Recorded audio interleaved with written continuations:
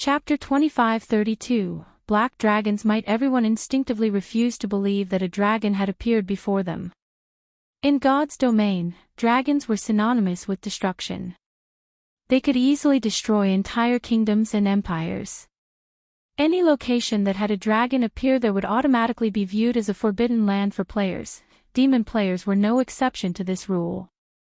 Only death awaited them if they came across a dragon. Hence, how could a player possibly summon a dragon? However, the powerful aura and pressure, which stemmed from a massive difference in life rating, the black dragon gave off was undoubtedly real.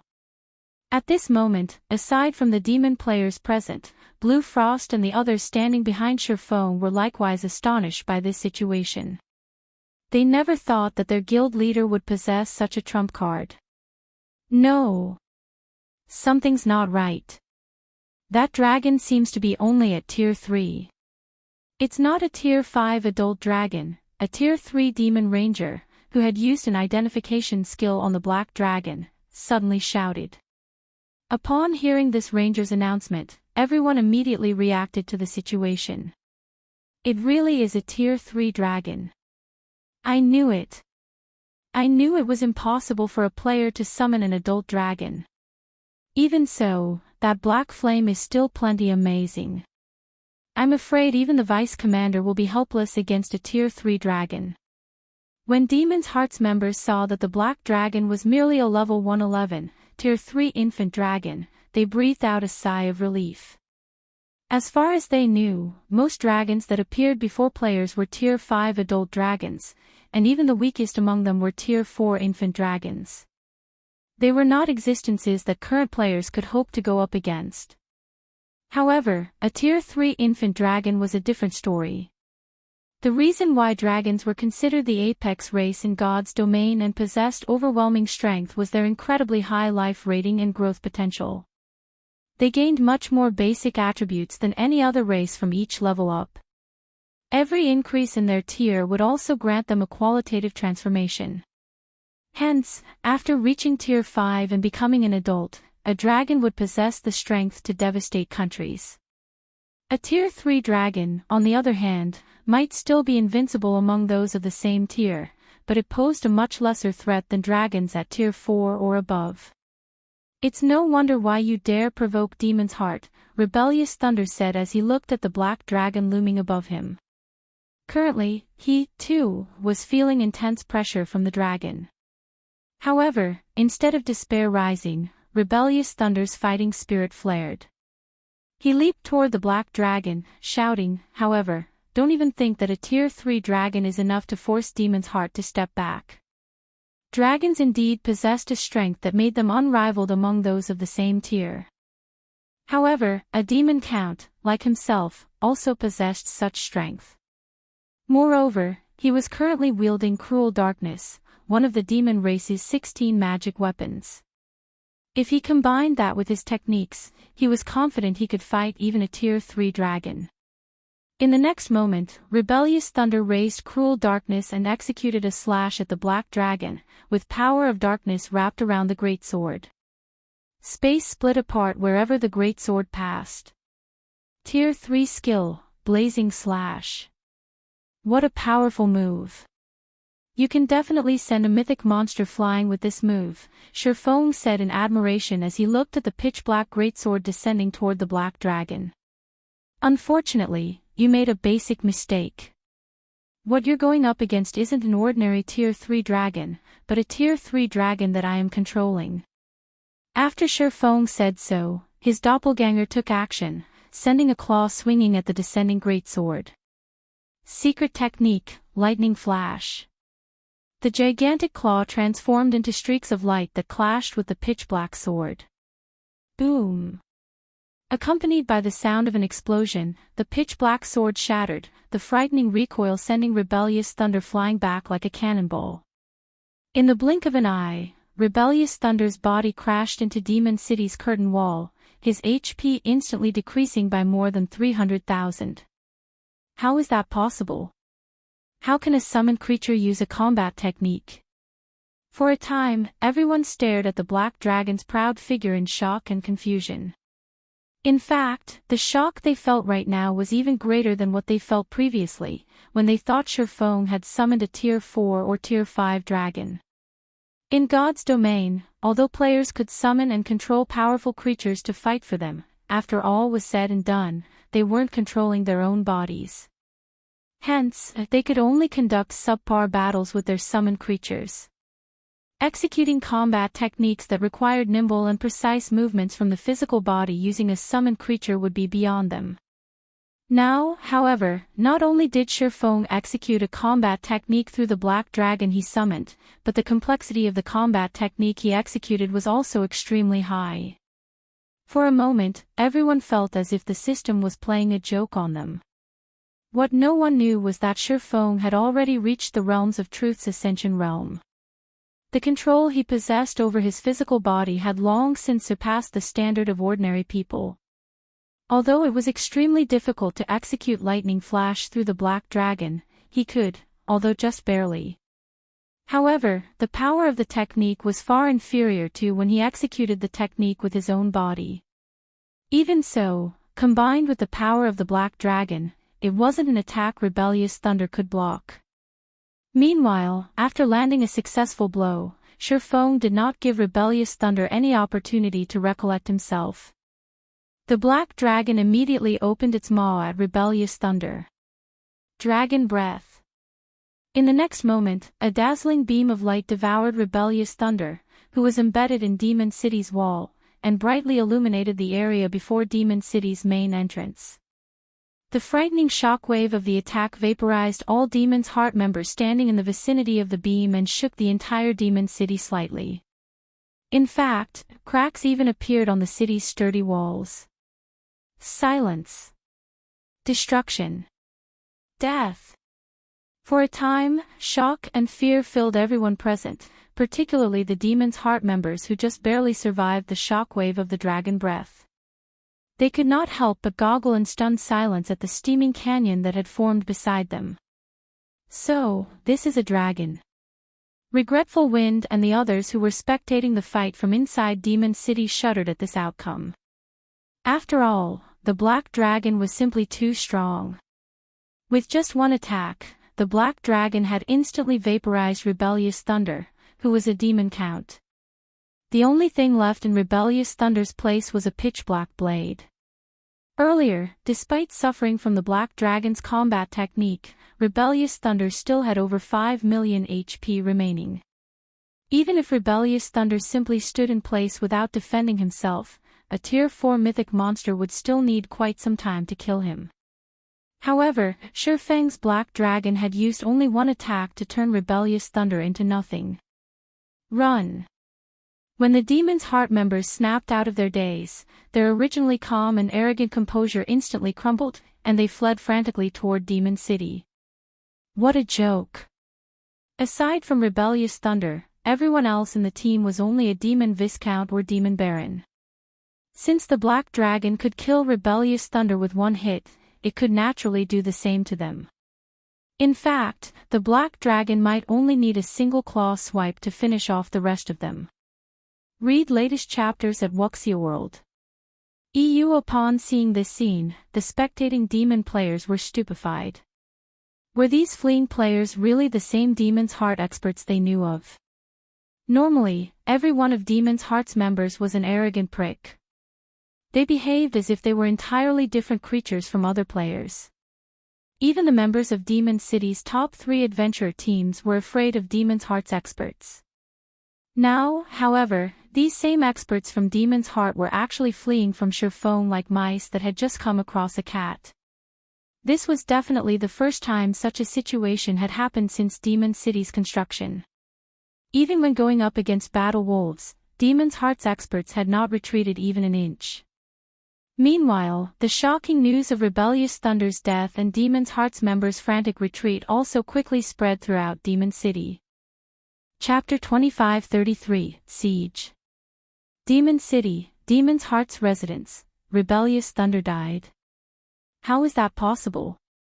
Standing inside the darkness training room, Furious Heart was stunned when he heard his subordinates report.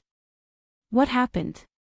Previously, in order to frighten off Shifeng's team, he had specifically approved the decision to send Rebellious Thunder to meet with Shifeng to warn the swordsmen to leave Demon City and offer the possibility of a future partnership between their two guilds.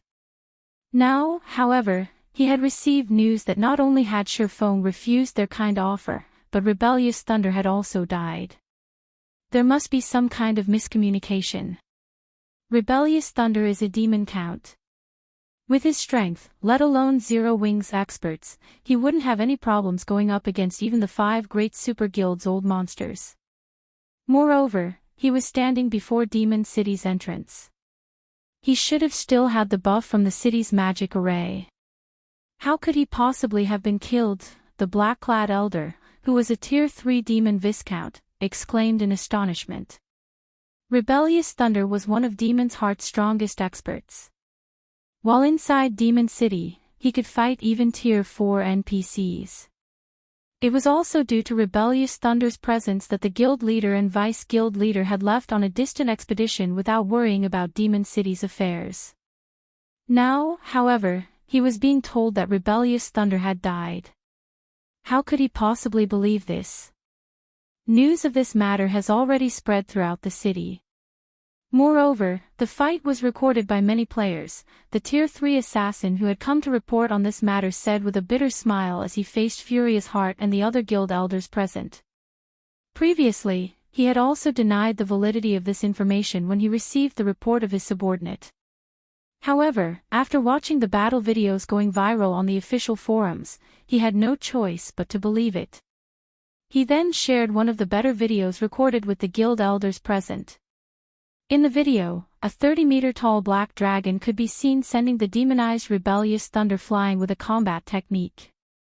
Immediately afterward, the black dragon vaporized Rebellious Thunder and created a small canyon before Demon City using its dragon breath. When the video ended, silence fell over the entire training room. So, this thing was the cause of the previous shaking. Furious Heart's complexion turned grim as he gazed at the black dragon in the video. A dragon. Although the black dragon was only a Tier 3 infant dragon, it possessed astonishing strength. If the black dragon could kill even a monster like Rebellious Thunder in a single hit, aside from the guild leader and vice guild leader Flaming Light, nobody in Demon's Heart posed a threat to it. Elder Heart, what should we do? If Black Flame is capable of killing even Vice Commander Thunder, I'm afraid he can kill me easily once he enters the city, Troubled Times said worriedly after witnessing the Black Dragon's strength. Troubled Times never dreamed that Shifeng would have such a frightening trump card saved up. He had clearly fled to a demon territory already. Non-demon players couldn't use any berserk skills here.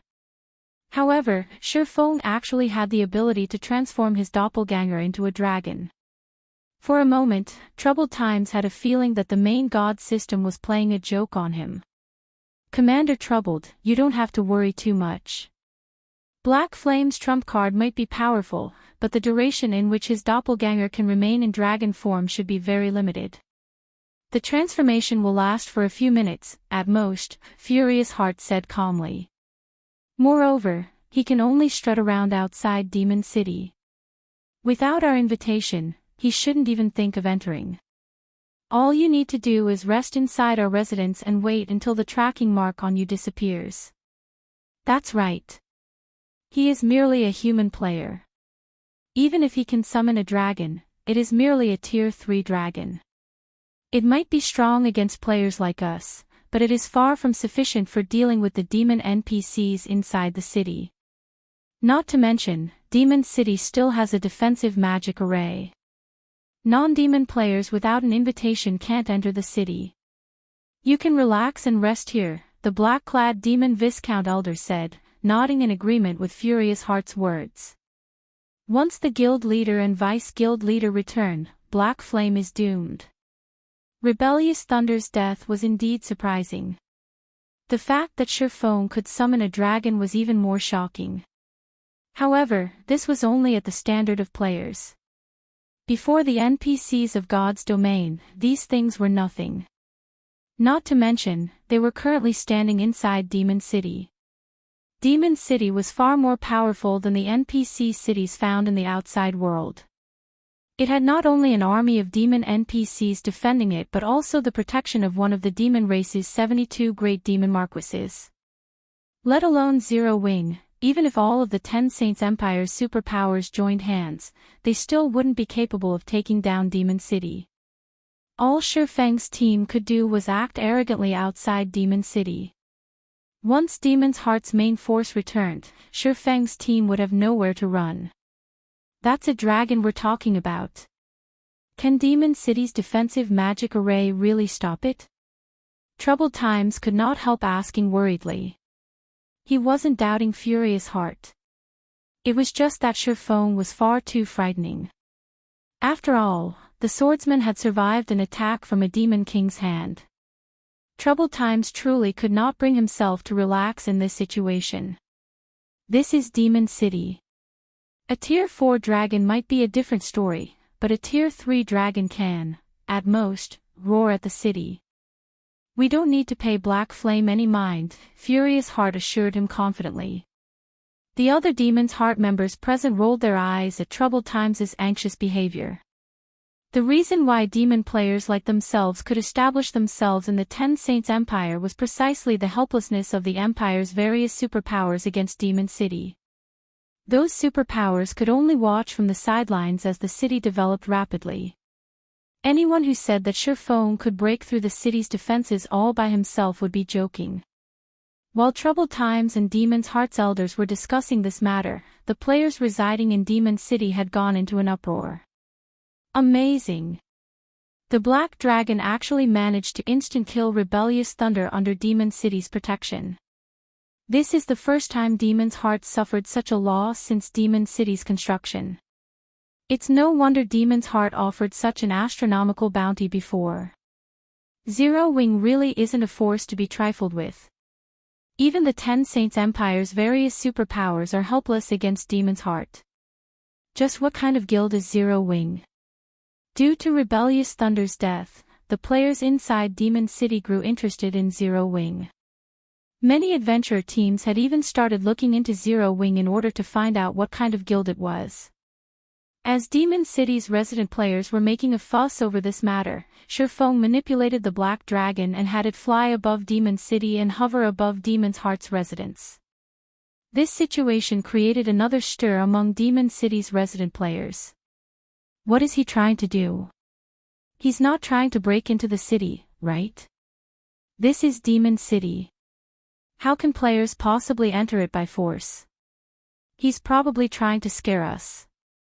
The players inside Demon's Heart's residence also quickly took notice of the 30-meter-tall Black Dragon. For a time, everyone there discussed the Black Dragon, wondering what Shifeng was trying to do. Elder Heart, the defensive magic array shouldn't have a problem stopping the dragon, right? Troubled Times could not help asking as he eyed the Black Dragon in the sky. Read latest chapters at Wuxia World. EU, relax. If it's only capable of executing attacks like the one before, Black Flame shouldn't even think of getting into the city, even if he attacks for an hour continuously, Furious Heart replied. Turning to look at the Black Dragon in the sky, he continued in a disdainful tone, Vice Guild Leader Light has already received the news about Black Flame. He'll be returning with his team very soon. Black Flame can only act arrogantly for now. However, as soon as Furious Heart finished speaking, Shifeng's voice suddenly came from above the city. Troubled Times, don't think that Demon City can protect you. In the next moment, a frightening amount of mana started gathering before the Black Dragon, the area within a 300-yard radius of the Black Dragon getting depleted of mana. First Sword, Light Shadow. Chapter 2534, Frightened Demons, what? He's really going to siege the city. This is Demon City we're talking about. Is he insane? When the resident players of Demon City heard Shifeng's words, they were stunned. They never thought that Shifeng actually intended to attack Demon City directly. This revelation was as if someone had just told them that there were players seeking to attack the capital city of an NPC kingdom. This had to be a joke. In the next moment, however, the black dragon ruthlessly smashed its claw into the magic barrier protecting the city. The instant the claw started descending, it transformed into a gigantic phantom claw that blotted out the sky. Boom! The sky thundered and the earth shook when the phantom claw collided with the translucent barrier. The intense shock waves even shattered the surrounding space like glass. The power of this claw attack was many times greater than that of the dragon breath the black dragon used before. What power! Regretful Wind, who had just exited the bar he visited, was shocked as he looked at the trembling magic barrier above him. Demon City's defensive magic array doesn't react so violently even when a Tier 4 NPC goes all out. Just how strong is that black dragon's attack? There was nobody in Demon City that did not know how strong Demon City's defensive magic array was. When Demon City was first constructed, the Ten Saints Empire had once dispatched an NPC army to attack it. Back then, however, even when multiple Tier 4 NPCs bombarded the city's defensive magic array with everything they had, the magic array didn't vibrate at all. The NPC army broke through the city's defensive magic array only with the help of a Tier 5 divine official. The black dragon Sherfong summoned, on the other hand, was only Tier 3. At best, its strength should only be on par with Tier 4 NPCs. Now, however, the black dragon had actually made Demon City's magic barrier shake so violently with just a single attack. This situation was simply unbelievable. Insane. He must be insane. Flame Feather was confused when she saw the black dragon bombarding the city's magic barrier. By attacking the magic barrier, he's basically declaring his intent to siege the city. Even Battle Wolves didn't dare do such a thing. With this, Demon's Heart's members won't be the only ones taking action. Demon City's NPCs will take action as well. Does Black Flame not know this?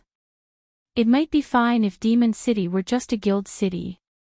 After all, guild cities fully belong to players. However, NPCs partially own Demon City. This was why demon players like herself were confident that there were no players capable of threatening Demon City's continued existence at this stage of the game. Back when Battle Wolves sent its army on a crusade against Demon City, it had only set out to kill the demon players operating around Demon City, which would, in turn, weaken Demon City's strength. It had never intended to attack Demon City directly. Now, however, Sherfong had actually attacked Demon City's magic barrier. He was simply tired of living.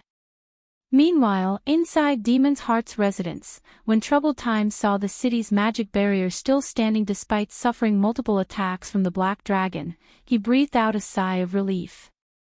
Previously, he had very nearly thought that Sherfong would shatter the city's magic barrier.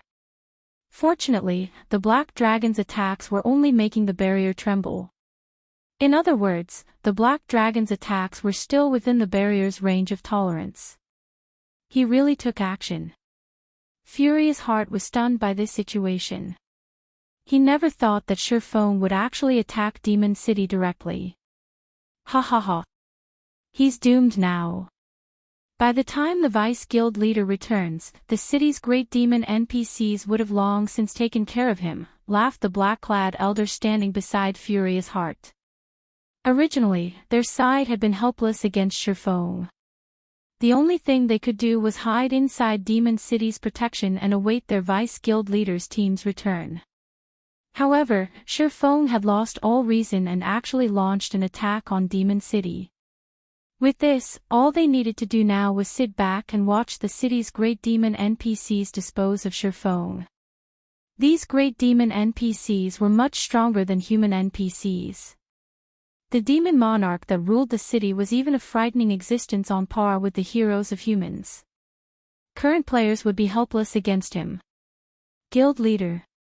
At this moment, let alone the resident players of Demon City, even Blue Frost and the others following after Sherfong were stunned by this situation.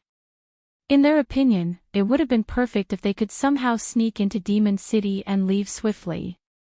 They never thought that Sherfong would actually take direct action against Demon City. However, before Blue Frost and the others could react, over a dozen great demons flew out of Demon City. Not only were all these great demons at level 130 or above, but they also radiated a stifling aura. This was especially true for the dignified man flying in the lead of the group of great demons. The man wore exquisite, crimson armor and held an icy war axe in his hand. And surprisingly, he looked nothing like a demon and very much like a human. However, if one used an identification skill on this man, they would discover that he wasn't human at all but a bona fide demon. Moreover, he was a great demon with an extremely prestigious bloodline. Morpheus, Demon Monarch, Great Demon, 2-star Demon Marquis, level 135 HP 700 000 000/700 000 The great demons quickly surrounded the black dragon, leaving it with no room to escape. Dragon. This is the demon race's city. You don't belong here. Morpheus declared in a cold tone as he looked at the black dragon. Meanwhile, upon hearing Morpheus's words, the resident players of Demon City promptly went into an uproar. Quick, look! Our city lord is taking action. Black Flame is overestimating himself. Not only did he offend Demon's heart, but he also dared to touch Demon City. He's doomed now. Black Flame really is courageous. However, I wonder how long he'll be able to stand up against Morpheus. NPCs rarely took action against players. Hence, many players were curious to see the strength of NPCs, especially demon NPCs. Now that there was an opportunity to watch demon NPCs fight a monster-level expert like Sherfong, everyone naturally grew excited. In response to this situation, Demon's Heart's members started smiling.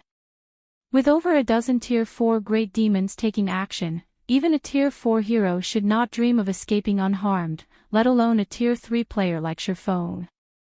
However, while Demon's Heart's members were feeling elated over Sherfang's foolish behavior, a sigh came from the Black Dragon. Sure enough, it is impossible to destroy this magic barrier using only the strength of a Tier 3 dragon.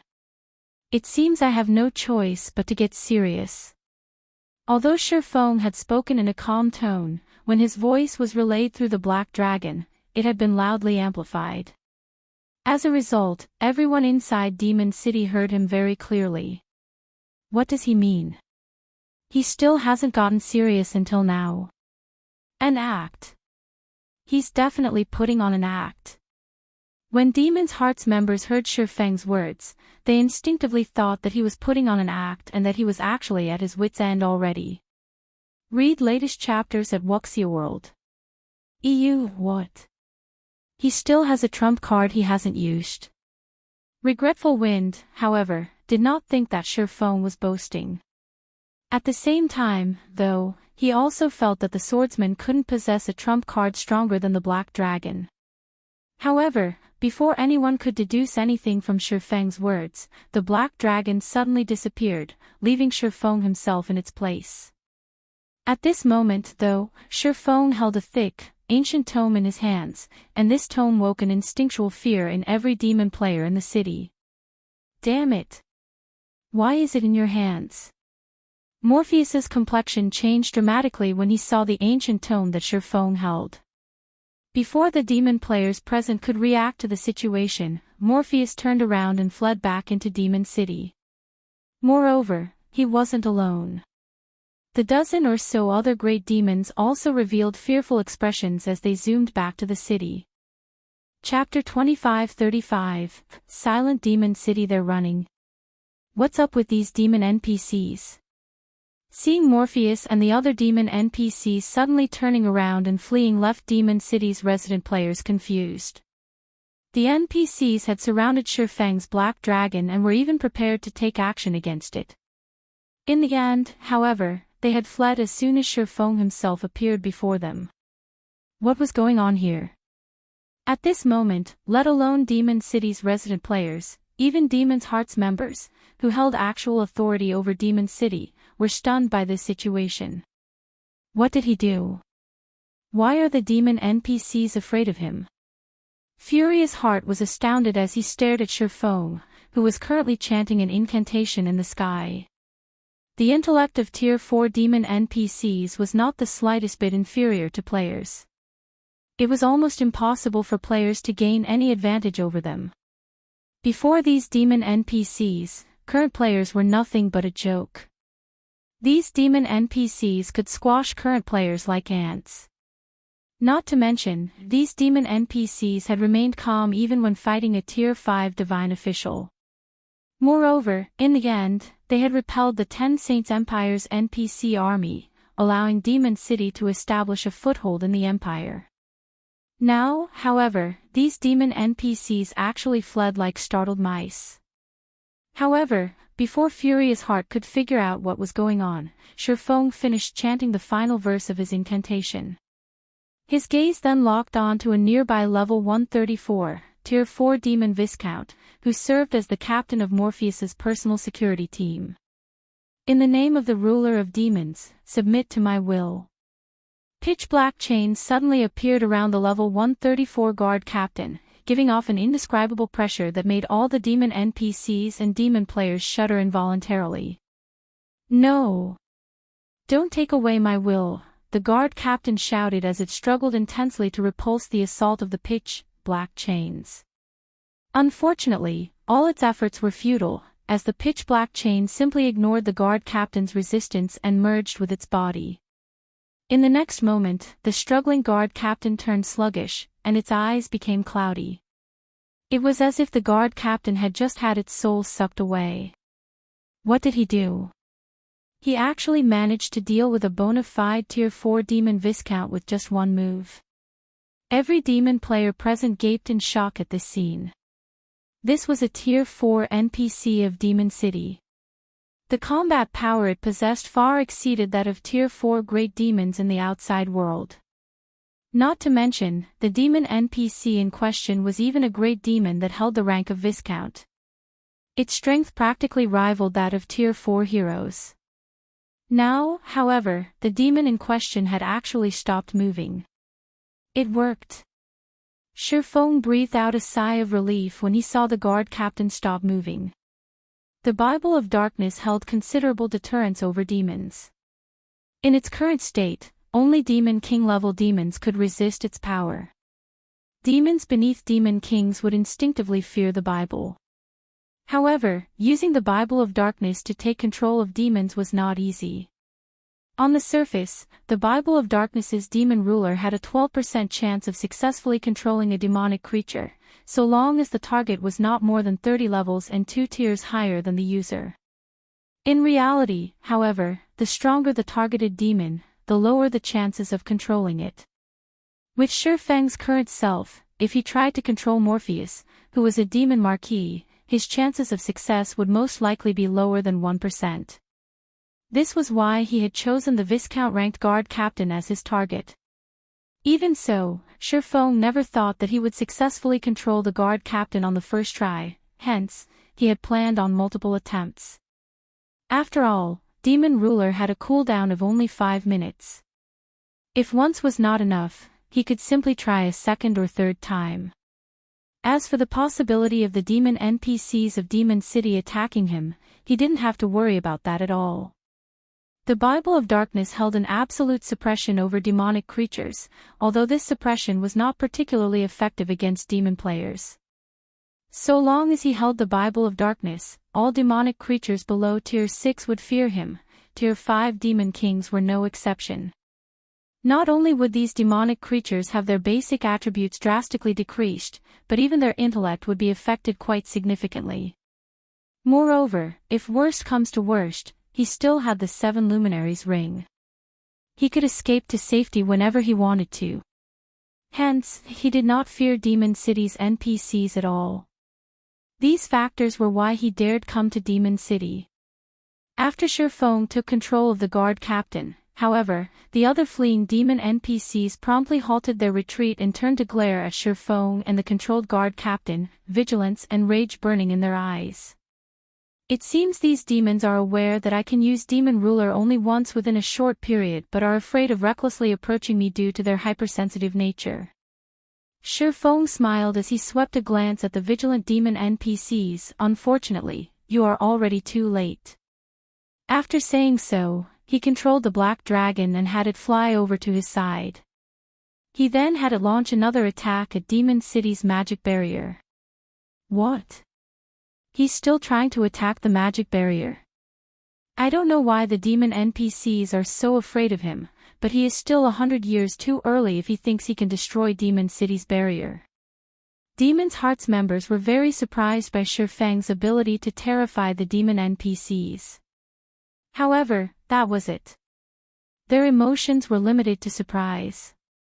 After all, while the demon NPCs were afraid to leave the city to deal with Shifeng, Shifeng still could not enter Demon City.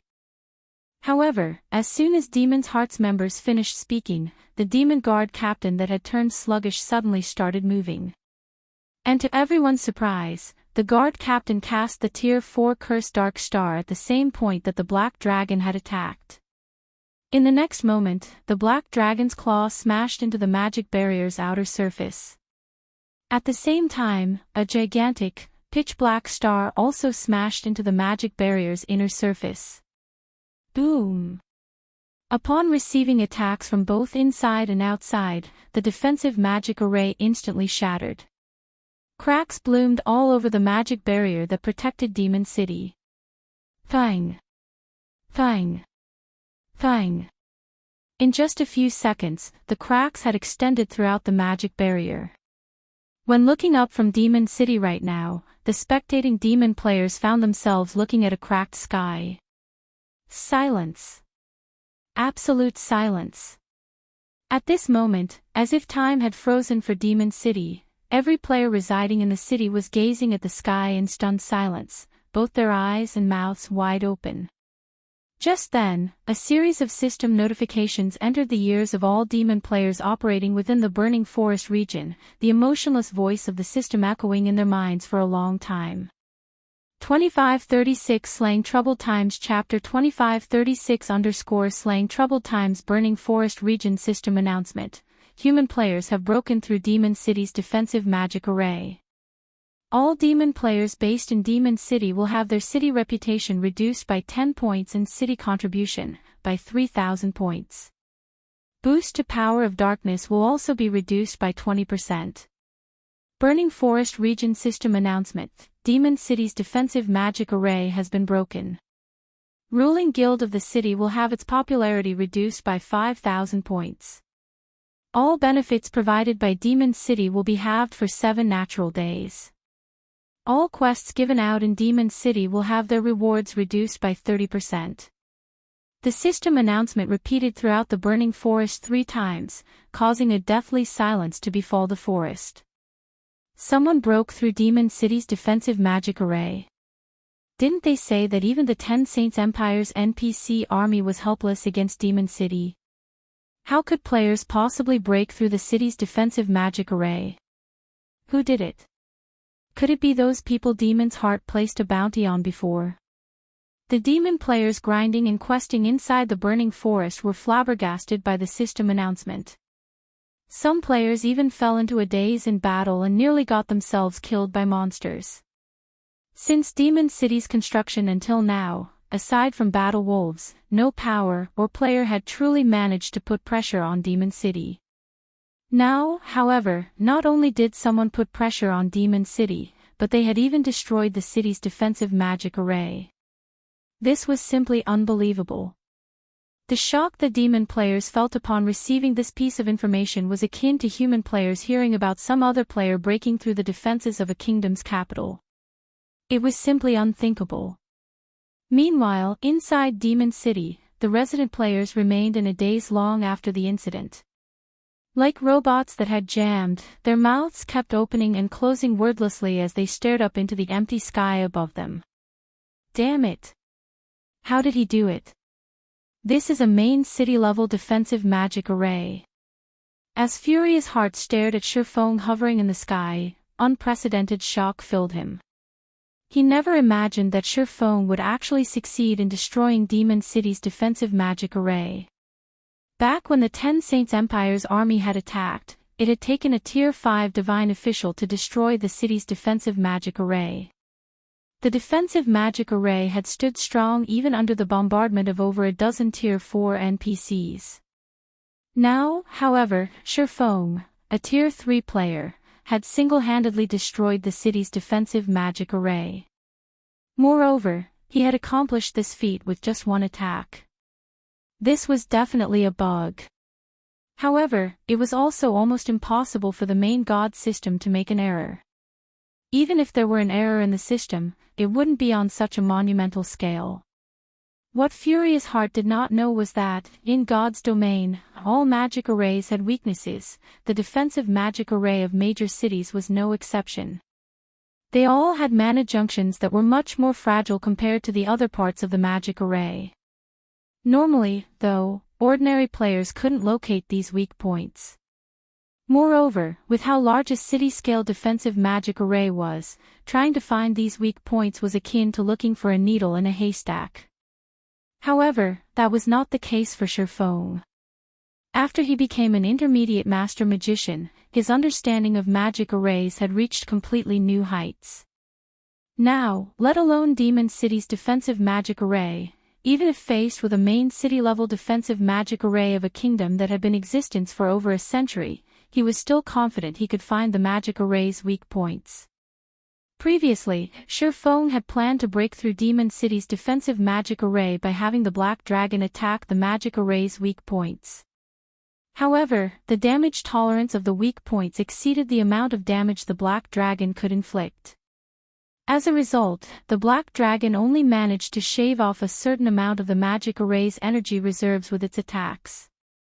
However, after gaining control over the Tier 4 Demon Guard Captain, he was able to have the Guard Captain and Black Dragon attack the same location simultaneously, thereby combining their strength and executing an attack that exceeded the magic array's damage tolerance.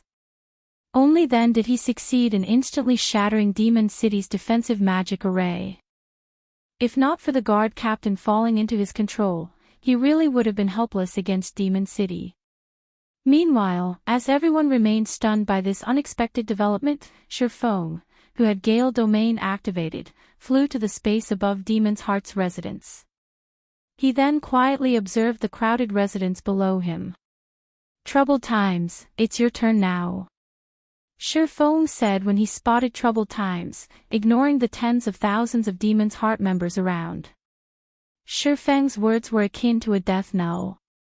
Upon hearing these words, Demon's Heart's members could not help but turn to look at Troubled Times, who stood at a corner of the residence's plaza, pity appearing in their eyes. Troubled Times should have been safe after escaping to Demon City. Now, however, that was no longer true. If Sherfong could destroy even Demon City's defensive magic array in a single attack, who could possibly stand up to him? Even if Sherfong had relied on the strength of the Demon Guard Captain to accomplish this feat, this could also be considered a portion of the swordsman's strength.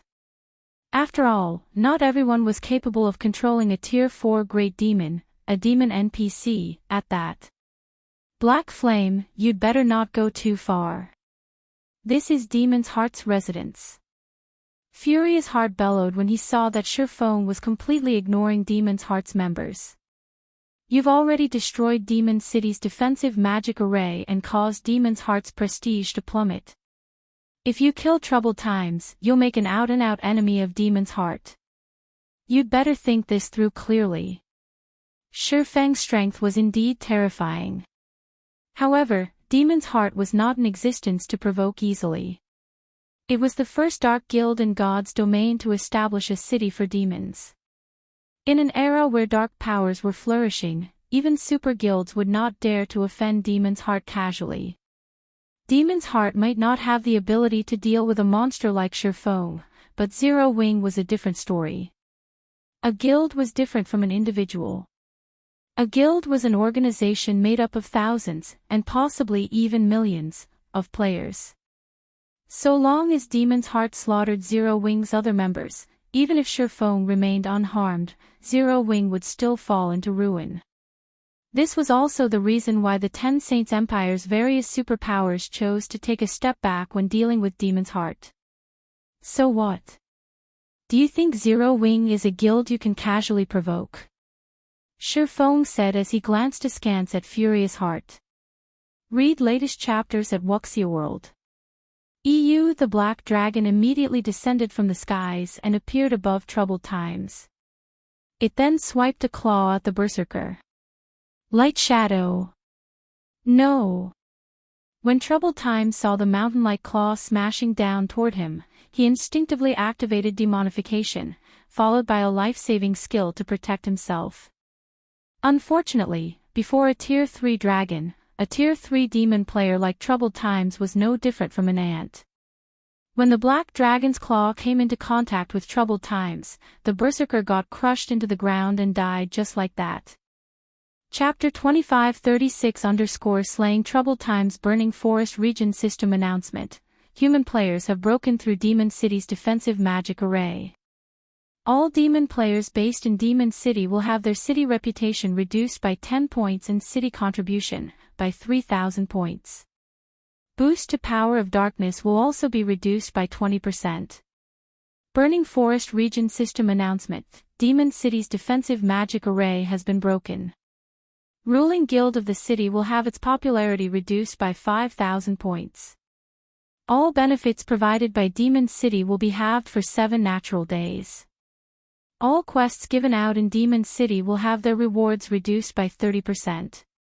The system announcement repeated throughout the Burning Forest 3 times, causing a deathly silence to befall the forest. Someone broke through Demon City's defensive magic array. Didn't they say that even the 10 Saints Empire's NPC army was helpless against Demon City? How could players possibly break through the city's defensive magic array? Who did it? Could it be those people Demon's Heart placed a bounty on before? The demon players grinding and questing inside the Burning Forest were flabbergasted by the system announcement. Some players even fell into a daze in battle and nearly got themselves killed by monsters. Since Demon City's construction until now, aside from battle wolves, no power or player had truly managed to put pressure on Demon City. Now, however, not only did someone put pressure on Demon City, but they had even destroyed the city's defensive magic array.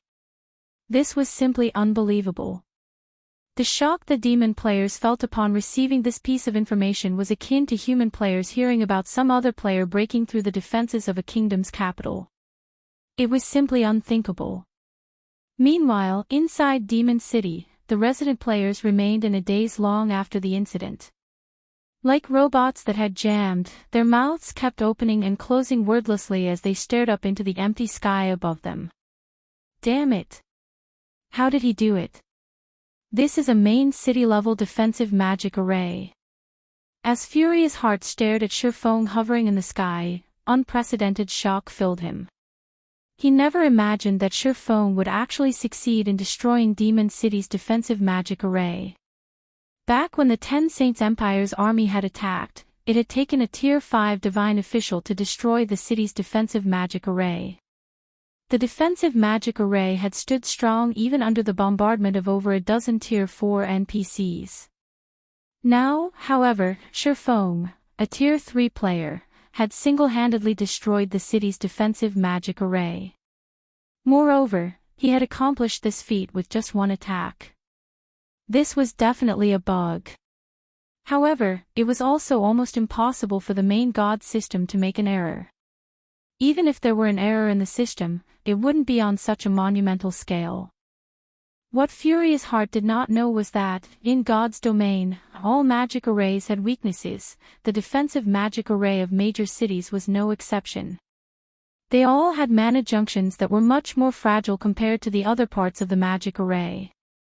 Normally, though, ordinary players couldn't locate these weak points. Moreover, with how large a city-scale defensive magic array was, trying to find these weak points was akin to looking for a needle in a haystack. However, that was not the case for Shifeng. After he became an intermediate master magician, his understanding of magic arrays had reached completely new heights. Now, let alone Demon City's defensive magic array, even if faced with a main city-level defensive magic array of a kingdom that had been in existence for over a century, he was still confident he could find the magic array's weak points. Previously, Sherfong had planned to break through Demon City's defensive magic array by having the Black Dragon attack the magic array's weak points. However, the damage tolerance of the weak points exceeded the amount of damage the Black Dragon could inflict. As a result, the Black Dragon only managed to shave off a certain amount of the magic array's energy reserves with its attacks. However, after gaining control over the Tier 4 Demon Guard Captain, he was able to have the Guard Captain and Black Dragon attack the same location simultaneously, thereby combining their strength and executing an attack that exceeded the magic array's damage tolerance. Only then did he succeed in instantly shattering Demon City's defensive magic array. If not for the Guard Captain falling into his control, he really would have been helpless against Demon City. Meanwhile, as everyone remained stunned by this unexpected development, Sherfong, who had Gale Domain activated, flew to the space above Demon's Heart's residence. He then quietly observed the crowded residence below him. "Troubled times, it's your turn now," Sherfong said when he spotted Troubled Times, ignoring the tens of thousands of Demon's Heart members around. Sherfang's words were akin to a death knell. Upon hearing these words, Demon's Heart's members could not help but turn to look at Troubled Times, who stood at a corner of the residence's plaza, pity appearing in their eyes. Troubled Times should have been safe after escaping to Demon City. Now, however, that was no longer true. If Sherfong could destroy even Demon City's defensive magic array in a single attack, who could possibly stand up to him? Even if Sherfong had relied on the strength of the Demon Guard Captain to accomplish this feat, this could also be considered a portion of the swordsman's strength. After all, not everyone was capable of controlling a Tier 4 Great Demon, a demon NPC, at that. Black Flame, you'd better not go too far. This is Demon's Heart's residence. Furious Heart bellowed when he saw that Sherfong was completely ignoring Demon's Heart's members. "You've already destroyed Demon City's defensive magic array and caused Demon's Heart's prestige to plummet. If you kill Troubled Times, you'll make an out-and-out enemy of Demon's Heart. You'd better think this through clearly." Sherfang's strength was indeed terrifying. However, Demon's Heart was not in existence to provoke easily. It was the first Dark Guild in God's domain to establish a city for demons. In an era where dark powers were flourishing, even super guilds would not dare to offend Demon's Heart casually.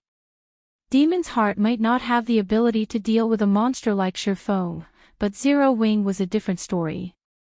A guild was different from an individual. A guild was an organization made up of thousands, and possibly even millions, of players.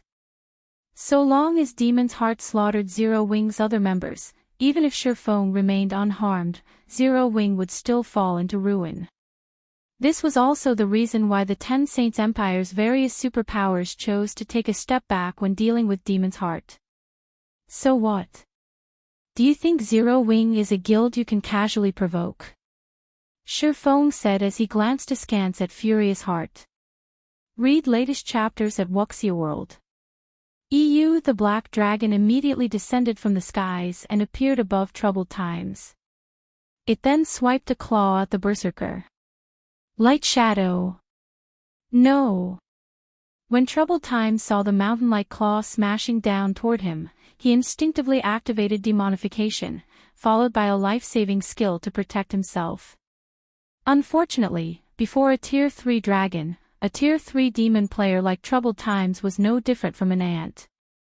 When the Black Dragon's claw came into contact with Troubled Times, the Berserker got crushed into the ground and died just like that. Chapter 2537, Single-handedly suppressing Demon's Heart. When Troubled Times died, silence blanketed Demon City again as everyone stared at Sherfong hovering in the air. He killed him, just like that. The city's independent players had never thought Sherfong would dare attack a player in the middle of Demon's Heart's residence, yet he had done so without the slightest hesitation. He acted as if the Dark Guild's members were nothing of consequence. He's done it. Blue Frost and the other Zero Wing members from the Dark Den, who had watched the scene play out through a magic mirror, were especially dumbfounded. They had never imagined that Shifeng would successfully kill Troubled Times. Moreover, their guild leader had done so as Demon's Heart's members watched. Blue Frost and his comrades felt as if they were dreaming. They would have already been amazed if they managed to sneak into Demon City and assassinate Troubled Times, but Shifeng had boldly and openly slain his prey. While Zero Wing's Dark Den members were stunned, Furious Heart, who stood within Demon's Heart's residence, shot Shifeng a furious look, his rage burning clear in his eyes. Black Flame. You and your entire guild are dead.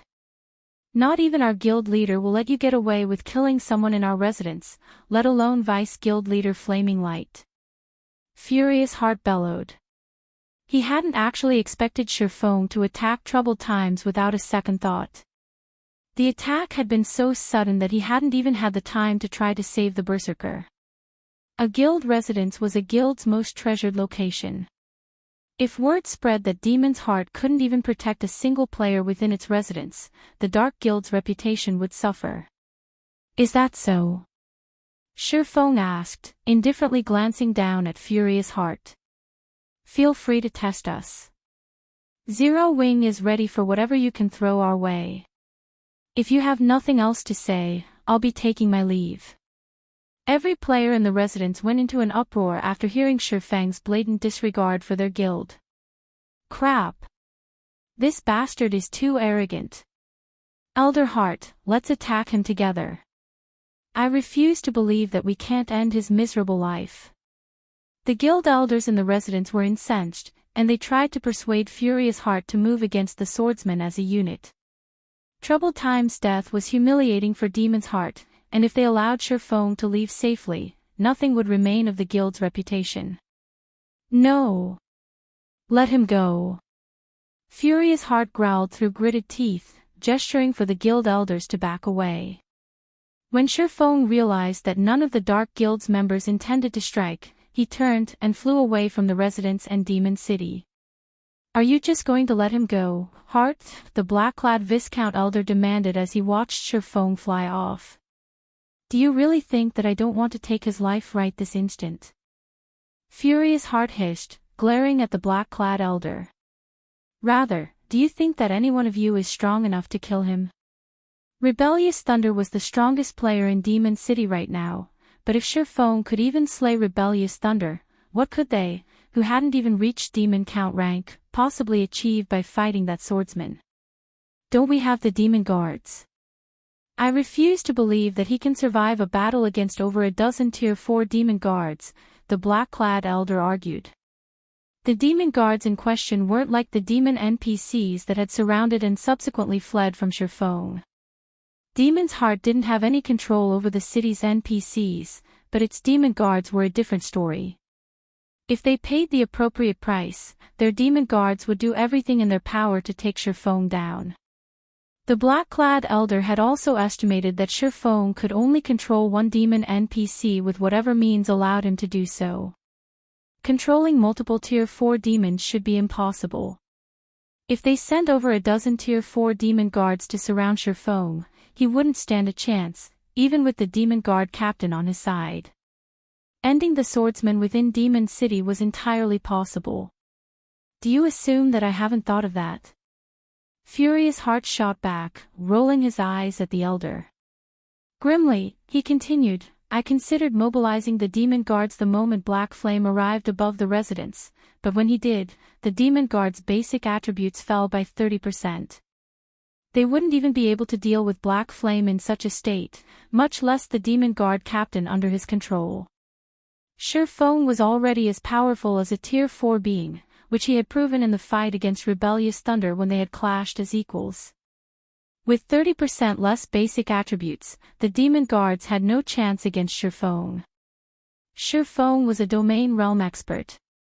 Sending a bunch of dumb monsters with inferior attributes to take him out would be nothing more than a joke. But it's so frustrating watching him go unscathed, the black-clad elder hissed, gnashing his teeth as he watched Shifeng's figure move farther away.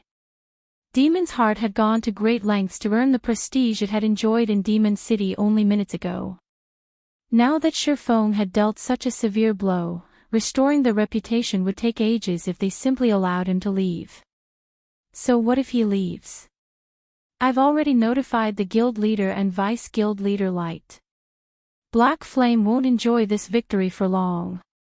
Furious Heart said, his eyes narrowing as he glared at Shifeng's departing figure. At the moment, Demon's Heart was indeed helpless before Shifeng, but once the guild leader and vice guild leader Flaming Light returned, it would be a different story. Those two individuals were the guild's true pillars of strength. Even the Ten Saints Empire's various superpowers feared those two players' strength and the foundation they created for the Dark Guild, going as far as to form alliances in secret with Demon's Heart. Since Shifeng had shredded Demon's Heart's reputation, the guild leader and vice guild leader wouldn't rest until the matter was settled. While Shifeng flew away from Demon's Heart's residence, another commotion broke out among the city's residents. What? Demon's Heart actually let him get away? Weren't there quite a few Tier 4 demon guards stationed in Demon's Heart's residence? Why didn't the guild mobilize them? Is he even human? Shifeng's safe departure from the Dark Guild's residence stunned Demon City's players. None of them had expected the invasion to end like this. Read latest chapters at Wuxia World. EU Demon's Heart was one of the top dark powers in God's domain, yet not only had Shifeng single-handedly broken into Demon City, Demon's Heart's main headquarters, but he had also slain troubled times within the guild's residence. To top it all off, Shifeng had flown away from the residence unharmed. No one would believe this story if they told it. And yet, they had all watched it happen. Even more astonishing, Demon's Heart had remained silent during the entire process. Not one of the guild's members had tried to attack Shifeng. They were all demon players, absolute dark players. Starting a fight with someone over the slightest offense was normal for them, especially for Demon's Heart's members. However, even the Dark Guild's members seemed afraid of a single human player. It was unbelievable. While Shifeng departed from Demon City, news of the encounter spread like wildfire throughout the Ten Saints Empire. Chapter 2538, Ten Saints Empire Shaken, Correct Decision. Ten Saints Empire, Heavenly Saint Capital City, Battle Wolves Residence. A man in crimson armor and covered in illusory flames sat quietly before a crimson greatsword with his eyes closed in the top floor lounge of a guild hall that was nearly 100 meters tall. Although this man didn't make the slightest move, the sword and flames around it circled the man as if they had a life of their own. Divine runes began to appear in the air, one after another, attracting all of the ambient fire-type mana and suffusing it with the man. As more mana filled him, his aura grew more intense. After a few seconds, the man's aura was as intense as that of a Tier 4 being. He felt as he had transformed into a fire demon as brilliant flames filled the room. If Shifeng saw this, he'd certainly be surprised. The man bathing in the crimson flames was none other than Sirius, one of Battle Wolves' old monsters. Not only did Sirius command Tier 4 strength, but his control of fire-type mana was also greater than Shifeng's, who had mastered a mana technique. Sirius manipulated the mana like an extension of his own body, with utter and delicate control. Now, he could even control the flow of different streams of fire-type mana. When Sirius finally reopened his eyes, the crimson fire around him took on a white-blue hue, and the room's temperature instantly rose by several hundred degrees. Not even ordinary Tier 2 players could approach the man before they burned to death. I've finally finished absorbing this Fire Saint bloodline. It's about time I paid Demon City another visit, Sirius said, smiling as he examined the blue divine runes on his arms. During the battle in the Burning Forest, Demon's Heart's vice guild leader, Flaming Light, had defeated him. He had initially given up hope of defeating Flaming Light anytime soon, but the guild had been fortunate enough to find an extremely rare advanced bloodline, the Fire Saint bloodline. At first, he had assumed the Fire Saint bloodline would only increase his strength by a fraction, but now that he had fully unified with it, he understood how terrifying it was. He was even confident that he could now barge into Demon City and walk out with his life, let alone exact his vengeance against Flaming Light. As Sirius prepared to leave the lounge, however, a tall, middle-aged man with an imposing aura burst in. This man was Everlasting War, who had previously served as the Glorious Lions battle team's leader. "Commander, we've just received an update regarding Demon City. The report states that not only has Black Flame broken into the city, but he's also slain Troubled Times, who had hidden within Demon's Heart's residence," Everlasting War announced. Troubled Times died inside Demon's Heart's residence? The news stunned Sirius, and for a moment, he wondered if he had misheard. He was already amazed that Shifeng and his team had made it to Demon City. Despite dispatching an army of over 100,000 experts, battle wolves hadn't even caught a glimpse of the city's gate. But now, he learned that Shifeng had broken into the city and killed Troubled Times within Demon's Heart's residence. It was astounding. Demon's Heart has lost most of its prestige in Demon City and now poses much less of a threat to the various superpowers. "Should we still head to Demon City, Commander?" Everlasting War asked Sirius, who wore a strange expression. News of Troubled Times' death had already spread throughout the Ten Saints Empire. Keeping the matter under wraps was impossible for Demon's Heart. Meanwhile, the situation had robbed Battle Wolves of the revenge it sought for the humiliation it had suffered. If the guild targeted Demon's Heart now, it would only earn the label of bully, tarnishing the guild's reputation further. "We no longer need to visit Demon City. Instead, we should visit Zero Wing," Sirius said. To achieve such a feat, Black Flame is indeed impressive. Unfortunately, Demon's Heart isn't a trivial opponent, and Flaming Light is particularly troublesome. If that weren't the case, the Ten Saints Empire's various superpowers would never have willingly allied with the Dark Guild. "Understood. I'll take care of the necessary preparations," Everlasting War said. After giving the matter some thought, he agreed with his commander's decisions. 2 or 3 days ago, Everlasting War would have thought Zero Wing had just won a major victory, but based on what information Battle Wolves had gathered, Demon's Heart had more power in level 100 neutral maps than Zero Wing could imagine. All Shifeng had done was yank on the tiger's whiskers by tarnishing Demon's Heart's reputation. The act was both ignorant and foolish. Meanwhile, all of the various superpowers that learned of Shifeng's accomplishments were similarly astonished. None of them had thought that Shifeng would shake Demon City to its very foundations. The swordsman's strength was simply inhuman. Surprisingly, however, the Ten Saints Empire had remained extraordinarily calm despite the news. None of the various superpowers, which deeply hated demon players, had shown any movement. Not one of them had tried to kick Demon City while it was down. Rather, the Empire's superpowers had sent a large number of experts to Zero Wing's territories. This turn of events was indescribably strange. "Have these superpowers gone mad?" Vice Guild Leader. "They're not taking advantage of the situation to put pressure on Demon's Heart and are aiming for Zero Wing instead," the Tier 3 black-clad assassin beside Illusory Words said after examining the details the guild's information network had gathered. "Did they miss the system announcement in the Burning Forest? The demon players' development speed in that area has substantially decreased. This is the perfect opportunity to strike." "They haven't gone crazy," Illusory Words, who was busy sifting through the reports, replied, shaking her head. "They've only made the correct decision." Correct decision. The statement confused the Tier 3 assassin. He didn't understand what Illusory Words meant by that. Since Shifeng had destroyed Demon City's defensive magic array, all of the city's demon players have suffered a 20% strength reduction. This was the best chance the various superpowers had to eliminate those demon players.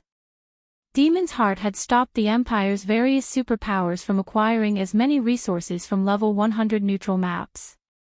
Those superpowers would only secure more if they suppressed the Dark Guild now. "That's right," Illusory Words said, her lips twisting into a bitter smile. Very few of the various superpowers members are aware of how frightening Demon's Heart truly is. The Dark Guild has already allied with mythology, one of the 5 great superpowers. Both its overall strength and its foundations are far superior to Zero Wing's. Naturally, the various superpowers want to take advantage of Zero Wing, not Demon's Heart. Demon's Heart has actually partnered with mythology. Realization immediately dawned on the Tier 3 assassin. He was also surprised by how formidable Demon's Heart was. Read latest chapters at Wuxia World. EU mythology was one of the 5 major titans in God's domain and far stronger than ordinary superpowers like Crimson Emperor. Ordinary super guilds couldn't even compare. If mythology were supporting Demon's Heart, the Dark Guild wouldn't have to worry about its development, even after the recent events.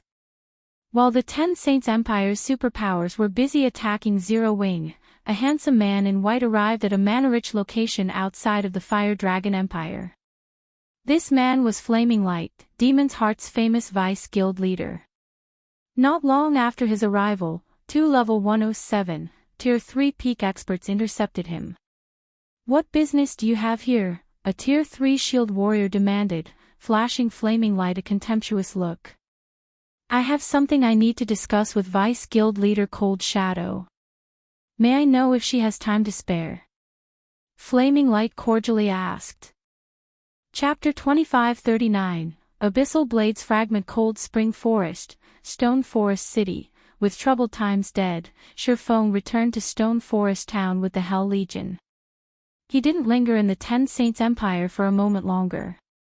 The moment Hell Rush and his comrades entered Stone Forest City, the sight that greeted them left them stunned.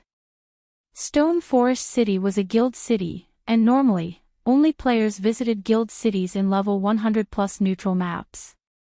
NPCs rarely visited such guild cities, yet Stone Forest City was full of them. There was even a long line of NPC merchants waiting to enter the city at the main entrance. Calling the city an NPC city wouldn't be an exaggeration. Hell Rush was also stupefied when he saw the number and quality of players visiting Zero Wing City. He spotted several dozen Tier 3 players with a casual glance around the main street. Although the various superpowers had over 100 Tier 3 players at this stage of the game, and some even had several hundred, Tier 3 players were still a rarity as a whole. No matter where they went, they attracted a lot of attention.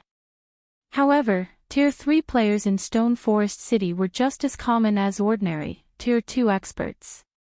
"So, this is Zero Wing's Guild City," Thunder Beast muttered, looking around him in astonishment. The Hell Legion had a total of 300 Tier 3 experts, which was a staggering number no matter where they went, but it was nothing in Stone Forest City. From what he could see, there were easily more than 1,000 Tier 3 experts wandering the city's main street alone. Even Blue Frost and Zero Wing's Dark Den members were stunned. Shelters in the Dark Den didn't even have more than 100 Tier 3 experts at this stage. They were still highly sought after in the Dark Denver. And yet, even a random street on Stone Forest City had more Tier 3 players than any of Dark Den's shelters. "Blue, you bastard, you kept us in the dark this. If we knew our guild had such a magnificent city, we would 1v join Zero Wing long ago," a Tier 3 Cursemancer, who had just joined Shelter 1 Zero Wing, scolded the Vice Guild leader as he admired the crowd of Tier 3 players. The Cursemancer estimated that Stone Forest City easily had multiple times more Tier 3 players than all of the Dark Den. Ordinary players might not care how many Tier 3 players a town or city had, but it was a significant matter to someone who played a management role in Shelter 1. Every player's value was different, especially in towns and cities. A city could benefit from a Tier 3 expert far more than from a Tier 2 expert, particularly when it came to resources. Tier 3 experts simply had access to more and better quality resources than Tier 2 players because they could explore locations that were too dangerous for the weaker players. In a city full of Tier 3 experts, players unwittingly added resources to the town, even if they weren't a member of the ruling guild, which, in turn, attracted more experts. Another benefit came in the form of leveling. God's Domain's mainstream players had already reached level 100 and beyond, and after level 100, players needed far more EXP to reach each subsequent level. players also needed to defeat much stronger monsters. Thus, they would need Tier 3 players' help if they wanted to level up quickly. This was also why the Dark Dens players preferred to develop in powerful shelters. With how many Tier 3 experts wandered Stone Forest City streets, these players' leveling speed would be incredible. The Dark Den's various shelters couldn't even imagine how fast these players reached their next level. If the Dark Den's players knew that Zero Wing ruled a guild city like this, every one of them would immediately try to join the guild. Blue Frost, however, did not have a good response for the Cursemancer's complaint. Although he had always known that Zero Wing was extraordinary, he had never dreamed that it was this powerful. However, Blue Frost and his companions didn't know that many superpowers had sent their experts to Stone Forest City precisely because of Shifang's recent performance in Demon City. In fact, the 10 Saints Empire's superpowers had been some of the first. Not only had they sent a large number of scouts, but they had also sent quite a few guild upper echelons.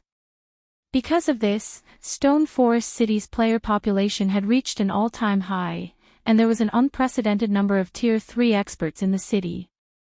Meanwhile, 3 level 108 plus Tier 3 experts enjoyed Stone Forest City's specialty cuisine in a high-class restaurant's top-floor VIP room not far away from Zero Wing's residence, quietly observing Shifang's group as they entered. 2 of the 3 were Yuan Tianxin and Purple Jade from the Secret Pavilion, while the third was a young woman in her mid-20s. If Shifang had known about this gathering, he'd be surprised. Yuan Tianxin and Purple Jade were showing the woman deference. Even as she spoke to her companion, Purple Jade's eyes glowed with reverence and respect. Although she was the Secret Pavilion's #1 genius, she displayed no arrogance before the woman. So, he's Black Flame. He really is something. It's a pity he has offended Demon's Heart. With his presence and Stone Forest City's assistance, it wouldn't have been long before Zero Wing had joined the realm of God's domain superpowers. Otherwise, the young woman with long, icy blue hair said as she watched Shifang disappear into Zero Wing's residence, smiling softly. Are you certain that you won't reconsider, Vice Guild Leader Dawn? Stone Forest City is now the #1 city in the Cold Spring Forest and several neighboring level 100 neutral maps. If you step forward, I'm sure Demon's Heart will hold back against the city, Yuan Tianxin respectfully pleaded with the young woman. The woman before him was Dawn Jade, and he had nothing but respect for her. Dawn Jade was most likely to succeed the Secret Pavilion's guild leader in the future, and her current position was only second to the guild leaders. Before his assault on Demon City, I could understand why the guild leader had such an optimistic opinion of Zero Wing, but Elder Yuan, you know times have changed. The dark powers have far more influence over God's domain than they used to, especially Demon's Heart, which stands at the peak of the many dark powers. But Black Flame mercilessly killed someone Flaming Light was protecting, and the various dark powers think this is a good opportunity to set an example for God's domain's various superpowers, Dawn Jade said. Sighing, she continued, Zero Wing has provoked far too many superpowers. Based on recent reports, aside from mythology, Flaming Light has begun to negotiate a partnership with Beast Emperor, who currently occupies the Ore Empire. Not even the guild leader can prevent Zero Wing's fall at this point. Black Flame only has himself and his stubborn nature to blame. I doubt even Netherworld Empire's Hell Legion can save his guild. Your people should prepare, as well. I'm sure it won't be long before Demon's Heart makes it move. But don't worry too much. I'll think of a way to retain our shares of Stone Forest City. Once Dawn Jade finished speaking, she made a cutting gesture with a hand, summoning a spatial gate. She then walked through the gate, vanishing from the restaurant. Silence dominated the room for a long time after the young woman's departure. Uncle Yuan, what should we do? If the Vice Guild leader won't help us, we won't have enough forces to defend Stone Forest City, even if we gather all of our players, Purple Jade asked. Few knew of the true terror of Demon's Heart. Once the Dark Guild took action, Cold Spring Forest would become a nest for dark players. Flaming Light possessed the means to open a portal to a dark world, allowing the Otherworld's players to flood onto the main continent. This was the true reason that even super guilds were afraid of Demon's Heart. Only, Flaming Light wanted Demon's Heart to establish a stable foothold in God's domain, so he hadn't actually used this card. Once he did, he'd lose it, and he'd have to wage war against whichever superpower or superpowers his actions affected. Unfortunately, Flaming Light wouldn't hold back against Zero Wing now that Sherfong had damaged Demon's Heart's reputation so severely. With the guild's current strength, it would find threatening Zero Wing quite difficult. Thus, the chances of Flaming Light activating the portal in Cold Spring Forest were very high. The Dark World was far stronger than many other major otherworlds, and it easily had a player population that could rival 2 or 3 empires.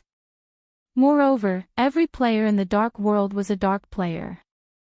Once Flaming Light activated the portal in Cold Spring Forest, Stone Forest City would have to face a storm of Dark players. Its chances of surviving were practically non-existent. In fact, the portal's activation would also have an unprecedented impact on the nearby kingdoms and empires. I don't know. Let's just take one step at a time, Yuan Tianxin replied, and he couldn't help but glance in Sherfang's direction, rolling his eyes. Rather than quietly developing Zero Wing, Sherfong had gone through God's domain, making one enemy after another.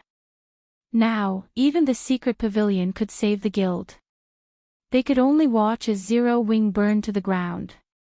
During Yuan Tianxin and Purple Jade's meeting in the nearby restaurant, Sherfong had made his way to the second underground floor in Zero Wing's guild hall. After entering the core room, he activated the room's defensive magic array and sealed off the entire floor. He then carefully pulled a pitch-black blade from his bag, placing it on the central platform.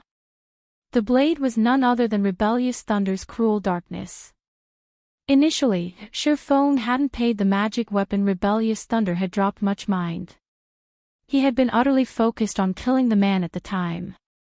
However, while the Black Dragon had bombarded Demon City's defensive magic array, he had offhandedly collected Cruel Darkness from its previous wielder's ashes. When he had picked the magic weapon up, he had discovered that Cruel Darkness resonated with his Abyssal Blade, which he had found endlessly exciting. 2 weapons only resonated in God's domain when both were a part of the original weapon. In other words, they were weapon fragments. As a magic weapon, the Abyssal Blade was already ridiculously strong, powerful enough to rival fragmented legendary weapons in its current state. Hence, Sherfong had been flabbergasted to learn that the Abyssal Blade was only a fragmented weapon, not a complete one. If that were true, how strong would the complete weapon be? Would it become a fragmented legendary weapon? Or a legendary weapon? Read latest chapters at Wuxia World. With this astonishing discovery occupying his thoughts, Sherfong had slain troubled times before hurrying back to Stone Forest City. This should be safe enough. Hopefully, the fusion doesn't cause too much of a commotion. After examining Cruel Darkness, Sherfong unsheathed the Abyssal Blade, and as a result, he received a system notification. System, the Abyssal Blade has discovered a fragment of the same origin. Do you wish to fuse the fragment with the Abyssal Blade? Fuse them. Chapter 2540, Recasting. A sword of old Sherfang's heart pounded nervously as he chose to fuse the 2 weapons. What he needed more than anything right now was a good weapon. His Abyssal Blade and Killing Ray had been excellent weapons and better than most, if not all, of the various superpowers' weapons before level 100. However, the various superpowers had begun collecting more top-tier weapons now that players had crossed that threshold. In fact, top-tier weapons had become so common that weapons of the Abyssal Blade and Killing Ray's caliber were now a standard for players of his strength. Because of this, the Abyssal Blade and Killing Ray were now his shortcomings, particularly the Abyssal Blade. If he hadn't acquired multiple pieces of fragmented legendary equipment and an extraordinary bloodline, the various superpowers' apex experts would have long since surpassed his basic attributes. Of course, fusing 2 weapon fragments in God's domain wasn't an easy task. The process was akin to recasting a weapon, but in this scenario, players had to fuse the two weapons before they could recast them, rather than simply recasting a single weapon. If the forger responsible for recasting the weapons didn't have a certain level of mastery, they could destroy both weapons. Of course, only the weapons would be destroyed. The fragments would remain, although one wouldn't be able to use them as weapons. After Shifeng agreed to fuse the Abyssal Blade and Cruel Darkness, both weapons instantly shattered, transforming into a cloud of ink-black dust. The cloud then solidified into the form of a rough sword hilt and blade. The two fragments looked nothing like they had a moment ago, but they both radiated frighteningly powerful auras that even made Shifeng shudder. For a moment, he faintly saw the phantom of a dragon head, spreading its jaws and threatening to devour him. They're just fragments, yet their auras are so powerful. Shifeng stared at the two weapon fragments in astonishment. The combined aura was even stronger than that of the Abyssal Blade when it was fully liberated. Shifeng found it really hard to imagine just how powerful the original weapon had been before it had broken. He estimated that it should have at least been legendary rank. He couldn't help the envy he felt. If he were dealing with a legendary weapon, he would have to be very careful. On the off chance that he made a mistake and the recasting failed, not only would he lose the Abyssal Blade, but he'd also have to search for more materials to try again. Naturally, he'd need legendary ranked materials. Legendary materials were incredibly rare in God's domain. Even the various superpowers of his previous life had struggled to collect a single set of legendary materials to recast a legendary weapon, not to mention Zero Wing. When he had first obtained Cruel Darkness, he had intended to seek out Celiora for help with the recasting. A Grand Master Forger was capable of producing legendary items, after all. Recasting a legendary item from weapon fragments should be a piece of cake for her. When he evolved the Abyssal Blade to Tier 3, however, even the Candlelight Trading Firm's defensive magic array had very nearly failed to contain the magic weapon's unrestrained aura. If recasting this weapon caused too much of a commotion and caught the public's attention, it could spell his doom. What lay before him was a magic weapon, and he was likely to face a backlash once the recast was complete. If that happened, he'd be at his weakest and vulnerable to attack. If the various superpowers happened to have experts stationed near White River City, he'd be doomed. Naturally, Celiora, as an NPC, wouldn't try to protect him. At best, he'd have to rely on the city's NPC soldiers to fend off any hostile players, but by the time they responded to an attack, they'd be too late. Shifeng's worries weren't unfounded. Such instances had happened quite a few times in the past. Many players had assumed that they'd be safe in NPC cities when they upgraded their magic weapons, but in the end, other players had taken their lives, and they had still suffered their magic weapons' backlash. After all was said and done, their characters had been crippled.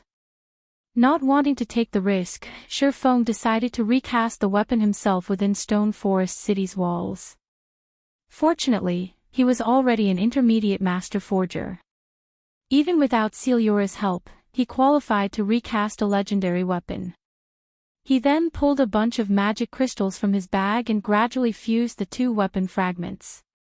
As the magic crystals disintegrated into mana and flowed into the fragments, the magic arrays carved on them began to regenerate. Unlike the recasting process, fusing the fragments was simple. Players merely needed to supply enough mana. The process was a slow one, although there was almost no room for unforeseen complications. Time quickly passed. 1 hour. 2 hours. 3 hours. After 4 hours, the fusion process wasn't even halfway complete. Crap. What kind of weapon is this? Shifeng's head ached as he watched the weapon fragments hungrily devour magic crystals. He had already spent 40,000 magic crystals over the past 4 hours, yet the fusion process hadn't even reached 50%. These weapon fragments were practically bottomless pits for mana. Fusing these weapon fragments would likely require enough magic crystals to bankrupt a second-rate guild. If he hadn't returned to the eastern continent with over 200,000 magic crystals, the equivalent of a full day's income for the Starlight Fortress, he wouldn't have had enough. Just as he was about to take more magic crystals from his bag, he received a call request from Gentle Snow. After so long apart, not only had Gentle Snow reached level 109, but she also now radiated a special kind of mana. Sure Feng would have assumed she had unlocked her mana body's full potential if he hadn't known better. He had to admit that he was impressed with her management of Stone Forest City while he had been gone. Not only had Gentle Snow perfected the city's defenses, but the guild also now had 130 Tier 3 experts. Zero Wing had already started raiding 100-man, level 100 team dungeons, and the guild's main force members had updated plenty of their weapons and equipment. Now, their equipment standards were only slightly weaker than the Hell Legion's experts. Guild leader, a group of dark players recently contacted me. They say they are from the dark world, and they wish to meet with you. Apparently, they wish to help us with our current predicament, Gentle Snow reported. Players from the dark world. Sure Feng was a little surprised to hear the news. The Dark World was a very special otherworld in that it hadn't formed naturally. Rather, ancient gods had created the Dark World, and it was dominated by the laws of darkness. The dark players that resided in this otherworld were a far greater threat than any dark players on the main continent. When the Dark World had connected to the main continent during Shi Feng's previous life, the dark power's influence on the main continent had already reached its peak. Level 100+ neutral maps had become battlefields for dark and normal players, and many had fallen. Even some kingdoms and superpowers had been annihilated. However, before the planar gate between the Dark World and the main continent had activated, no one had been able to leave the otherworld, other than the key holder. As far as Shi Feng could remember, only Flaming Light held the key, and it was obvious that he hadn't yet activated the planar gate. Yet, players acting as residents of the Dark World were looking for him. He found the situation strange. Do you wish to meet them? Gentle Snow asked. This is interesting. Yes, I'll meet with them. Have someone receive them for now, and I'll head over once I've finished here, Shi Feng replied, gazing at the weapon fragments before him. All right, I'll inform them, Gentle Snow said, nodding before she disconnected the call. Shi Feng then returned his attention to fusing the two weapon fragments. 60,000. 80,000. 90,000. When he sacrificed the 100,000th magic crystal, he heard the chime of a system notification. System, fusion complete. Please begin recasting the weapon.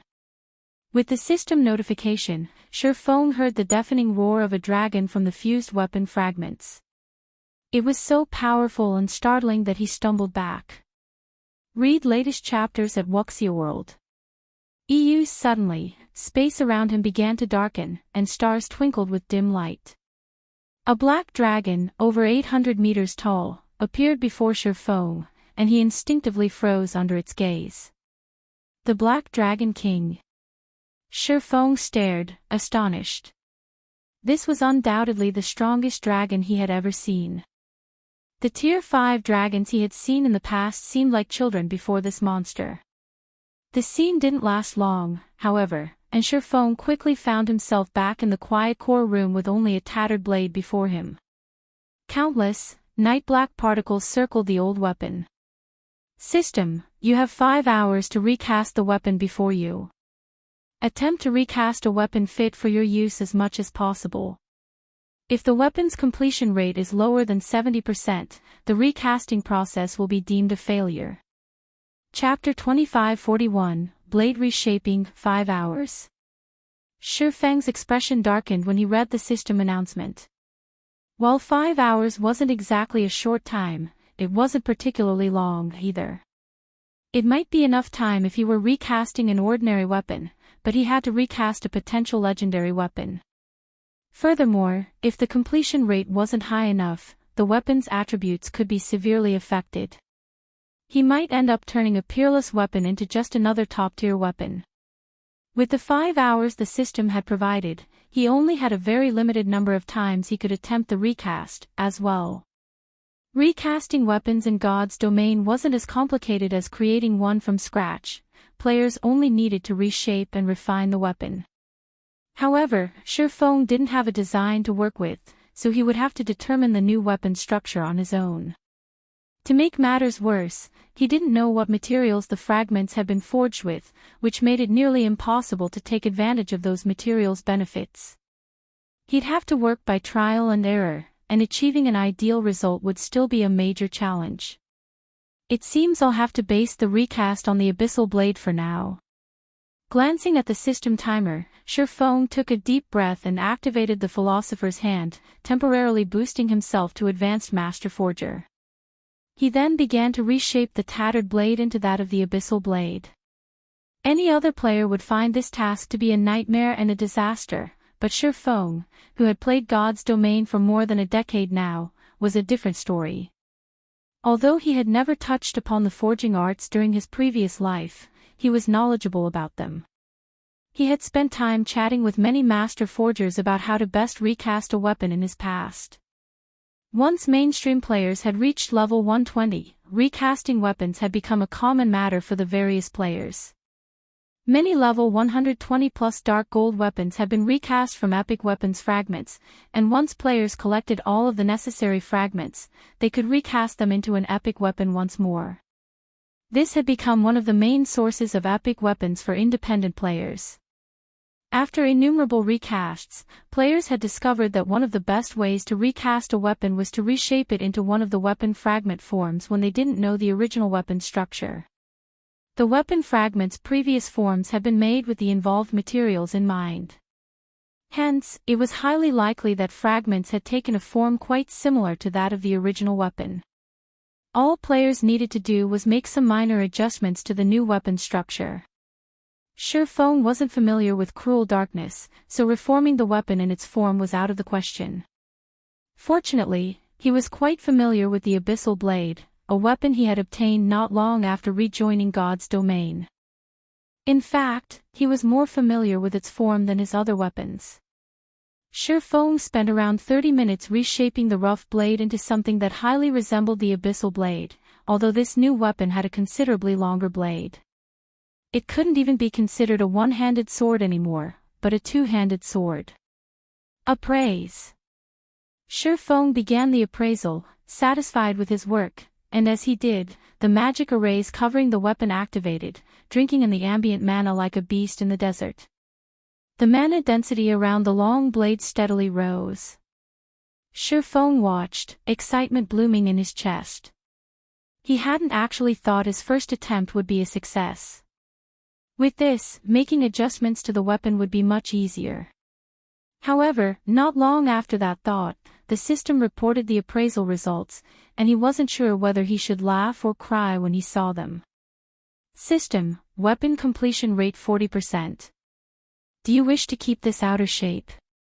Even with only a 40% completion rate, the new Abyssal blade could gather so much mana around it, and its aura had become incredibly powerful.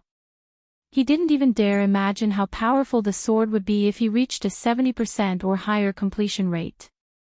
However, this new weapon's exterior was already ideal, and his results would be limited if he tried to modify it.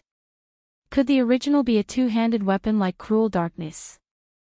Sherfong felt another headache brew as he considered the thought. Although he could recast the weapon into a one- or two-handed sword, recasting a one-handed weapon would be considerably more difficult if the original had been a two-handed weapon. While swordsmen could use two-handed swords, Sherfong wasn't as familiar with that fighting style. Suddenly switching to a two-handed sword would severely impact his combat power. Yet, if he forcefully recast a two-handed weapon into a one-handed sword, he'd be abandoning some of the original materials. One-handed weapons required far fewer materials, after all. However, doing so would affect the weapon's completion rate. With fewer materials, the weapon wouldn't be as powerful as it once had been, and depending on the materials he abandoned, the weapon's composition could be at risk, causing disharmony between the materials. He'd have to take all of these factors into account when recasting this weapon into a one-handed sword. Normally, only experienced Grandmaster forgers could accomplish such feats. Not only did they have abundant experience, but they also possessed advanced skills that allowed them to discern the golden ratio among their materials. This was why Grandmaster forgers could craft legendary items. After giving the matter some thought, Shifeng decided to conduct some experiments. He initially sacrificed 10% of the weapon's materials, but it left too few remaining, and the ratio was uncoordinated. The result was only a 23% completion rate, and the weapon was far weaker than the first recast. He had then sacrificed 20% of the materials, which was, again, too much, and as a result, the sword lacked strength. This time, the completion rate was a measly 16%. Shifeng attempted the recasting 8 more times. Although each reshaping attempt took less time, he never earned more than a 60% completion rate. Even his best attempt had stopped at 58%, a long way from the required 70% completion rate. As he continued to reshape the weapon, time flew by. He paused when he had little over an hour remaining of the 5-hour time limit. Factoring in the time he'd need to refine the weapon, he didn't have much left for reshaping attempts. Do I really have to give up on recasting a one-handed sword? Shifeng's mind was a jumble when he realized how little time remained. If he continued to aim for a one-handed sword, he wasn't likely to succeed in the time he had left. Ultimately, his recast would fail, and he'd have to search for more legendary materials to try again. Unfortunately, collecting a set of legendary materials with Zero Wing's current strength was a fool's dream. By the time Zero Wing managed to find them all, he would likely have found another weapon to suit him. However, even a high-quality two-handed sword would be useless to him, and he wouldn't likely have a chance to recast the final product into a one-handed sword again. He had only found a fragment of the Abyssal blade by chance. Who knew when he would come across another? Damn it! Abandoning 17% isn't enough, but 18% is too much. I don't have enough time for more precise experiments either. Shifeng could not help but hesitate as he watched time slip away. After multiple experiments, Shifeng was certain that the golden ratio lay between 17% and 18%. He estimated that he'd need another 5 or 6 attempts to find the true golden ratio, but with only 1 hour left, he had time for, at most, 2 more reshaping attempts. It wouldn't be long before he'd have to refine the weapon. If he waited, the final product would be garbage, even if he reached a sufficient completion rate. I have no choice but to gamble, Shifeng thought, gritting his teeth. He then retrieved the ice dragon's claw he had obtained from the ice dragon Heathweight and refined it. Read latest chapters at Wuxia World. The ice dragon's claw was a legendary material, and Heathweight had only dropped 2. He had already used 1 to summon the silver dragon in the Starlight Fortress, which only left him with 1. He had been saving it to forge a customized epic weapon for one of his guildmates. Doing so would be quite easy, even without an epic weapon design, and if he had a design, he could forge a fragmented legendary weapon with the ice dragon's claw. Since he couldn't verify the material's golden ratio, abandoning too many materials for the final product would be too complicated. Hence, he had no choice but to make up for the gap with the ice dragon's claw. It took Shifeng 10 minutes to refine the claw, transforming it into a dark blue crystal. He merged the crystal with the abyssal blade, which added a white glow and a bone-chilling aura to the new weapon. Once the dark blue crystal had completely merged with the abyssal blade, Shifeng appraised the sword. Please succeed. Shifeng silently prayed as he watched the system appraise the reshaped abyssal blade.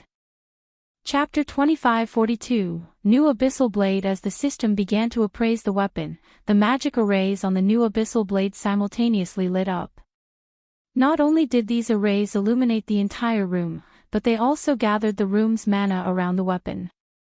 The abyssal blade emitted another deafening dragon roar that echoed throughout the room. Roar!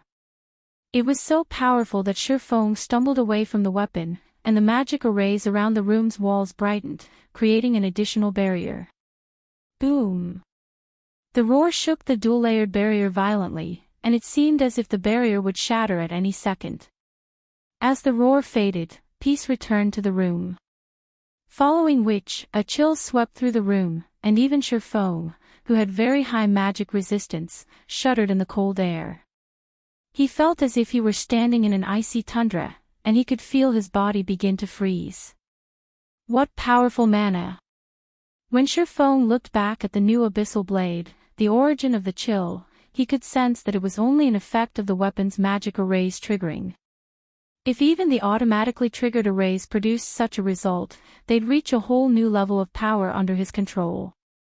Before he could get a better feel of the new weapon's power, however, the arrays suddenly went dormant, and the room quickly returned to normal. System, weapon completion rate 86%.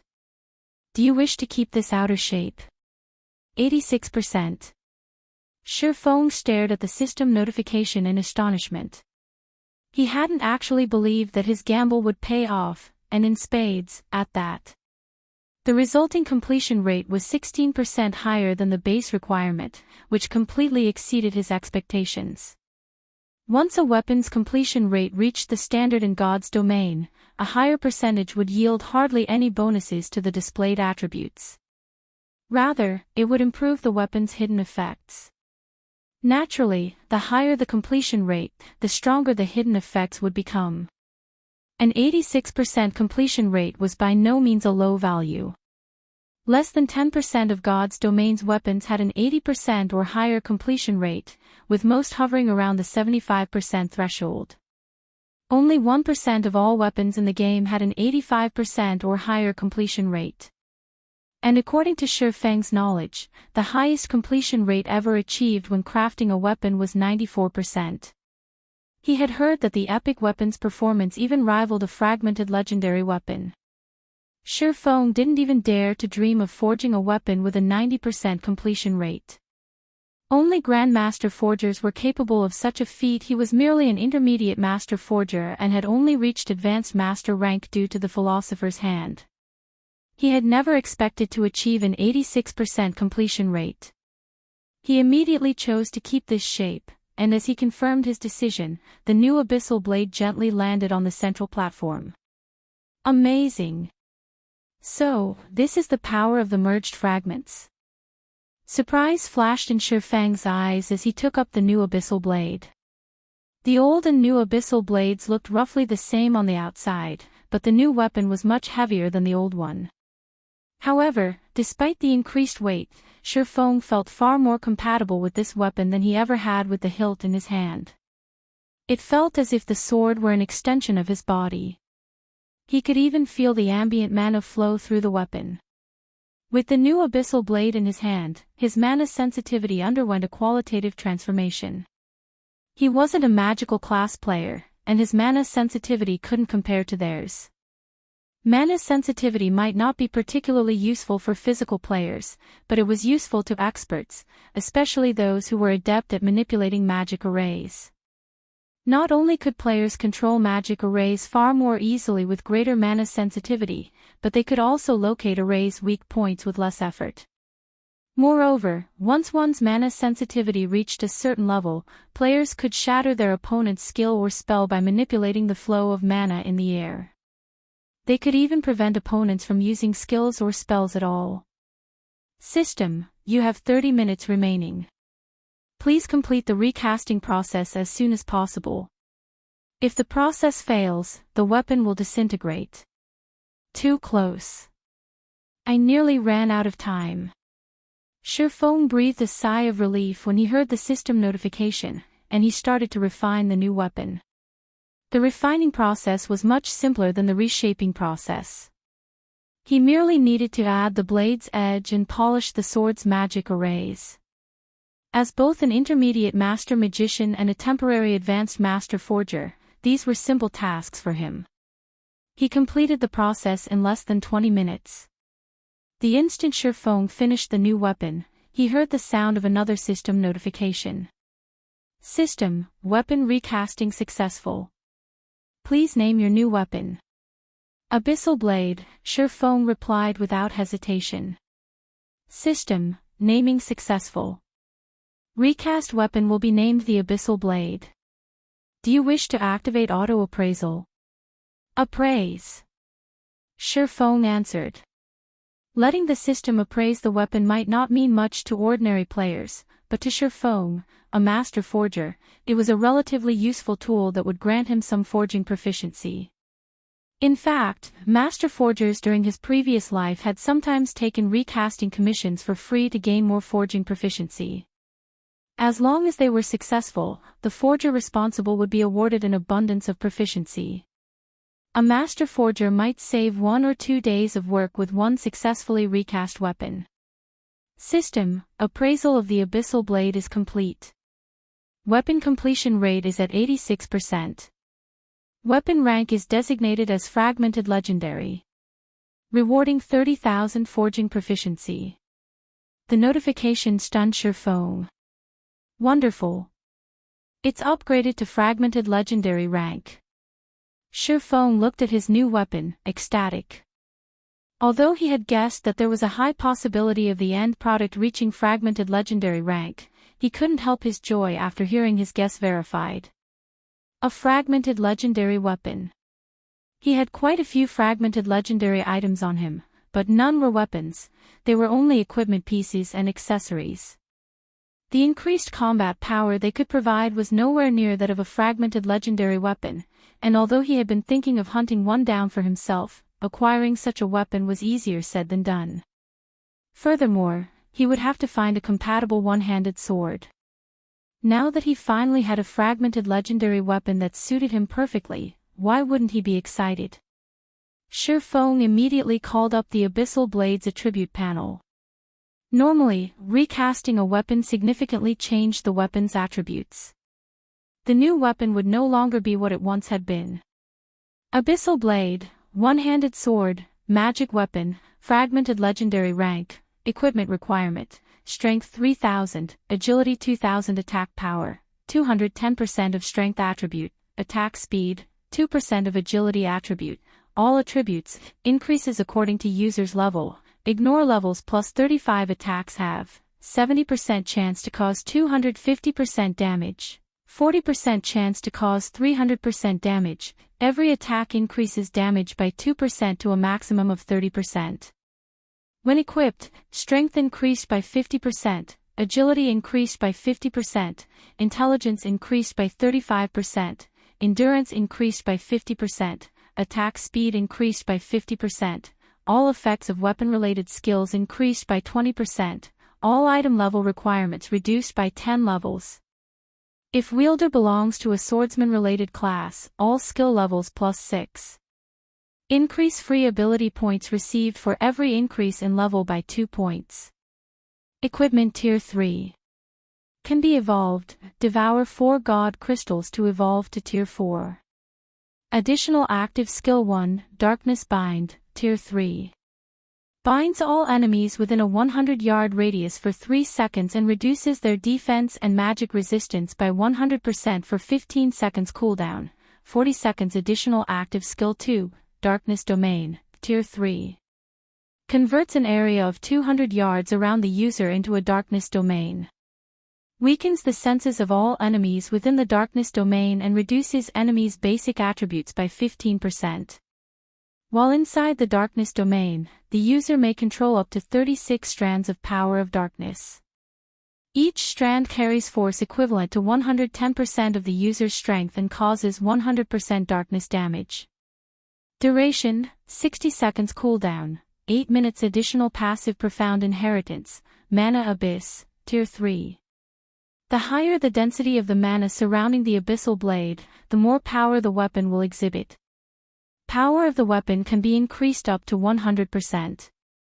Additional active Profound Inheritance, Black Dragon's Soul, Tier 3. Grants the user the Black Dragon King's soul and transforms the user into the Black Dragon King. The higher the density of the surrounding mana, the higher the Black Dragon King's life rating will be. Can use the skill, Dragon Breath. Duration, 10 minutes cooldown, 12 hours. A sword recast from the fragments of an ancient, unknown weapon. The Black Dragon King's power has been sealed within the sword, although the Black Dragon King has cursed the weapon. Beyond the immense strength the blade offers, the wielder must face a backlash after a certain amount of time. If the wielder cannot suppress the backlash, the wielder will receive the Black Dragon King's curse, permanently reducing all attributes by 70%. Unable to be dropped. Unable to be traded. Unable to be destroyed. So strong. Not even Fire Dance's 1,000 transformations can compare to this. The new Abyssal Blade's attributes left Sherfong flabbergasted. With such attributes, doesn't this sword nearly rival legendary weapons? The new Abyssal Blade was like a combination of the old Abyssal Blade and Cruel Darkness. Even top-tier fragmented legendary weapons were likely weaker than the sword. When Sherfong wielded the Abyssal Blade, he felt that he could display Tier 4 power with a normal attack, even without using a mana technique. I had been worried about getting to Solomon's Sword's fragments in Poison City, but with this, that shouldn't be a problem. Poison City was a level 120 secret land, and although it might be a challenge, even with his new weapon and the Hell Legion's help, it was no longer impossible. Read latest chapters at Wuxia World. EUA level 120 secret land. If level 100 team dungeons were a place for players to adapt to Tier 3, level 120 secret lands were treasure troves for Tier 3 experts. Within these secret lands, players could find ancient inheritances, including Tier 3 skill and spell books, as well as ancient potions that could help players unlock their mana body's potential. By the time Shadow had grown strong enough to raid level 120 secret lands during Sherfang's previous life, the various superpowers had long since swept through them, leaving only scraps for ordinary powers. If Zero Wing could start raiding level 120 secret lands now, the guild's ability to nurture Tier 3 players and help them unlock their mana body's potential would definitely surpass that of the various superpowers. His guild would become a true titan in God's domain. Now that my weapon is complete, it's time to meet with the players from the Dark World. Sherfong sheathed the new Abyssal Blade and left the underground core room. Chapter 2543, Determining Fate with Wordstone Forest City, Zero Wing's residence. As Sherfong parted the doors to the guild hall's top-floor reception room, he felt two sharp auras locking onto him, which kept track of his every move. The two who radiated these auras definitely had domain realm combat standards. When Sherfong glanced into the room, he spotted three people. The two people that accompanied Gentle Snow were a man and a woman, both of whom radiated such dense darkness energy that it took on tangible form. Even players who normally couldn't sense darkness energy could see a layer of black fog around the two players. The woman looked like she was in her early 30s and was a rare Dark Knight class. She was also a member of the rarer Dark Wolfkin race. Her aura was only slightly weaker than Gentle Snow's, who wore a piece of fragmented legendary equipment. The elderly man beside her garbed himself in pitch-black robes and held a black staff. He had long, pointed ears and tainted the room's mana with an icy, dark aura. Ordinary Tier 2 magical class experts would find the mana here difficult to manipulate. A fallen half-elf. A hint of surprise flashed in Sherfang's eyes. Mana loved the elven race, and they were born with an extraordinary affinity for manipulating it. However, God's domain had a group of elves that had fallen to darkness in pursuit of mana's limits. They were known as fallen elves, and all natural elves relentlessly hunted them down. Fallen elves were unusual in God's domain, and players that successfully converted to the fallen half-elf race were even rarer. Of course, any superpower would target a fallen half-elf for recruitment. Fallen half-elves had an even stronger affinity for mana than ordinary half-elves, and their affinity for and control over the power of darkness was especially impressive. They could practically rival pure elves. Elves might not compare to dragons, but they were one of the top races in God's domain, with far greater growth potential than human players. By becoming a fallen half-elf, one would have the growth potential to rival true elves, and after Tier 3, each subsequent tier would grant a fallen half-elf a qualitative boost to their strength. Furthermore, any player that converted into a fallen half-elf proved they had very high combat standards. As long as they received enough resources, they were almost guaranteed to reach Tier 5. With the race's natural talents, no one would be able to take down a Tier 5 fallen half-elf player outside of Tier 6 God-ranked experts. As far as Sherfone could remember, players only had a chance of completing the trial to become a fallen half-elf after they had unlocked their mana body's full potential, yet this elderly guest of his hadn't and had still successfully converted. Allow me to introduce you, Guild Leader. These experts from two of the Dark World's top 3 guilds. They've come to discuss the issue of Demon's Heart with Zero Wing, Gentle Snow announced as Sherfone entered the room. The Dark World was incredibly vast, roughly as large as 3 ordinary empires. The Otherworld was even larger than the Fire Dragon Empire, one of God's domain's 4 great empires. 3 guilds ruled over the Dark World: Dark Rhapsody, Deity Society, and World Domination. They had all received support from major corporations during the game's early stages and had secretly poached quite a few experts from the various super first-rate guilds and super guilds. Since then, these 3 guilds had been steadily developing their strength in the Dark World, and now, each could rival a super guild. Zero Wing's 2 current guests were representatives from Dark Rhapsody and Deity Society. Seeing that you've come without warning, I'm assuming you're in quite a rush. Please, just speak your mind, Sherfone addressed the 2 players before him. He had a rough understanding of Dark Rhapsody and Deity Society. Although they hadn't been powerful enough to rank as 2 of the 6 great dark guilds in the past, they had still been strong enough to rival super guilds. When the main continent and the Dark World had connected, the 2 guilds had each annihilated a superpower, using the victories as stepping stones to secure a foothold on the main continent. These 2 guilds' strength could not be underestimated. You are just as straightforward as the rumors say, Guild Leader Black Flame, the female Dark Knight said, smiling. This trip hasn't been an easy one, so let's be forthright. Elder Gold and I are here on behalf of our respective guilds, and we hope to sign a contract with Zero Wing. A contract? Regarding what? Sherfone asked. I'm afraid you still don't realize how terrifying Demon's Heart can be, Guild Leader Black Flame, particularly its Vice Guild Leader, Flaming Light. He holds the key to activate the passage between the Dark World and the main continent. After the humiliation the guilds suffered at your hands, he's almost guaranteed to use it in the Cold Spring Forest. All of the Dark World's players will swarm the area, and Stone Forest City isn't likely to survive the coming storm, the fallen half-elf, whom the female Dark Knight had referred to as Elder Gold, said. However, our guilds don't wish to serve as Flaming Light's hired thugs, and as such, we have come to negotiate with Zero Wing. That's right. The contract we have in mind is very simple.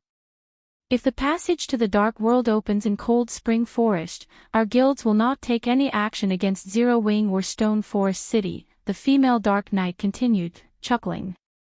I'm sure this will alleviate a considerable amount of pressure your guild and city will face.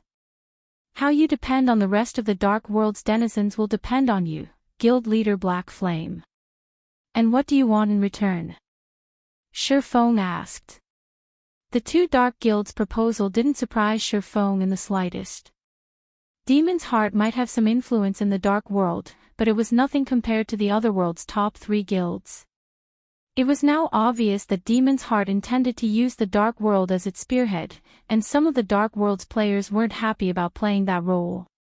They would have to expend their resources to fight the main continent's powers, yet only Demon's Heart would gain an advantage. Hence, Dark Rhapsody and Deity Society had come in search of a partnership with Zero Wing, which owned a guild city in Cold Spring Forest. It is nothing significant. We merely wish to discuss the allocation of Cold Spring Forest's resources, Guild Leader Black Flame, Elder Gold said. Both of our guilds are large organizations, and we require an extraordinary amount of resources. In exchange for our neutrality, we'd like half of Cold Spring Forest's resource areas. We will not interfere in any matters in the other half. Naturally, we would like Zero Wing to agree to the same. Call it a non-interference pact. Gentle Snow couldn't help but frown from beside Sherfong. At first glance, the conditions Elder Gold had stated were generous. Cold Spring Forest was an abundant resource map, after all, and not even Zero Wing could monopolize it. However, if Zero Wing signed this contract, the guild wouldn't have to battle the rest of the Dark World's powers and players for the remaining half of the map. This would undoubtedly intensify the competition. In contrast, Dark Rhapsody and Deity Society could avoid a fight with Zero Wing, their largest competitor in the Cold Spring Forest. I see, Sherfong said, nodding.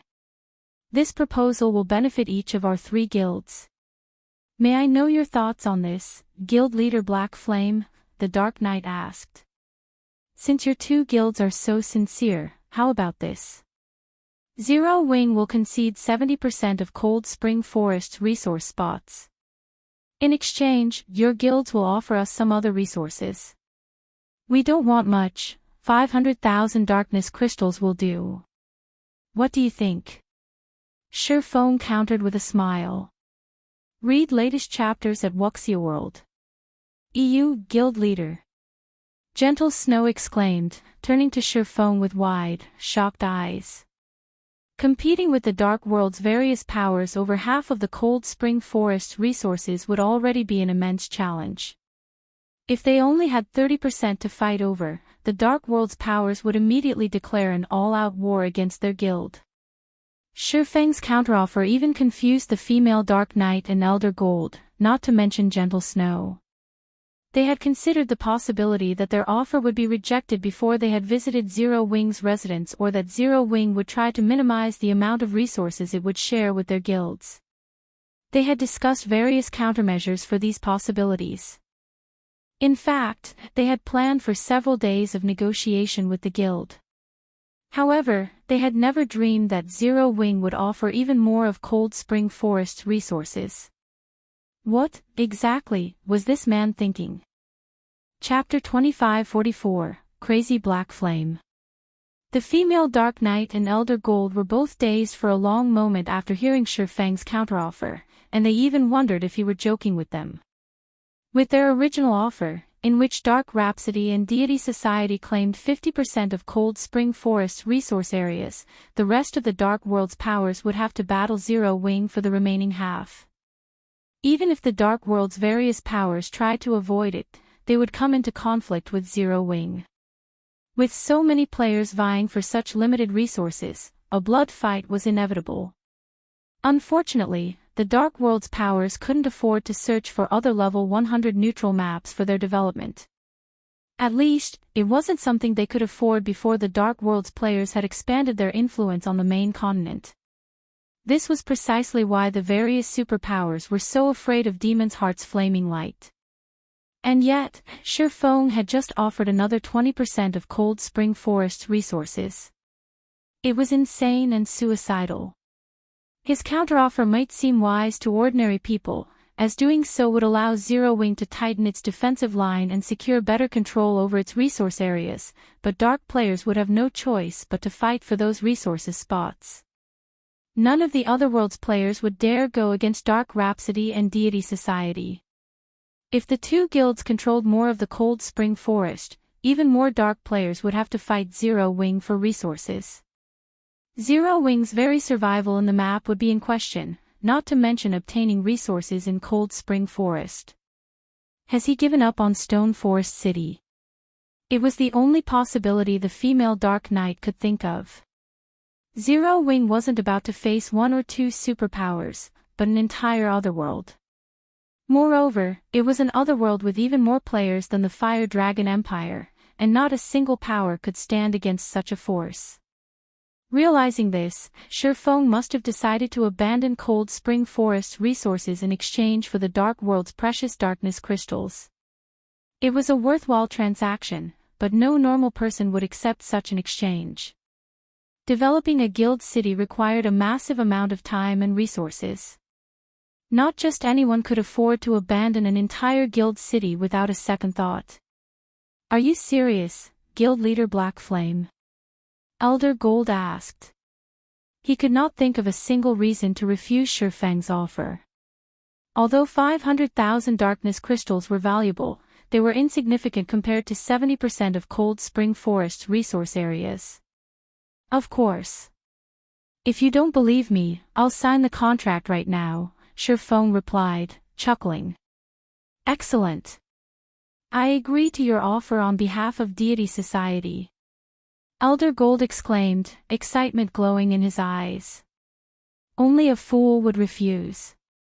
Throughout Cold Spring Forest, only Zero Wing could pose a threat to Deity Society. The other powers were not worth mentioning. If Zero Wing were willing to part with an additional 20% of the map's resource spots, Deity Society wouldn't have to worry about managing more territory.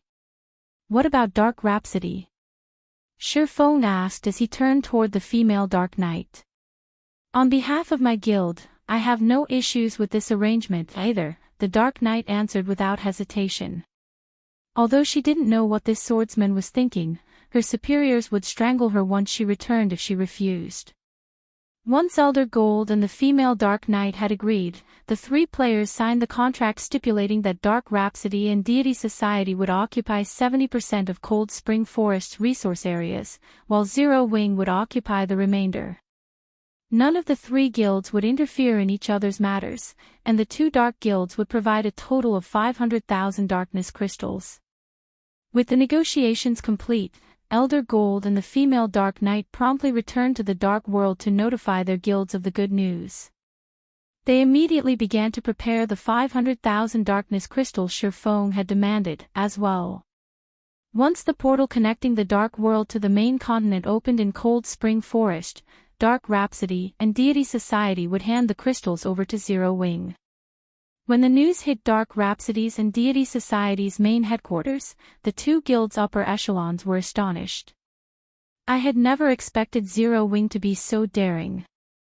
It seems it's quite confident of safeguarding its 30% of the map. But, how can that be?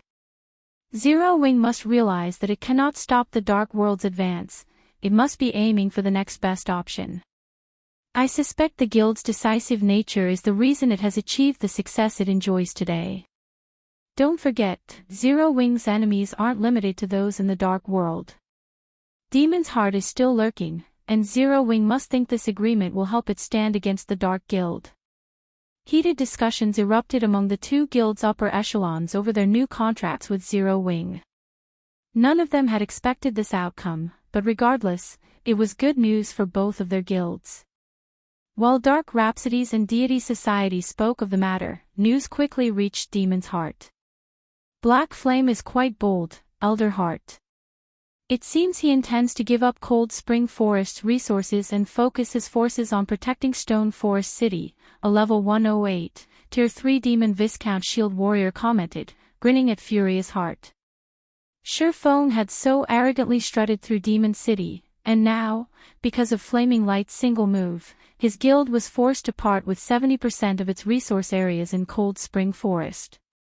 It was a joyous outcome for Demon's Heart. Humph.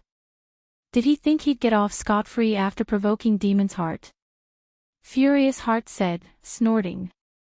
If he thinks he can protect Stone Forest City by handing over 70% of Cold Spring Forest's resource spots, he should think again. He simply doesn't know how futile his actions are. Vice Guild leader Light has already reached an agreement with several superpowers. When the time comes, Demon's Heart and the various superpowers will attack Stone Forest City from both within and without. We'll tear the city asunder and ensure that Zero Wing never again has a place in Cold Spring Forest. Demon's Heart's other elders excitedly expressed their agreement.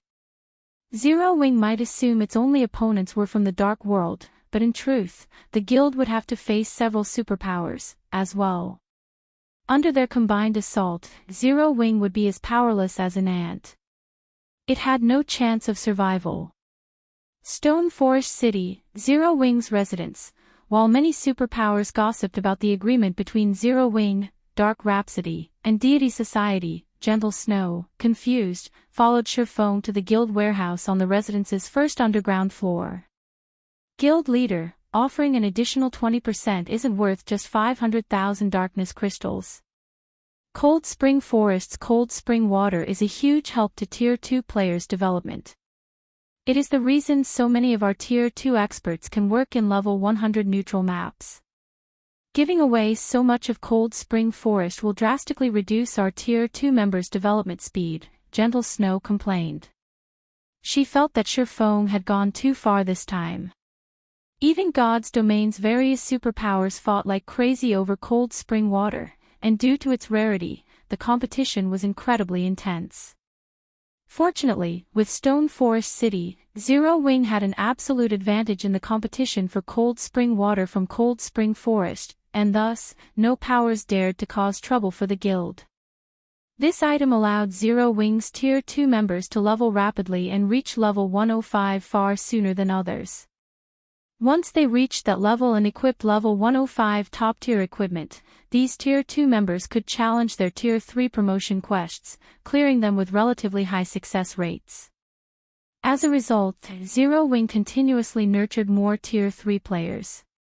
If they gave away 70% of Cold Spring Forest's resource areas and had to compete with the Dark Worlds players over the remainder, Zero Wing would likely have to abandon Cold Spring Forest entirely. Meanwhile, Darkness crystals were an attributed magic crystal, and while they were valuable, that was only true for dark players due to the darkness energy they contained. Darkness energy wasn't helpful to regular players in the least. In fact, to regular players, 500,000 darkness crystals weren't even worth 500,000 magic crystals. I understand, but Cold Spring Forest is massive. Zero Wing isn't even large enough to exploit 20% of the map's resource areas, much less 50%.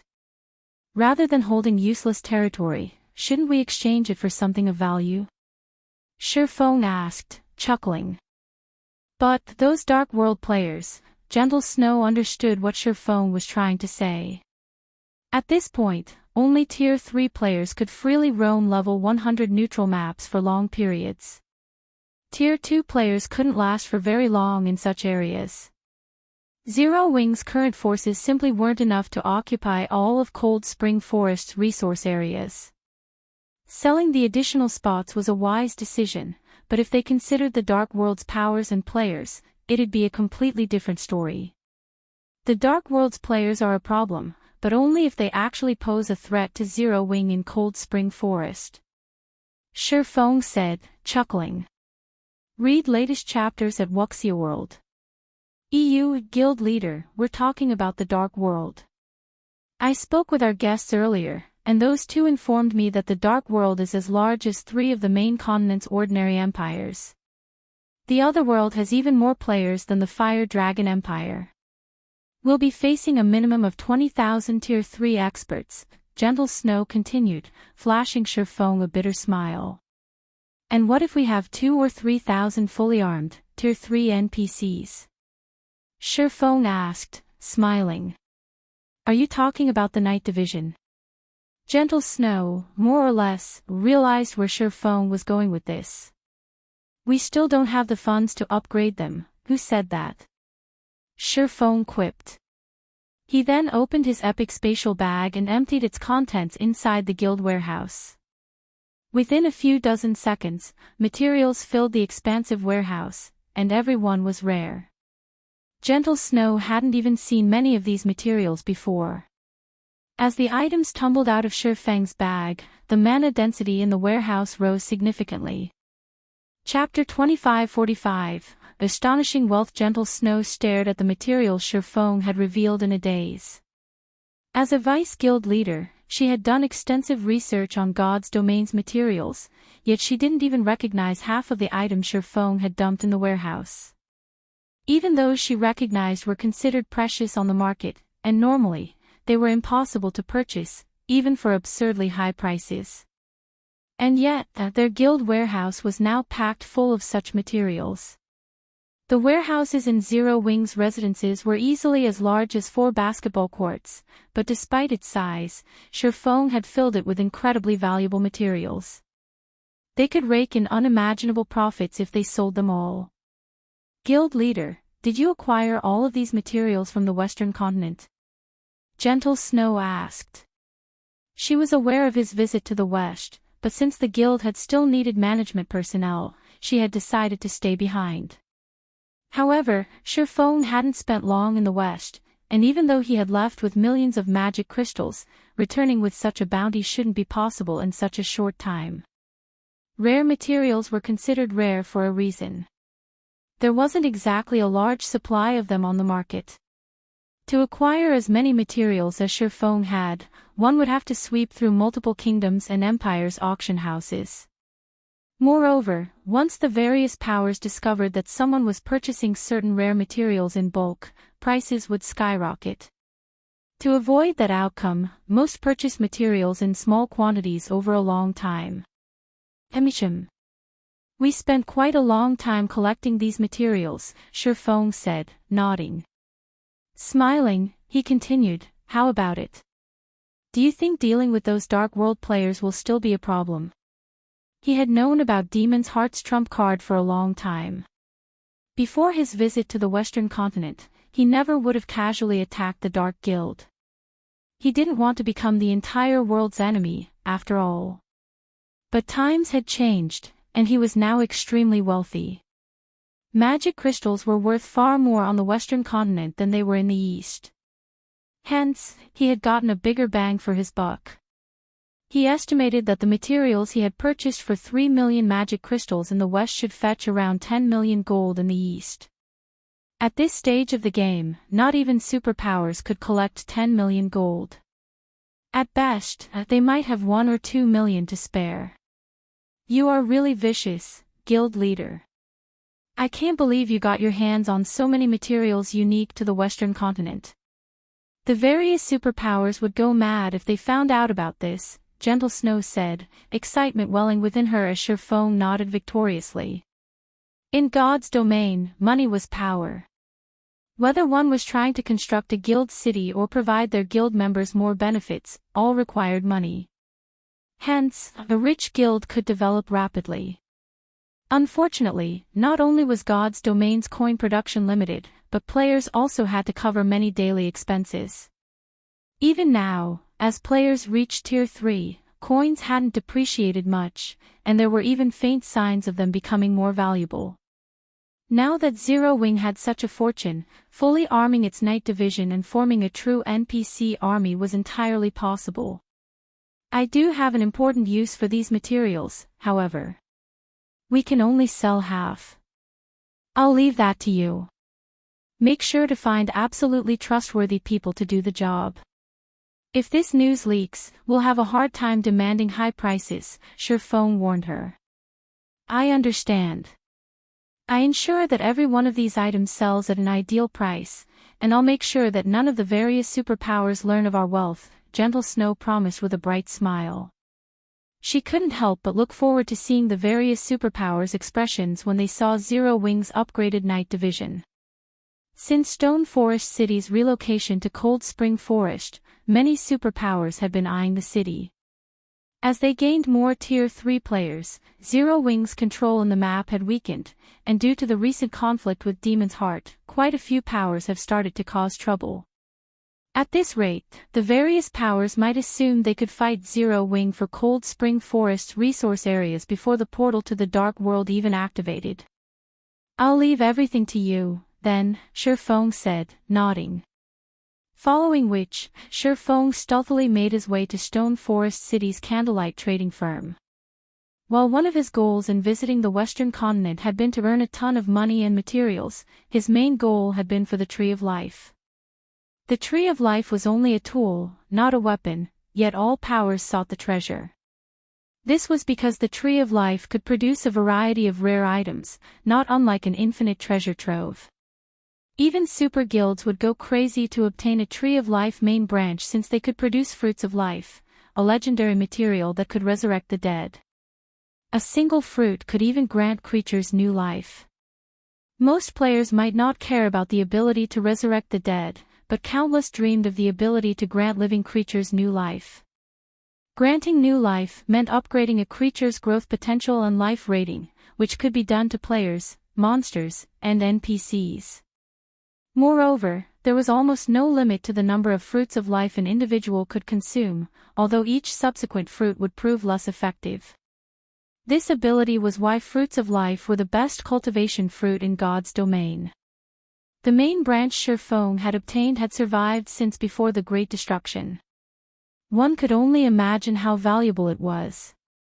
Stone Forest City, Candlelight Trading Firm. Due to how attractive Stone Forest City was to Tier 3 players and the fact that the Candlelight Trading Firm sold all sorts of master potions, the shop had become a hub for the various adventurer teams. In fact, any adventurer team wishing to develop in Stone Forest City first became an advanced member in Candlelight. Plenty of lifestyle players visited the trading firm, as well.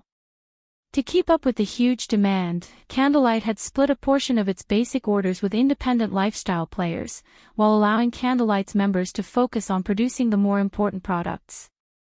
Not only did this increase the trading firm's operation scale, but it also increased productivity. At the same time, it also allowed independent players a chance to earn proficiency points while practicing their crafts. The independent lifestyle players that worked for Candlelight could also earn contribution points and exchange them for a plethora of recipes and materials. They could even spend points to rent special workshops and basic meditation rooms. Due to such lucrative benefits, many independent lifestyle players with high standards had decided to develop in Stone Forest City. When Sherfong entered the Candlelight trading firm, he found that the first floor hall was practically full of adventurer team players and lifestyle players. The trading firm was no less popular than auction houses in NPC cities. Sherfong quickly made his way to one of the firm's basic meditation rooms, making many lifestyle players, who were waiting to rent a special workshop or basic meditation room, jealous. Who is that guy? They're just letting him enter a mediation room without waiting in line. I don't know, but he must be someone important.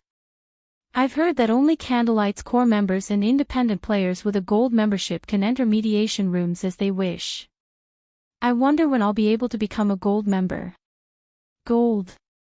You should thank your lucky stars if you even become a silver member. You know that even master lifestyle players only become bronze members. All lifestyle players dreamed of using basic meditation rooms due to their excellent training environments, but even the various superpowers lifestyle players had few opportunities to use them. The only reason that independent players like them had a chance to use a basic meditation room was Candlelight's booming popularity. If they could use the rooms whenever they wanted, they wouldn't have any trouble improving their skills. Of course, Sherfong ignored these independent players' jealousy. He merely entered the basic meditation room and retrieved the Tree of Life's main branch he had collected from the guild warehouse. Read latest chapters at Wuxia World. EU mana was the core of all in God's domain. Players would obtain better results in both combat training and producing items in higher mana density environments. Thus, to increase his chances of restoring the main branch, he had deliberately shut himself in a basic meditation room. With the main branch in hand, Sherfong carefully pulled a brightly glowing crystal from his bag. The instant it touched the air, it illuminated the room, and he felt the crystal radiate warmth. This crystal was none other than the Star of Light, a legendary material he had obtained from the demon god's temptation. This should be enough mana. I just hope it can live. Sherfong nervously gulped as he merged the Star of Light and Tree of Life's main branch. Chapter 2546, Divine Artifact. When Sherfong merged the Star of Light with the withered branch, the mana inside the basic meditation room started gathering rapidly around the branch. In less than 3 seconds, a layer of white mist had formed around the withered branch. Moreover, this still wasn't the end of it. Afterward, the mana mist started condensing into drops of liquid mana on the branch and the area around it. Subsequently, the liquid mana flowed toward and into the branch's broken end. And with each drop of liquid mana that entered the withered branch, the branch quivered, giving off ripples of energy, as if some kind of creature was awakening. It seems the results are quite good. Sherfong grew elated when he sensed the ripples of energy from the withered branch. Previously, when he saw that the withered rate of the branch had reached 94%, he had somewhat despaired of reviving the branch already. Fortunately, there was no failure when trying to revive a Tree of Life's branch. One merely needed to provide it with a continuous supply of high-density mana and life energy. So long as that condition was met in sufficient quantity, the branch would grow into another Tree of Life. The only problem was that the quantity and density of mana and life energy required would vary depending on a branch's withered rate. Meanwhile, the materials capable of supplementing the mana and life energy that a 94% withered main branch required were incredibly rare. Fortunately, Sherfone had been lucky on his trip to the western continent this time and secured himself a Star of Light. Without it, he really wouldn't have any hope of resuscitating the withered branch he had. Following which, time passed by rapidly. Before he knew it, 8 hours had passed already. During this period, the withered branch had continuously condensed and absorbed liquid mana. Combined with the Star of Light's essence, the branch was now brimming with life energy. In fact, it had even started leafing. As green leaves kept sprouting on the branch, the life energy it radiated grew denser. Now, the entire room was brimming with life. It just awoke, yet the life energy it's giving off is already so dense. What is the rank of this Tree of Life? Sherfone was a little surprised when he sensed the life energy filling the room. If players rest in this room, their recovery rate will most likely more than double. In God's domain, even after players reach Tier 3, they still wouldn't be immune to the corrosive energies in level 100+ maps, they would merely be more resistant to these energies. After the corruption reached a certain point, they would still have to return to cities to rest. Otherwise, they would collapse from hunger or exhaustion or simply outright die. This was also the reason behind Stone Forest City's rapid development. However, even if players returned to a city to rest, they would still take a very long time to recover to their peak. While wealthy players also had the option of consuming mana-rich food and beverages to accelerate their recovery, these only improved the recovery rate by a few dozen%. If players rested inside this room, however, their recovery rate would increase by at least 100%. This was simply incredible. After all, expert players of God's domain consumed food and beverages that accelerated their recovery rate on a regular basis, to have more time grinding and exploring. Those of guild upper echelons would even take ancient potions to increase their recovery rate, which was extremely expensive. The cheaper ones cost around 20 or 30 gold per bottle, while expensive ones cost over 100 gold. Ancient potions were all consumables whose effects lasted only 4 to 6 hours. However, combining the effects of ancient potions and food that boosted recovery rate could just barely double players' recovery rate. Now, however, a Tree of Life's branch that had just been revived could grant this effect merely by being present inside a room. If news of this spread, the various powers of God's domain would definitely go crazy with envy. After all, an ancient potion granted its effects to only one person. The Tree of Life's branch, however, could aid all the players resting inside the room it was in. Setting all else aside, this branch alone would already give Zero Wing's main force members a huge lead over the various superpowers experts when it came to leveling up and improving their strength. Meanwhile, as Sherfone was reeling in astonishment from the passive effects the Tree of Life's main branch displayed, the branch in question suddenly released an emerald glow. It then transformed into a sapling. The instant the sapling took shape, Sherfone felt an indescribably heavy pressure on him. The sapling had actually sucked the basic meditation room dry of mana. If not for Sherfone having fully unlocked his mana body, the sapling's action would have most likely killed him. Unable to hold back his curiosity, Sherfone promptly called out the sapling's attribute panel. Crap! It's actually a divine artifact. Sherfone was stunned when he saw the statistics displayed before him. Ancient Tree of Life sapling, fragmented divine artifact rank, a sapling brimming with life energy. The sapling also contains a trace of the world's aura before the Great Destruction. This sapling is capable of producing 17 drops of water of life daily, 3 nuclei of life every 3 days, and 1 fruit of life every 7 days. This sapling can survive only in places with high mana density. Capable of growth. Requires a large amount of dense and pure energy to grow. Current growth rate 0%. Previously, he had merely speculated that the branch he obtained was a divine artifact because it had existed since ancient times, and the environment in ancient times was many times better than the environment in the current god's domain. However, he never thought that the main branch would actually turn out to be a divine artifact. Although it was a fragmented one, it was still a bona fide divine artifact. It wasn't some powerful legendary item labeled as a divine artifact. Divine artifacts could bring entire races to prosperity. They were existences that even ancient gods would fight tooth and nail for. Even the almighty war god's temple had only 2 divine artifacts in its warehouse. If news of this sapling got out, let alone players, even the NPC powers of God's domain would most likely take action, particularly the dark powers, which would definitely destroy Stone Forest City. In fact, they wouldn't mind drowning an entire empire in flames to get their hands on this sapling. Hence, while Sherfone was indeed ecstatic to see that the sapling turned out to be a fragmented divine artifact, his emotions were complicated as he looked at the sapling. Moreover, resuscitating a Tree of Life's branch wasn't the most difficult part about growing a Tree of Life. After all, so long as players found the right materials to supply the branch with mana and life energy, they would be able to revive it. Even if players didn't get the right materials on their first attempt, they could simply try again and eventually succeed. The truly challenging part of growing a Tree of Life was keeping it alive.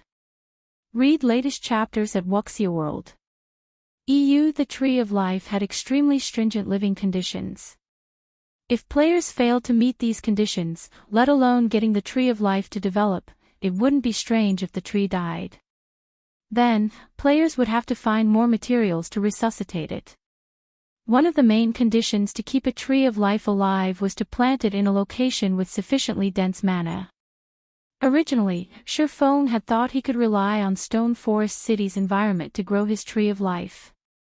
After all, even if he managed to revive his branch, it would only become a sapling. The amount of mana a sapling required wasn't as much as what a mature Tree of Life needed. In fact, with Stone Forest City's mana environment, he was confident he could grow even a legendary ranked sapling.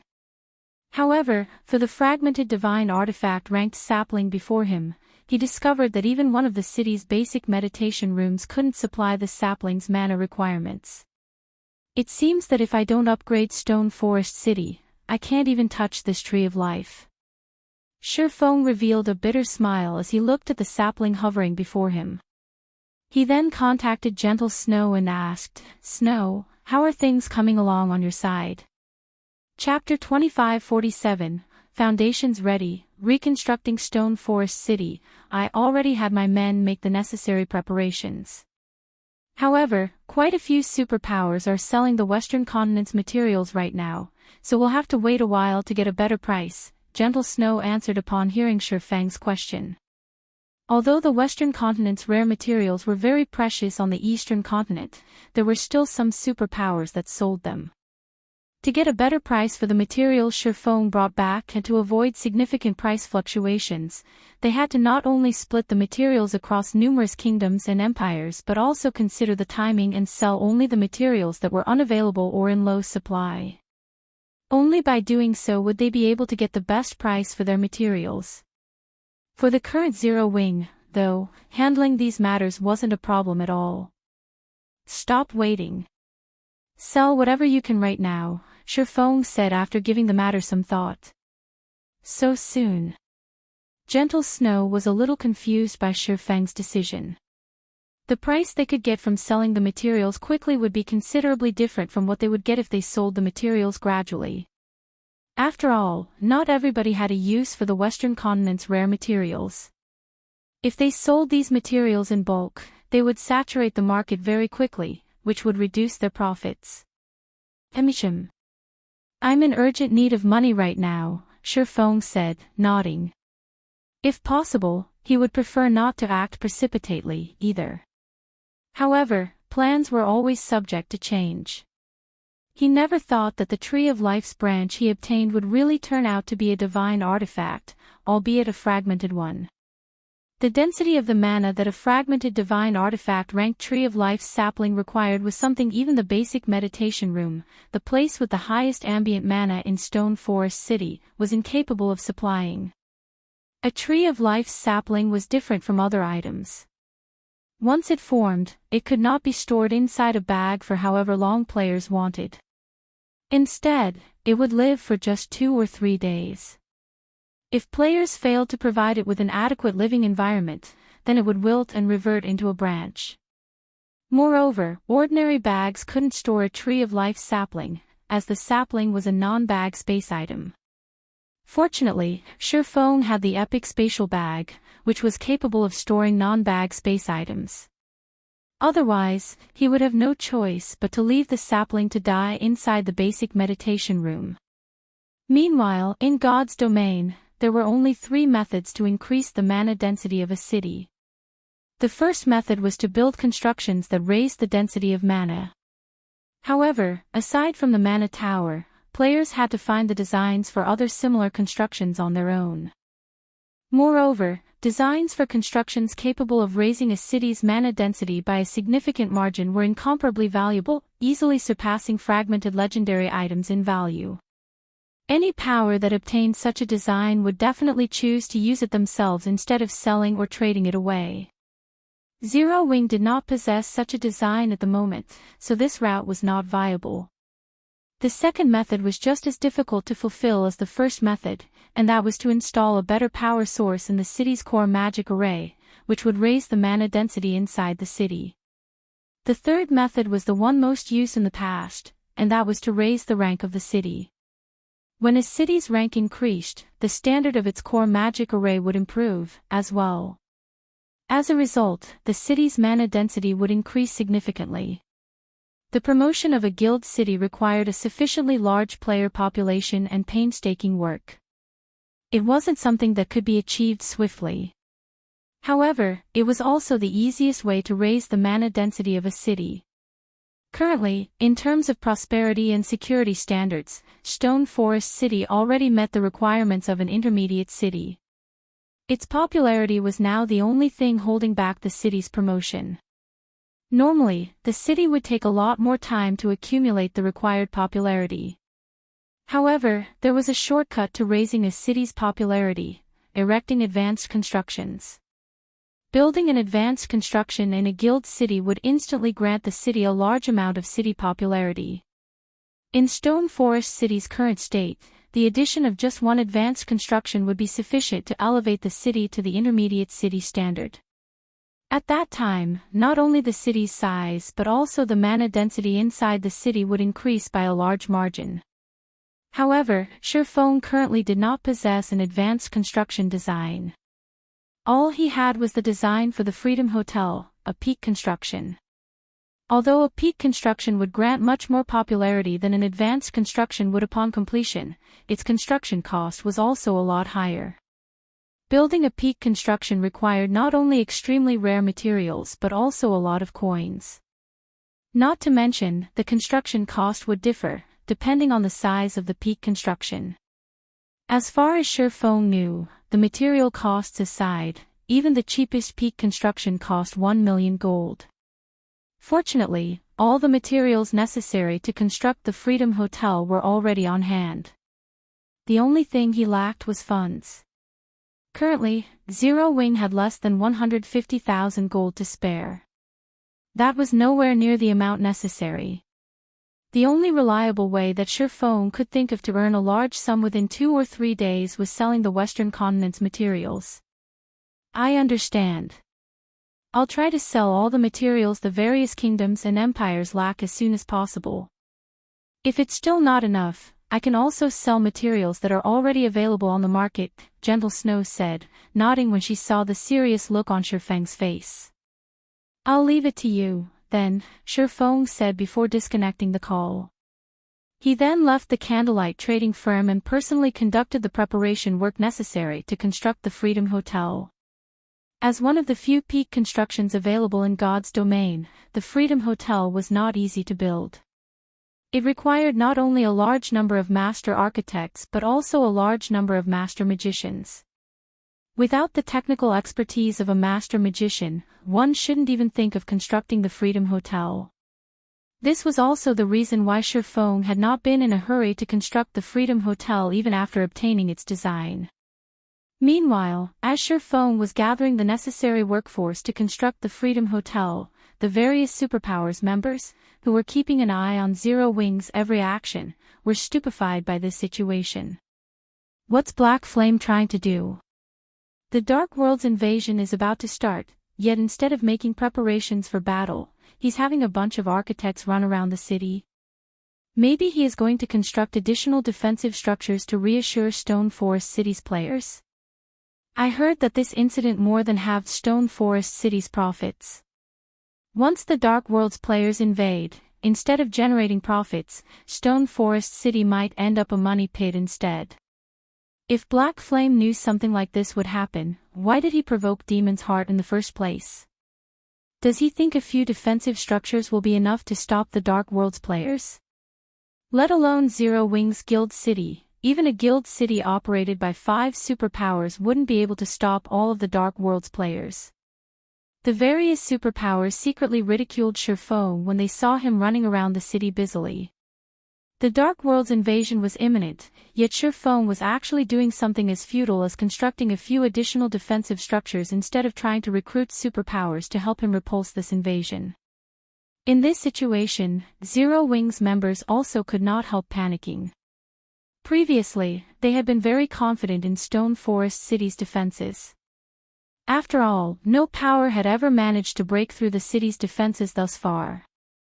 Now, however, their opponent was not a single power but an entire otherworld instead. No one knew whether Stone Forest City could hold its ground against such a force. Meanwhile, over in the Black Dragon Empire, Gentle Snow wore an ecstatic expression on her face as she oversaw the sales of materials. System: the Demon Heart Flower, 1 stack, you placed at the auction house has been sold. After deducting the procedural fees, 20 gold 27 silver have been deposited into your bag space. System: the magically refined iron, 1 stack, you placed at the auction house has been sold. After deducting the procedural fees, 55 gold 21 silver have been deposited into your bag space. System: the crimson timber you placed at the auction house has been sold. After deducting the procedural fees, 89 gold 76 silver have been deposited into your bag space. It had only been half an hour since she gave the sell order to her subordinates, and the materials they put up for auction were already being hotly contested. She had expected to gain only 400,000 gold from the first batch of materials they had prepared to sell. Now, despite having sold less than half of the first batch, they had already made over 350,000 gold. The demand for the materials far surpassed her projections. What Gentle Snow did not know was that, while superpowers were indeed selling the Western continent's materials, these superpowers were selling only a small portion of their stockpile. They had kept the majority for their own use. Meanwhile, these small amounts of materials might be useful for the individual player or adventurer team, but they were hardly of any use to a large guild, which would rather ignore them than waste time bidding over scraps. However, Gentle Snow was selling materials necessary for producing master potions and level 100+ weapons and equipment, and in impressive amounts. For the various large guilds that were desperately trying to explore level 100 neutral maps, these materials were a godsend. Hence, for a time, the various large guilds were crazily competing against each other over the materials Gentle Snow and her subordinates sold. And in less than half a day, they had sold half of their stockpile of materials, netting more than 4 million gold, nearly double their expected profits. Read latest chapters at Wuxia World. This outcome astonished even Shifeng. It's no wonder those first-rate powers that were capable of intercontinental travel eventually developed into superpowers. This is simply a jackpot. Shifeng sighed ruefully when he received the 4.11 million gold from Gentle Snow's subordinate. In Shi Feng's opinion, even selling the materials for 4 or 5 times their original price would already have been plenty exaggerated. After all, ordinary players couldn't afford the materials he brought back. Only the various major powers would have the means to purchase them. Now, however, he had earned more than 10 times the original cost of these materials. If he could make a few more business trips like this, he would most likely have enough money to drown an entire superpower to death. However, while Shi Feng was indeed surprised by this outcome, he did not stop working. After making sure the area he stood on was sealed off from the public, he took out a thick, ancient tome from his bag. This tome was none other than the Freedom Hotel design. System: you now possess all the necessary construction materials and land to construct the Freedom Hotel. Do you wish to start its construction? Chapter 2548, Freedom Hotel surprise appearance. Upon receiving the system notification, Shi Feng took a deep breath and chose to construct the Freedom Hotel. Immediately afterward, he received another system notification. System: please choose the size of the Freedom Hotel you wish to build. A small one will cost 1,200,000 gold, a medium one will cost 1,500,000 gold, and a large one will cost 2 million gold. Sure enough, it really is expensive. Shi Feng was flabbergasted when he saw the prices listed. Although he had known that peak constructions cost a ton to build, he still found it difficult to accept after seeing the prices with his own eyes. With 1.2 million gold, one could easily construct 2 or 3 guild cities. It was an astronomical amount of money, even for superpowers, enough to let a first-rate guild achieve rapid development. Now, however, this sum was necessary just to construct a small Freedom Hotel. It was no exaggeration to say that peak constructions were things that only the various superpowers could afford. Other powers would only be able to use the design as a decoration. Constructing the real thing would be beyond their means. After seeing these prices, Shi Feng chose to construct a large Freedom Hotel without hesitation. Originally, he had planned to construct only a small Freedom Hotel for the sole purpose of upgrading Stone Forest City into an intermediate city. However, since he had gained a much larger harvest than he initially expected from selling the Western continent's rare materials, he naturally had no need to be stingy with his coins. After all, the difference between a small Freedom Hotel and a large Freedom Hotel was massive. Although both small and large Freedom Hotels possessed the same functions, a small Freedom Hotel had only 8 floors. In comparison, a large Freedom Hotel had a total of 32 floors. Starting out with a small Freedom Hotel and gradually upgrading it into a large Freedom Hotel would also be many times more expensive than constructing a large Freedom Hotel directly. Hence, in a situation where funds were plentiful, most powers would choose to construct a large Freedom Hotel from the get-go. As soon as Shi Feng chose to construct a large Freedom Hotel, 2 million gold disappeared from his bag space, the coins transforming into a streak of golden light that flowed into the Freedom Hotel design in his hands. In the next moment, construction magic arrays started appearing on the tome's numerous pages. Every one of these designs was extremely complex, and even the simplest one was an advanced magic array. If someone below the Master Magician standard were to look at these magic arrays, they would most likely have a huge headache. Fortunately, most of these magic arrays could be retrieved from the design and engraved on the finished construction directly.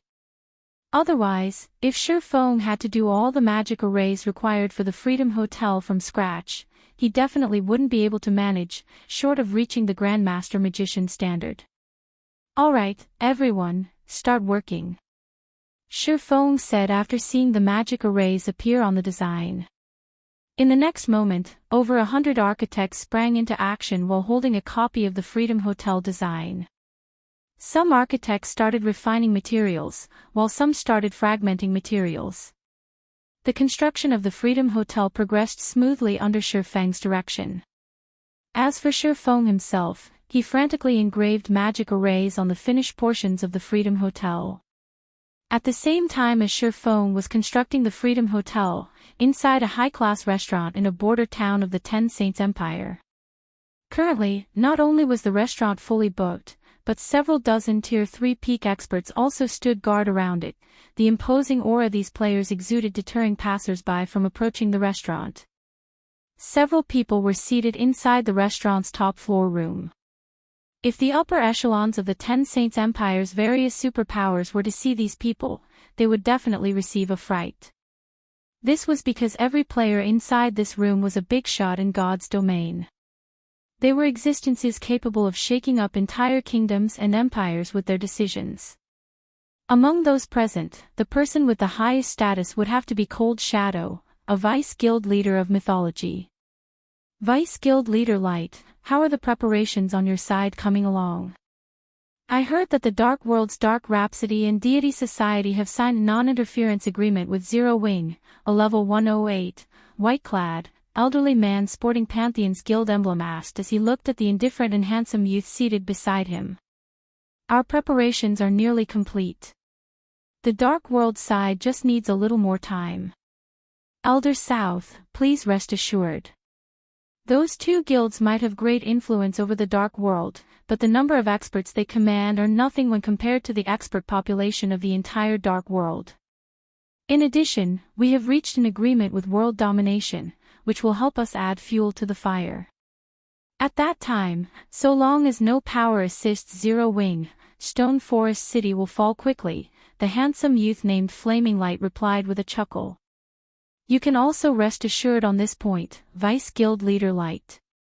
Starlink has already sent greetings to the various powers operating around Stone Forest City. They definitely will not assist Zero Wing in fending off the Dark World's experts, Lu Xingluo said, smiling. Originally, Lu Xingluo had been racking his brain over how to deal with Zero Wing, which was growing stronger by the day. However, Shi Feng had actually dared offend a hot potato like Demon's Heart.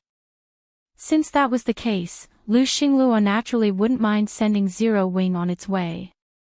An entire world filled with dark players. Even Lu Xingluo himself did not have the confidence to go up against such a force, yet Shi Feng had actually taken the initiative to challenge this force. Zero Wing's guild leaders simply did not know the meaning of death. So long as Zero Wing lost the gold mine known as Stone Forest City, with Starlink's financial strength, stomping Zero Wing to death would be a piece of cake. When the time comes, I'll have to rely on everyone present. As for the distribution of Stone Forest City's shares that comes afterward, Demon's Heart will take no part in it. Moreover, I believe the Dark World's top 3 guilds also won't dare interfere in this matter. Everyone present will be free to decide what to do with Stone Forest City. I only hope that we can put a swift end to this affair. If Zero Wing focuses fully on defense, I'm afraid even our side will have trouble taking down Stone Forest City, Flaming Light said. You don't have to worry about this point, Cold Shadow said suddenly. I have already promised Stone Forest City's various adventurer teams that I will purchase their materials at a high price and also let them exchange for a limited number of combat runes. I believe Stone Forest City's adventurer teams will no longer sell their materials to Zero Wing. Without the materials of these adventurer teams, Zero Wing won't be able to sustain its daily operations. Once the Dark World's portal opens, Zero Wing won't even be able to gather materials on its own. In that case, Zero Wing will implode in a matter of days. Upon hearing Cold Shadow's words, everyone present could not help but gasp in shock at her ruthlessness. Combat runes were items unique to the Western continent and were something the Eastern continent's various powers had been dreaming of obtaining, in order to raise the combat power of their members by a large margin. If an entire team were equipped with combat runes, it would have a much easier time raiding team dungeons and field bosses. Due to the effectiveness of the combat runes, the Eastern continent's various superpowers were sparing no expense to purchase them, with some going as far as using magic crystals for payment. Adventurer teams didn't even get a chance to purchase these combat runes. Now that Cold Shadow was offering to let Stone Forest City's adventurer teams exchange for some combat runes, those adventurer teams would definitely accept her offer without hesitation. With this, Zero Wing would truly have to fend off the Dark World's invasion by itself. Due to this matter, the members of Stone Forest City's adventurer teams were currently holding secret discussions. At the same time, they were also gathering materials to exchange for Mythology's combat runes. They were not selling any of the materials they harvested from Cold Spring Forest to Zero Wing at all. Read latest chapters at Wuxia World. EU, Zero Wing really knows how to hold its breath. Our adventurer teams have clearly stopped supplying it with materials, yet instead of raising its purchasing price, it is actually constructing something new. Does Zero Wing really think it can survive the Dark World's invasion with just a few additional defensive structures? Maybe Zero Wing is trying to make a quick buck before it falls. After all, so long as the Dark World's portal opens, everything will be over. As the adventure team players looked at the magic array enveloping the Freedom Hotel, which was under construction, they could not help speculating about it among themselves. So what if Zero Wing's black flame was strong? It was useless even if he had the strength to go up against a superpower single-handedly. After all, before an entire world's players, even super guilds would be powerless. Meanwhile, as Stone Forest City's players were quietly discussing among themselves, the magic array concealing the Freedom Hotel suddenly shattered. With the magic array's disappearance, a 32-story building on Stone Forest City's main street came into view. At 150 meters tall, it overlooked the entire city. Chapter 2549, Promotion to Intermediate City. What a huge building. What's going on? Can a basic city have such a tall construction? Players on the main street were stunned when the Freedom Hotel was suddenly revealed. Previously, the tallest building in Stone Forest City had only been 100 meters tall, but not only did the Freedom Hotel reach another 50 meters above that, but it also occupied a shockingly large area. It easily covered the area of a large-scale sports stadium. Such incredible buildings were even rare in NPC cities, let alone guild cities. The Freedom Hotel's sheer size stunned everyone who saw it. While nearby players discussed this new construction, the Zero Wing members responsible for building the Freedom Hotel were astonished by their own creation. They had known that they had been building an extraordinary superstructure, but they hadn't understood how amazing it truly was until after the Freedom Hotel's completion. Outsiders had no idea how impressive the hotel really was, but they, who had built it, were perfectly aware. The Freedom Hotel was like another world. It was bigger on the inside than it appeared, and the mana density within was frighteningly high. The Freedom Hotel's mana was around 2 or 3 times denser than in the outside world. Not even Candlelight's basic meditation rooms could compare. Moreover, that had been before the Freedom Hotel had been complete. There was a major difference between complete and incomplete structures in God's domain. A construction in the game functioned like one massive magic array. It wouldn't be complete until the final magic array had been engraved, unable to function. The building would only exhibit its full potential once the task had been accomplished. In other words, the mana density Zero Wing's members had felt inside the Freedom Hotel had been a result of the rare materials they had used. It hadn't been amplified by any magic arrays. That wasn't the only thing that amazed Zero Wing's architects. None of them had realized the complete building would stand 150 meters tall. Stone Forest City was surrounded by the Cold Spring Forest, and during their meeting on the 27th floor, they had been mesmerized by the view. If they had an opportunity to stay a night on the Freedom Hotel's top floor, they'd jump at the chance, regardless of the price. Players would also rapidly earn the double EXP buff while in the hotel due to the high mana density.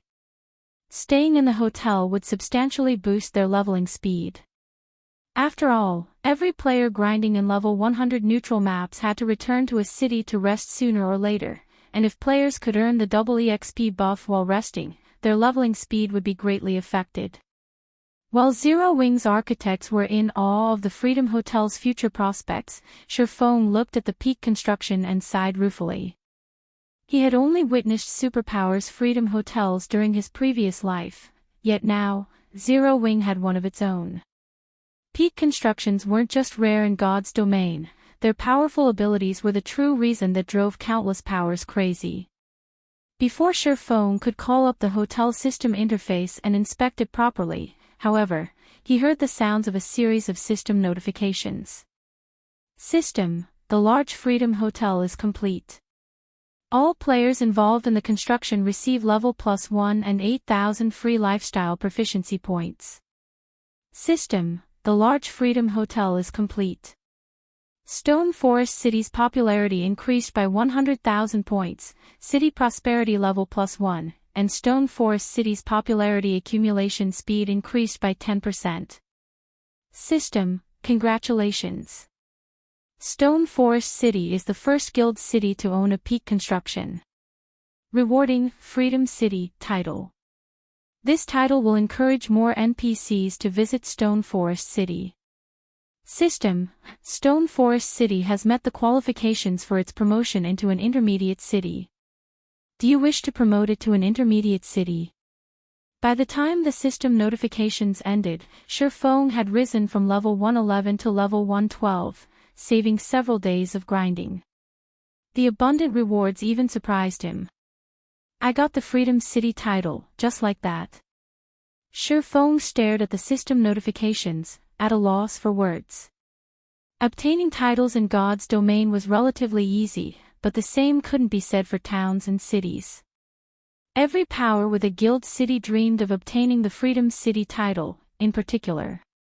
Not only would more human NPCs visit a city with the title, but other races' NPCs would also make their way to the city, especially NPC merchants and soldiers. The title would allow Stone Forest City to recruit more human NPC soldiers and those of other races. Of all the races in God's domain, humans weren't particularly talented. They neither had impressive physiques and an affinity for the earth as giants did, nor did they have the magical gifts or keen senses of the elves and dwarves, respectively. To put it simply, humans didn't have any outstanding advantages. Their legacies and relentless research were the only reasons that humans were able to occupy a significant portion of the main continent. There was also the fact that there were more humans than other races. In terms of combat power, human NPCs were far inferior to giants, elves, and dwarves. Sherfone didn't give the matter much thought, however. The Freedom City title might be a major boon, but it wouldn't be immediately effective. More importantly, Stone Forest City was ready for its promotion. An intermediate city. Current powers might not yet realize how important an intermediate city was. They only saw it as a larger city, able to accommodate more players. At best, it could rival NPC cities. However, the various powers weren't aware that guild cities were not like their NPC counterparts. The two didn't even fall into the same category. Basic guild cities only had the shape of a city, but they'd become true cities once they reached intermediate rank. This was why Sherfone had wanted to upgrade his city before transferring it to a level 100 neutral map.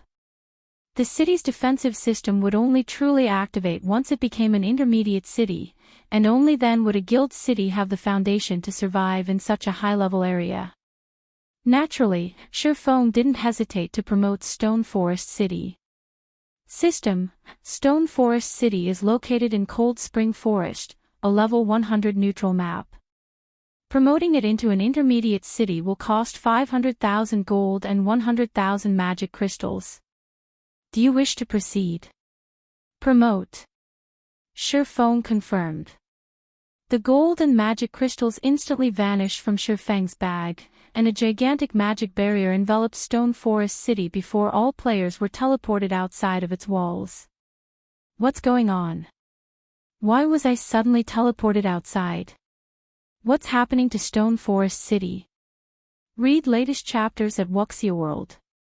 EU. The players looked up at the magic barrier around the city in stunned confusion. They had no idea what was happening.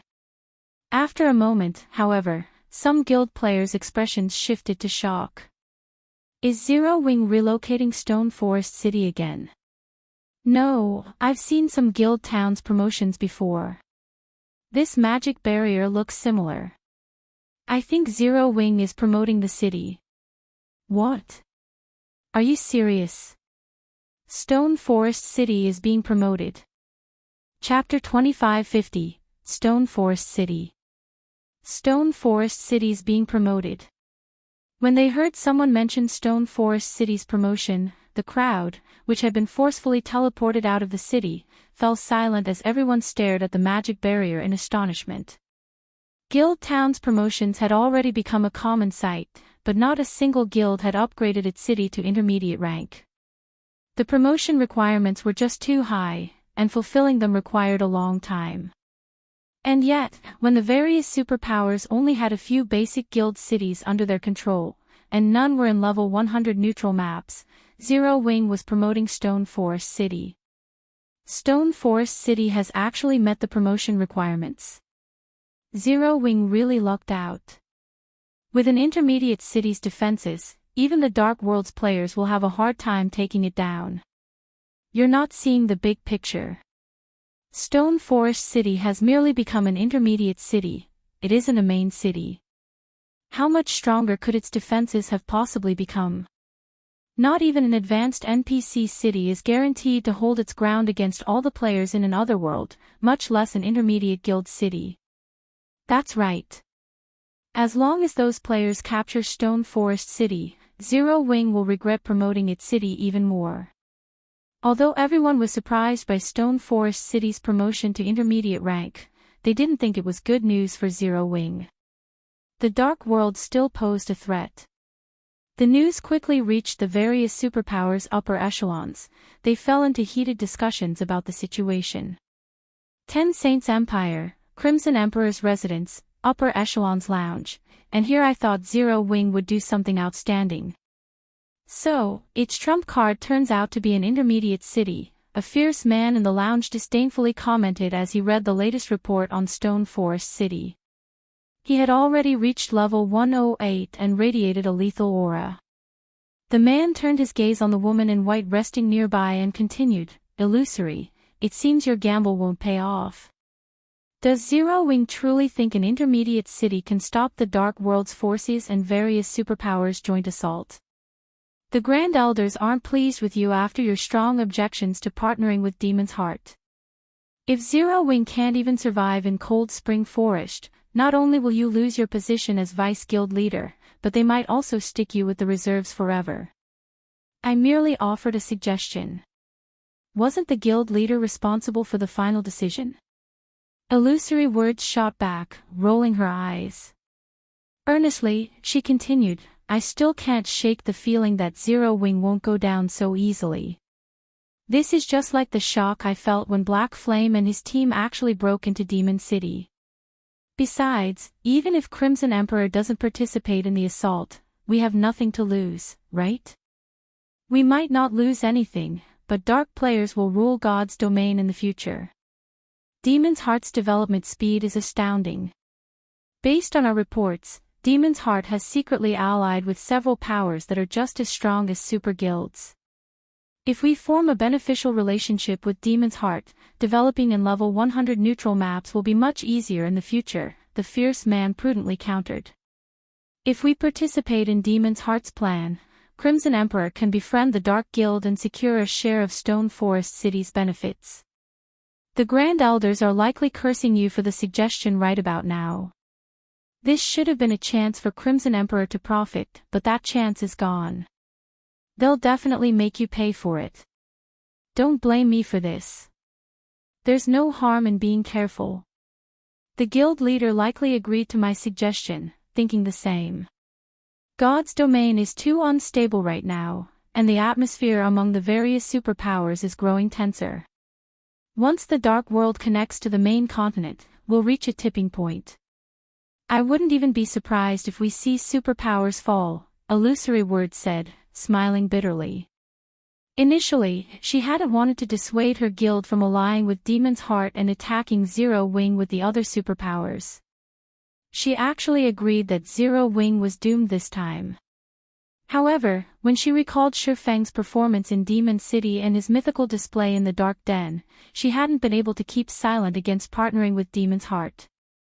Others might think her suggestion had been ludicrous, but only those who had personally experienced the shock of watching Shifeng single-handedly stop a Tier 5 Demon King's attack would understand how frighteningly powerful the swordsman was. You'll have to explain yourself to the Grand Elders. They just instructed me to visit Stone Forest City with our main force. If Zero Wing's position is lacking, we'll cooperate with the other superpowers, the fierce man said, shrugging helplessly. They're acting already. Illusory Words was a little surprised. Is Demon's Heart on the move?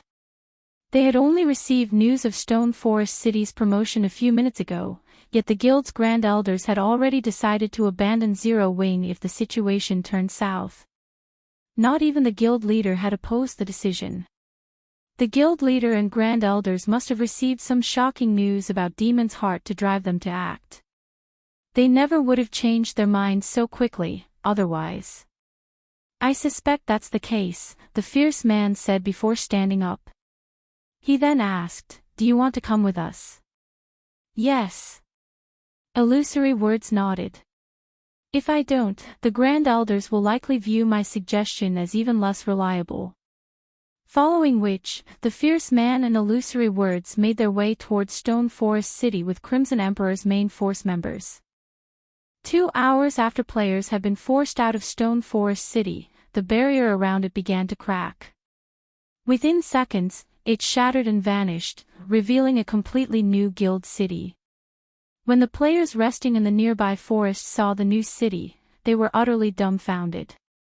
Stone Forest City's walls had undergone a heaven-defying transformation. Originally, the city walls had only been around a dozen meters tall, but now, they were more than 30 meters. The walls had also been rebuilt with completely different materials. It looked like an iron beast had curled itself around the city. Moreover, magic runes covered the entire length of the walls, giving them a strangely heavy feeling. Read latest chapters at Wuxia World. The city's buildings had also changed significantly. Not only were all of the city's constructions much larger than before, but they also radiated an indescribable pressure. Even from over 1,000 meters away, players felt as if something or someone had locked onto their auras. Even more shocking was the mana Stone Forest City radiated. Players had already been amazed by the mana density in Stone Forest City. It was no exaggeration to claim that no other guild city in God's domain was its match in this regard, but now, Stone Forest City's mana density had reached newfound highs. There was even a faint white mist enveloping everything within the city's walls. Crap! Is that really Stone Forest City? Did Zero Wing replace Stone Forest City with some other city?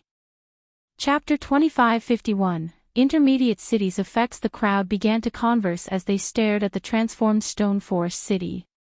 However, Zero Wing's members were more shocked than anyone.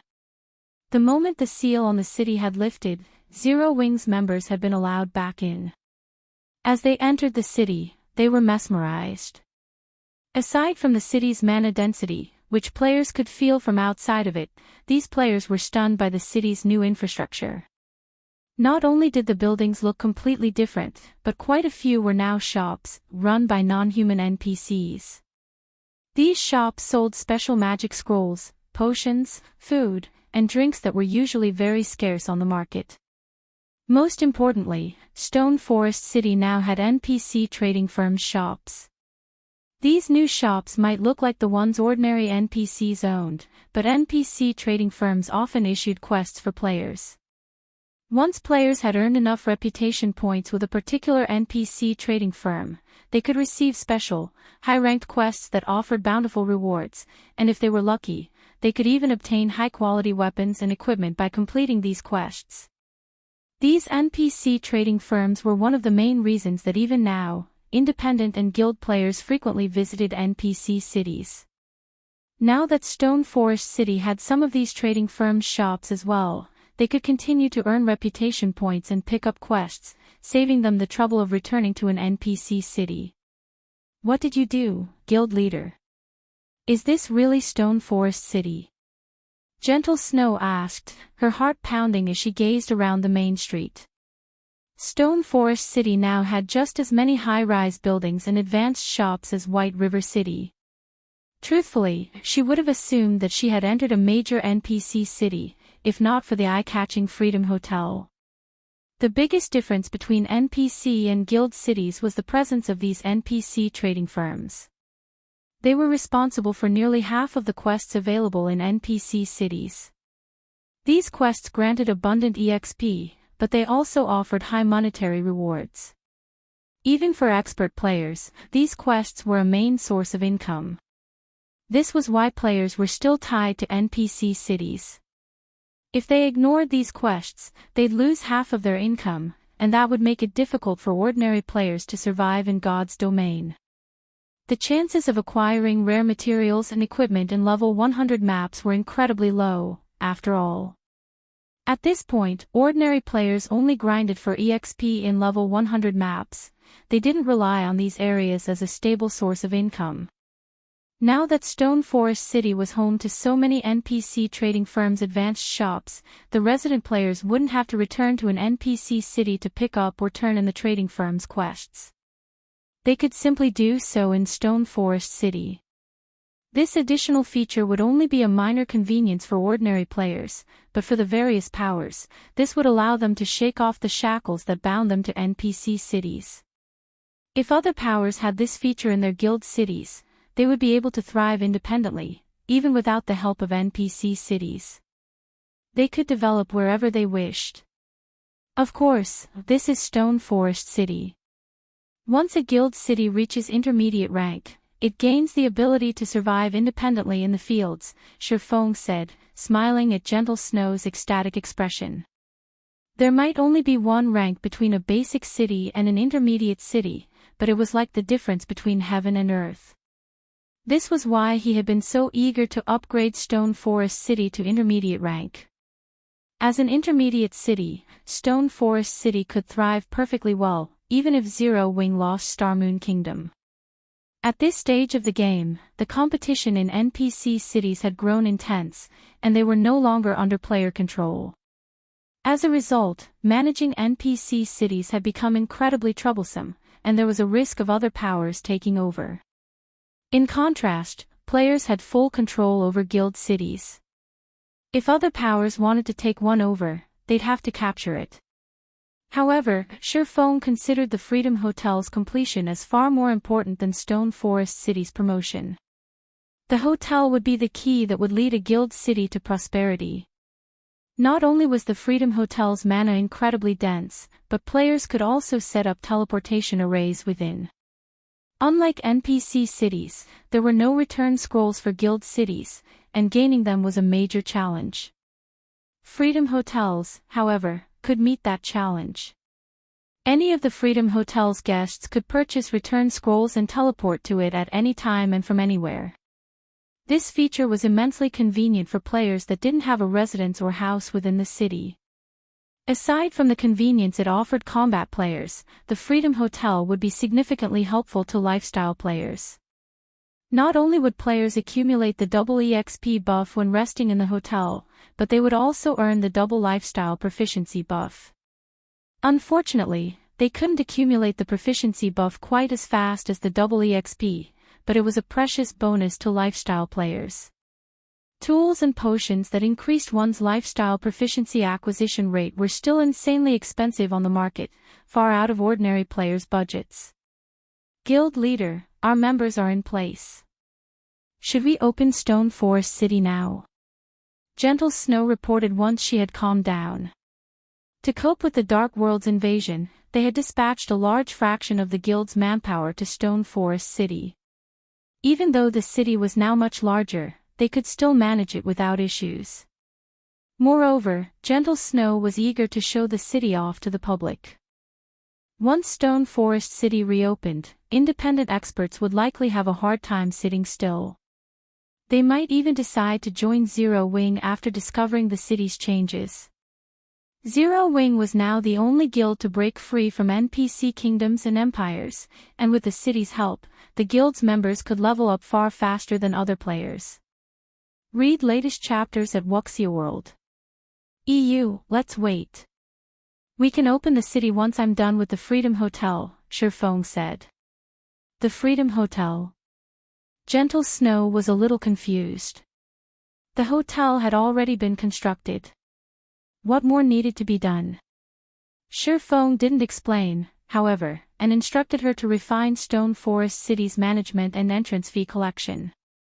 He then headed to the nearby Freedom Hotel. Once he stood in the hotel's inner courtyard, which he had built personally, Shifeng retrieved the ancient Tree of Life sapling from his bag. The mana density here should be the highest within the city. If not even this is enough, I'll be out of options. Chapter 2552, Fragmented Divine Artifacts effects. As Shifeng exposed the Tree of Life sapling to the air in the quiet courtyard, the mana in the area rampaged, frantically gathering around the sapling. After a moment, Shifeng felt a pulse of life from the sapling, and its aura grew powerful enough to be visible.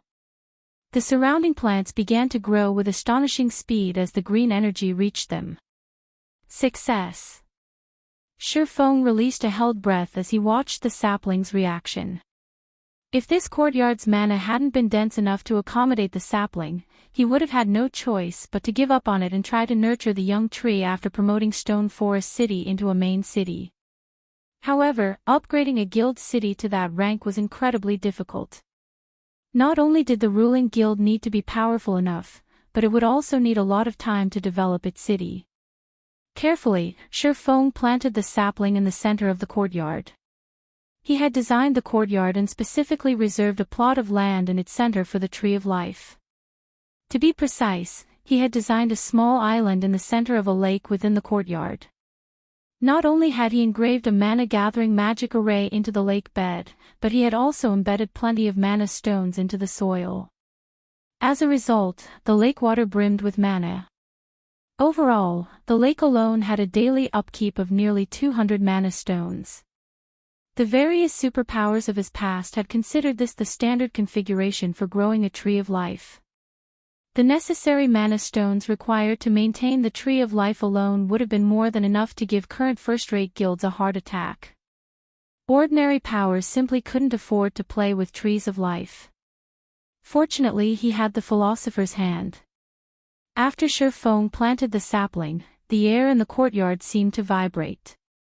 The tranquil, cool atmosphere became scorchingly hot for a time. It even got to Shifeng. After about 3 seconds, the sapling shot up into a large, emerald tree.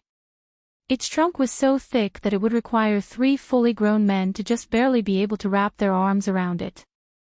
The instant the tree reached maturity, dense life aura spread throughout the inner courtyard, tinting everything with a faint shade of green. The high temperature also began to fall to a pleasant warmth. Shifeng felt as if he were standing in the middle of a field on a warm, sunny day. Is this an effect of a fragmented divine artifact? Shifeng wondered, astonished, as he felt the transformations to the inner courtyard. Just planting the Tree of Life had filled the courtyard with life energy, and it was incredibly dense. Bathing in the aura, Shifeng could sense the foreign energy within him rapidly disappear, and his mind felt unusually refreshed. This sensation wasn't like the calm indifference players experienced when around highly dense mana. Rather, Shifeng's mind felt pure and rejuvenated. It was as if all of his thoughts had been given clear, distinct paths, and he knew exactly what to do. If players could practice combat techniques here, they would have a much easier time learning them. Players needed a clear understanding of the techniques to practice and better execute them, after all. It's a pity that I can't let just anyone enter this courtyard. Shifeng gave the Tree of Life a bitter smile. The Tree of Life had already taken root, and any player could discover the tree's identity with an ordinary identification skill. If news got out that Stone Forest City housed a fragmented divine artifact ranked Tree of Life, not even NPC powers would leave Zero Wing in peace, much less players. Everyone would do everything in their power to steal it. Even so, Shifeng was very satisfied with this outcome. The Tree of Life's bonus effects weren't his goal, but the items it would produce. He urgently needed both the Water of Life and the Nuclei of Life. The tree would also produce the Fruits of Life, which were godly tools for NPCs and players' development. Now, he just needed to wait for the Tree of Life to produce these items. With the matter of the Tree of Life resolved, Sherfone contacted Gentle Snow to ask, "Snow, how are the arrangements on your side coming along?" "Everyone's in position. After our discussion, we've set the entrance fee to 20 silver. Any player capable of exploring level 100 neutral maps is an expert, so they should be able to afford that price," Gentle Snow said. Even at 10 silver per person, Stone Forest City's player population had maxed out. Now that Stone Forest City was an intermediate city, not only had the mana density within its walls increased, but NPC trading firms' shops were also available. Hence, Gentle Snow and her subordinates had agreed that even if they doubled the entrance fee, Stone Forest City's player population might still skyrocket. The quests the NPC trading firms offered provided a significant portion of players' income, which was why so many experts insisted on keeping their base of operations in NPC cities. 20 silver. You guys are vicious. Sherfone was a little surprised to hear the new entrance fee. Moreover, based on the woman's expression, she must still consider the price a little low. Revealing a bitter smile, Sherfone continued, "That seems fair, but we are trying to develop Zero Wing as quickly as possible, and to do that, we'll need to attract as many experts to the city as we can. Normally, expert players have their own private teams, which include players of low standards. If those players cannot survive in Stone Forest City, their expert friends will go elsewhere." Stone Forest City was much larger than it had been, and it would even have plenty of room to spare if 7 or 8 million players visited. They no longer had to limit access to experts to develop the city. The more players within the city, the more prosperous it would become. In turn, more NPCs would visit, particularly those of other races. Furthermore, money was no longer a problem for the guild now that Zero Wing was capable of intercontinental travel. Rather than focus on money, they should try to grow Zero Wing's strength. Zero Wing wasn't nurturing as many Tier 3 players as it had been, and if they wished to attract more within a short time, they'd have to recruit more expert players. In that case, should we stick with 10 silver? Gentle Snow asked. After listening, she agreed with Sherfeng's reasoning. Most of the city's previous visitors had been experts from the various guilds and members of powerful adventurer teams. Independent experts only made up a small minority of Stone Forest City's player population. However, she hadn't paid much attention to the matter since Stone Forest City had only been able to accommodate so many players. Now that mainstream players had reached level 100, it would be unwise to increase the city's entrance fee too much as they needed to recruit more players into Zero Wing and nurture more Tier 3 experts. No. Lower it to the minimum 5 silver, Sherfone decided. F5. Gentle Snow stuttered, stunned. Stone Forest City was now an intermediate city. Maintaining the original entrance fee would already be a major concession. She didn't even want to imagine what would become of the city if they lowered the entrance fee to 5 silver.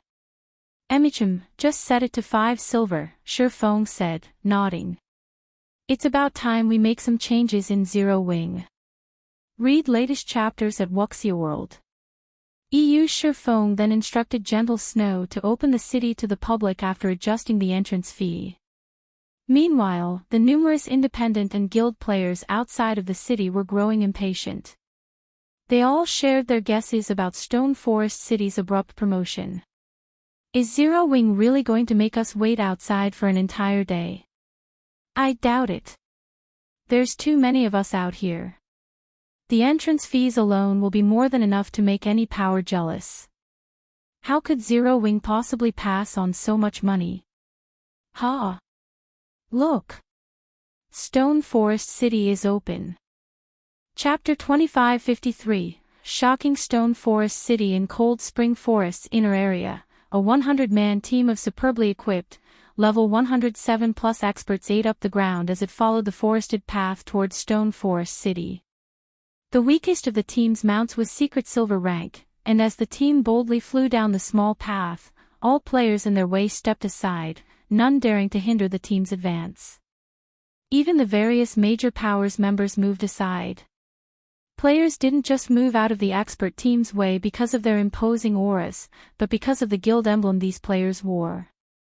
It was Crimson Emperor's emblem, and not even God's domain's major powers could afford to offend the guild. Remember what the Grand Elders told you, Illusory. You are not to act unnecessarily. Once we're in Stone Forest City, the fierce man riding a six-clawed war bear and leading Crimson Emperor's main force warned Illusory words, who had been silent during their entire journey. Although he didn't know what made her think Zero Wing could stop Demon's Heart's assault, the guild's word was law. If Illusory words leaked any information to Zero Wing, and the various powers or Demon's Heart discovered it, she would put their guild in a very awkward position. I at least have that much common sense. I'm only going to take a look. You don't need to worry, Illusory words said, chuckling. Personally, she didn't think Zero Wing stood much of a chance against the various superpowers and Demon's Heart. She only thought the guild wouldn't go down so easily. She simply wanted to visit Stone Forest City to verify her assumption. When the two fell silent, a tall, beautiful female swordsman with short hair rode forward and matched paces with Illusory Word's mount. Unlike the other experts on the team, she wasn't wearing Crimson Emperor's guild emblem. Are you sure it's alright to take us with you, Vice Guild Leader Illusory? The short-haired woman asked. If Sherfone were present, he'd be quite surprised. This short-haired swordsman was none other than Graceful Monarch from the Dark Den's Extreme Light Shelter. Relax. We're just going to take a look. We're not conducting some secret operation. Now that the Extreme Light Shelter and Crimson Emperor are allies, it's only a matter of time before you'll start developing on the main continent. It's best that you view the situation with your own eyes. Cold Spring Forest will likely become one of the main battlegrounds between regular players like us and dark players, and there are quite a few superpowers in Stone Forest City right now. Such a grand occasion doesn't happen every day, Illusory Word said, smiling. I can rest easy, then, Graceful Monarch said, nodding and breathing a sigh of relief. By now, she understood how insignificant the Dark Den was in God's domain, and after witnessing Crimson Emperor's residence, she realized what it meant to be a true superpower.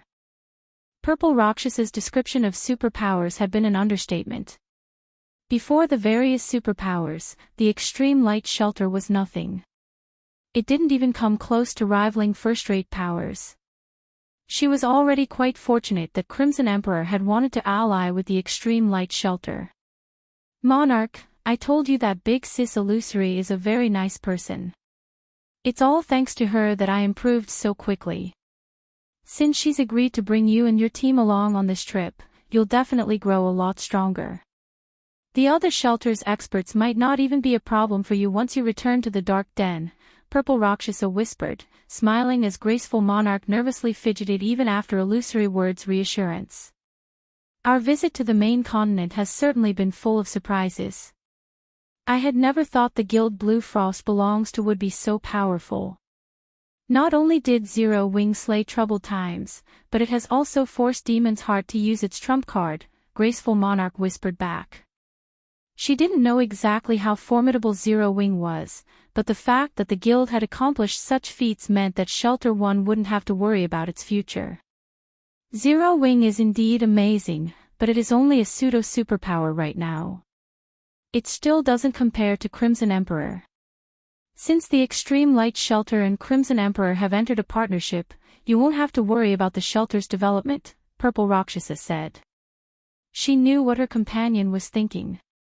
Chuckling, she continued, Zero Wing is about to face every player in a major otherworld. Even if it isn't annihilated, those players will at least partially cripple the guild. Shelter 1's development will likely become a problem. With the threat of destruction looming over Stone Forest City, Zero Wing wouldn't likely be able to help Shelter 1 in the future. In contrast, the Extreme Light Shelter had Crimson Emperor's help. Becoming one of the Dark Den's top 3 shelters should be entirely possible. While Graceful Monarch and Purple Rakshasa continued their conversation in whispered tones, the team left the forest that surrounded Stone Forest City. Stone Forest City lies ahead. Be careful once you enter the city. Many superpowers have hidden their forces within. If you accidentally offend one of them, we'll have trouble to deal with. Illusory words warned the two from the dark den. Zero Wing's main headquarters is ahead of us. Curiosity flashed in Graceful Monarch's eyes. I'll finally get a look at how strong the guild behind Blue Frost is. She still hadn't forgotten the image of Shurfong stopping the Demon King's hand in the dark den, and it piqued her not long after Illusory Word's warning. The silhouette of a gigantic city came into view. It was just as splendorous as the major NPC cities in the Ten Saints Empire. The mana density radiating from Stone Forest City was especially noticeable. The team felt as if they were gazing at a mountain of magic crystals, rather than a simple guild city. So, this is Zero Wing's guild city. Graceful Monarch was momentarily stupefied when she saw the city that brimmed with mana ahead. She had seen plenty of major NPC cities in the Ten Saints Empire. Although these major NPC cities were spectacular and mighty, they paled in comparison to Stone Forest City, and the Extreme Light Shelter was no more than a grass hut in comparison. Even Illusory Words gaped at the scene. Read latest chapters at Wuxia World. This wasn't her first visit to Stone Forest City.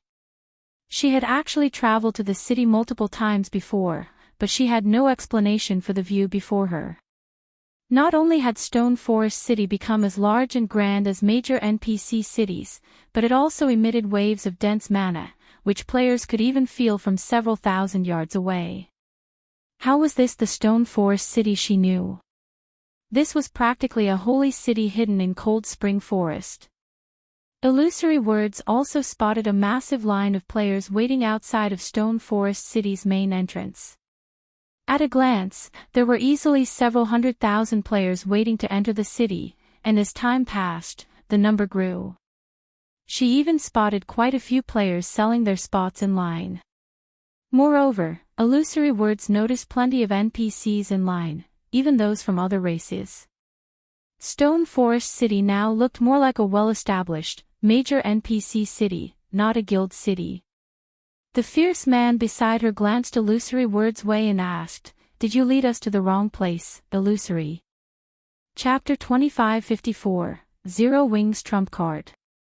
With the fierce man's question hanging in the air, the rest of Crimson Emperor's members turned to Illusory Words. The Stone Forest City before them was simply too impressive. It was hard to imagine this was merely an intermediate city. They had been busy within the Ten Saints Empire, so they had only heard about Stone Forest City. This was their first visit. Only Illusory Words, who preferred to wander throughout God's domain, had ever seen the city before. These are the coordinates. This should be Stone Forest City, Illusory Words said, giving the fierce man a bitter smile. The sign above the gate clearly states this is the city we're looking for. This shouldn't be a mistake. In truth, even after seeing the sign, she felt as if she had arrived at the wrong place. This looked nothing like the Stone Forest City she had visited in the past. It almost looked like a major NPC city. Furthermore, there was too much mana wafting from the city. Not even the holy city of Titan had such dense mana. Stone Forest City looked nothing like a player-owned city. Crimson Emperor's members snapped out of their daze and examined the city before them. Just as Illusory Words had said, this was undoubtedly Stone Forest City. Crimson Emperor's members weren't the only players shocked by Stone Forest City's new appearance. Some of the various major powers experts that had come to investigate the upgraded city were just as astonished by what they found. No one had ever thought a guild city would change so drastically when it grew from a basic city to intermediate rank. Black Flame really is amazing. With so much mana in the city, players will still choose to rest here, even with the Dark World's imminent invasion. With the entry fees alone, Zero Wing won't have any financial worries for a while. Galaxy Past, the Star Alliance's guild leader, enviously commented as he gazed in awe at the splendorous city before him. Once upon a time in Starmoon Kingdom, the Star Alliance had stood toe-to-toe with Zero Wing. However, while the Star Alliance had been nursing headaches over its daily income, Zero Wing was swimming in money. Nowadays, the various guilds' main source of income was the entrance fees they collected in their guild towns and cities, but as more towns and cities rose up in neutral maps, the competition between them grew intense. To maintain an edge over their competition, most guild towns and cities had reduced their entrance fees to a painful low. Stone Forest City, on the other hand, wouldn't have such worries. As the sole guild city in a level 100 neutral map, it had no competition whatsoever. It could set whatever entrance fee it wished, and plenty of players would still visit the city. That's for sure. Zero Wing will make a killing. You've just arrived, so you might not realize how insane the guild is, but Zero Wing is only charging 5 silver per person to enter the city. I've heard that it's the lowest price you can set for an intermediate city. Other guild cities and neutral maps charge at least 2 silver per person, but they're nothing compared to Stone Forest City. Many of my friends are planning to shift their base of operations to Stone Forest City, and I'm sure they're not alone in that idea. I suspect we'll see the number of players trying to get an increase by at least tenfold, an independent Tier 3 shield warrior in front of Galaxy Past in line said, nodding in agreement. 5 silver. Flourishing Willow, the Tier 3 female ranger behind Galaxy Past, stared at the shield warrior with wide, shocked eyes, doubting his claim. First-rate guilds like the Star Alliance had no choice but to reduce their entrance fees due to how much competition they faced, but Stone Forest City was unique. Even if it cost 20 silver to enter the city, a ton of players would still use it as their bases, let alone 10 silver. God's Domain had far too many players and innumerable experts. Stone Forest City wasn't nearly large enough to accommodate so many players. With a guild city's limited capacity and the fact that Zero Wing wouldn't have to worry about customers, increasing the entrance fee was the wisest decision, yet Zero Wing had done the opposite. Flourishing Willow simply couldn't believe it. Even Crimson Emperor's members, who had just found a place in line, were astonished when they learned about the city's cheap entrance fee. Charging anything less than 20 silver would be an insult to such a sacred resting ground as Stone Forest City in their opinions. They had even been prepared to pay 30 silver per person to enter the city. Not only would the city's incredibly dense mana help players rapidly recover from exhaustion, but players would also see astounding results if they trained within the city. 30 silver was more than worth such benefits for experts like them. So, what was the point of lowering the entrance fee to 5 silver? So, this is Black Flame's trump card. It certainly is a wise move, the fierce man from Crimson Emperor muttered, overhearing the Star Alliance's conversations. Had Zero Wing set Stone Forest City's entrance fee at 20 or 30 silver per person, there wouldn't be as many players interested in living in the city. Although the city would eventually become overcrowded, it would take some time. Not all players could afford such a high price, after all. In contrast, even ordinary level 100+ players could afford 5 silver, and they made up the majority of God's Domain's player base. With such a low entrance fee, the city's player population would reach its limit in 2 or 3 days. Even at 5 silver per person, the city would generate amazing profits. This is going to give Demon's Heart's Flaming Light a huge headache. Zero Wing can easily earn over 1 million gold in the next 2 or 3 days. Including the profits it earns from the businesses within the city, the guild will earn a minimum of 2 million gold before 3 days pass. With so much money, Zero Wing can easily survive the Dark World's assault for a very long time, Illusory Word said, smiling. Even after seeing the city's glorious transformation, she hadn't thought highly of Zero Wing's chances, but after this discovery, she recognized that the guild had exceeded her expectations.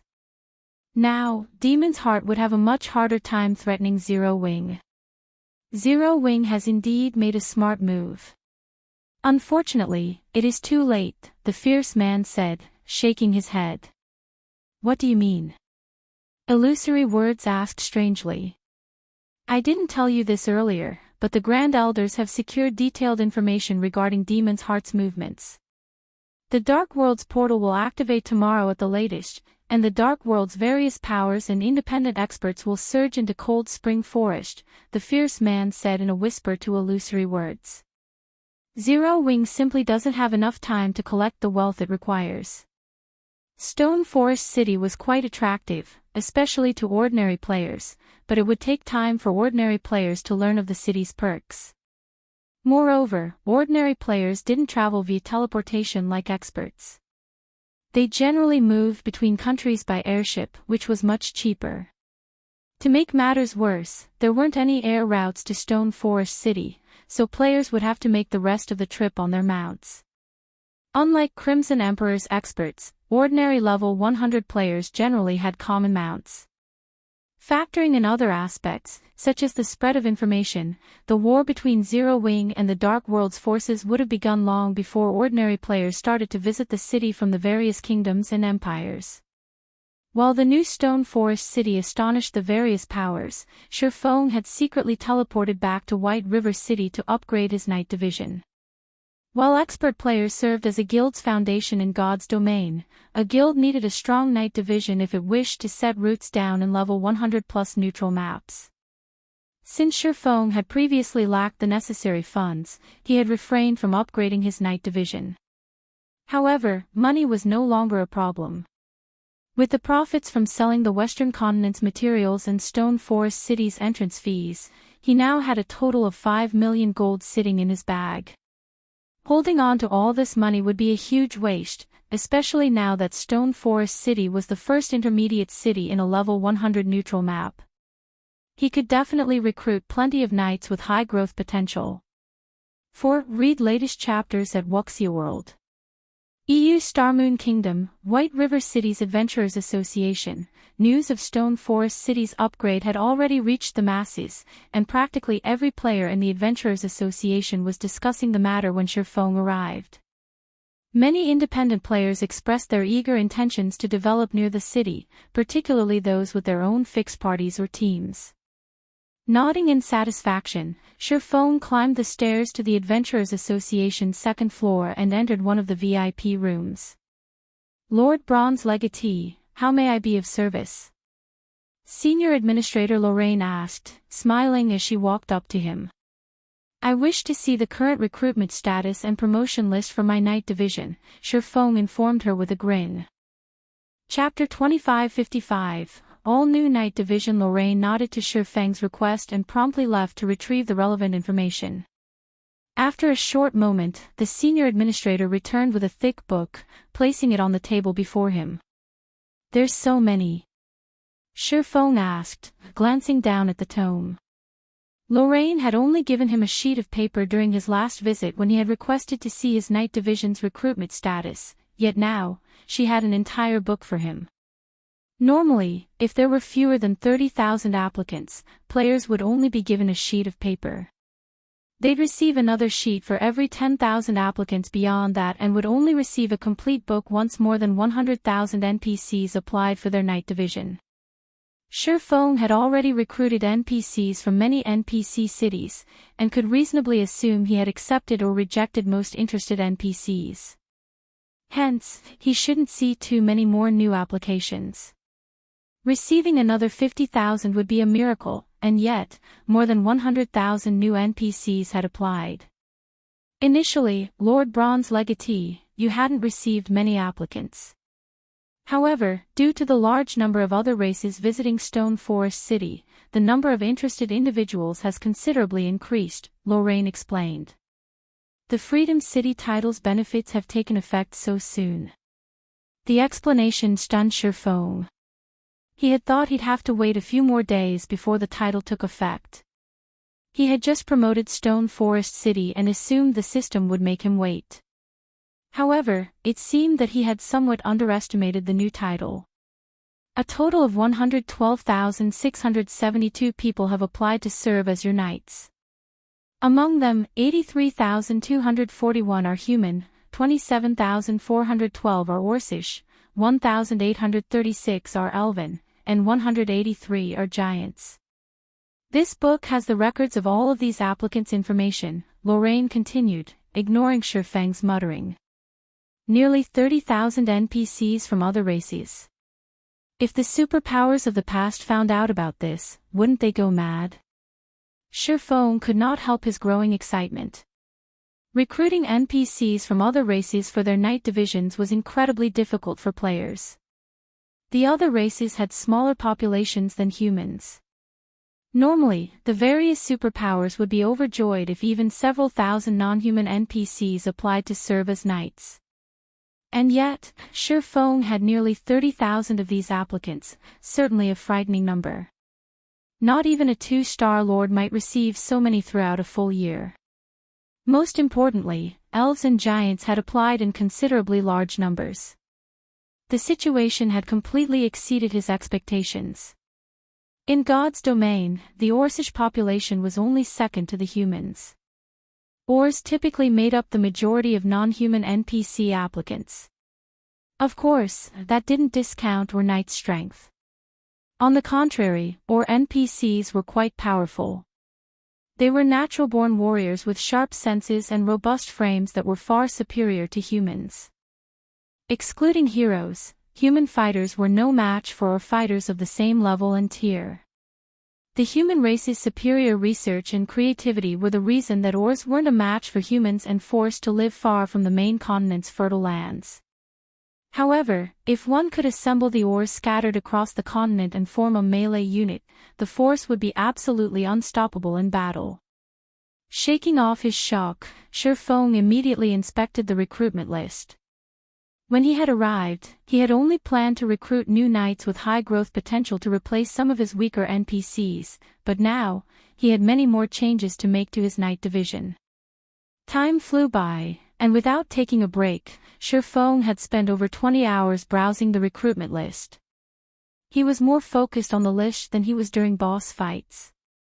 Thankfully, I brought plenty of coins with me. Otherwise, I wouldn't even have enough to pay the dismissal fees. Shifeng revealed a bitter smile as he finished reading the list. If things had gone according to his original plan, he would have only been able to replace a small fraction of his Knight Division's members, but now that he could recruit non-human NPCs, which would be bound to him for life, things had changed. Once he recruited non-human NPCs, he couldn't dismiss or replace them. Hence, he had to be extremely careful when choosing non-human knights. Fortunately, non-human NPCs were much cheaper to recruit and maintain than human NPCs. They were generally 30% cheaper. All things considered, it wasn't a bad transaction. Moreover, non-human NPCs tended to be quite talented. In fact, more than half of the non-human NPCs in God's domain were Bronze Knight standard or above, which was one of the reasons that the various powers of the past had preferred non-human NPCs. Of the 27,412 Ors that had applied to join Shifeng's Knight Division, 15,123 were Tier 2 Bronze Knights. The ratio was unheard of among human NPCs. However, it was quite normal with Ors. Many Tier 3 Ors had also sent in applications, and they all had considerably high potential. Even the weakest among them was at the mysterious Iron Standard, while 45 were at the secret Silver Standard, and 1 fine Gold Standard Or had applied. The Elven and Giant applicants were just as shocking. Elves were natural-born mages, with higher growth potential than most races.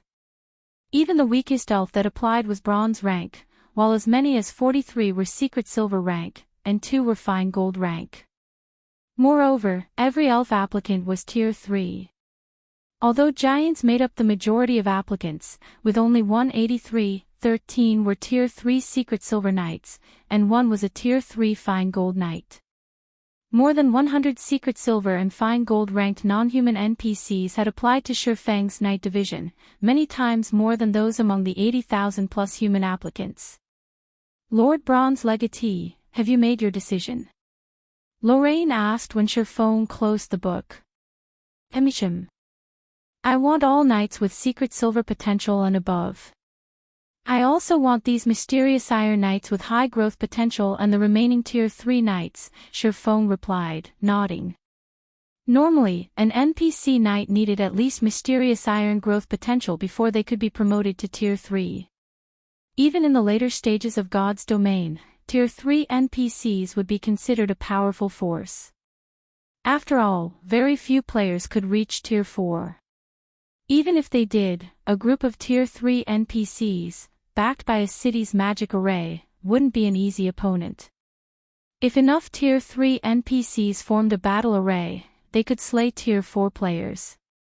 This was why, even after reaching Tier 4, players could only afford to act conceited in the fields. Very well. There are 152 applicants with secret silver potential or above.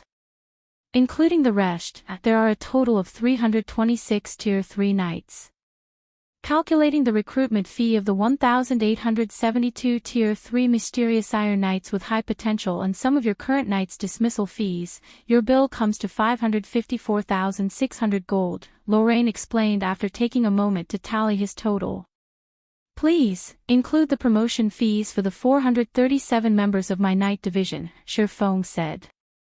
Giving the matter some thought, he continued, I also want to outfit my Tier 3 Knights with epic equipment. How much will that come to? That will raise the price considerably. If we include the 437 people that will be promoted to Tier 3, you will need an additional 5,640,000 gold to arm all of your Tier 3 Knights with epic equipment. With the prior fees, your total comes to 6,198,970 gold, Lorraine responded, giving Shifeng a skeptical look.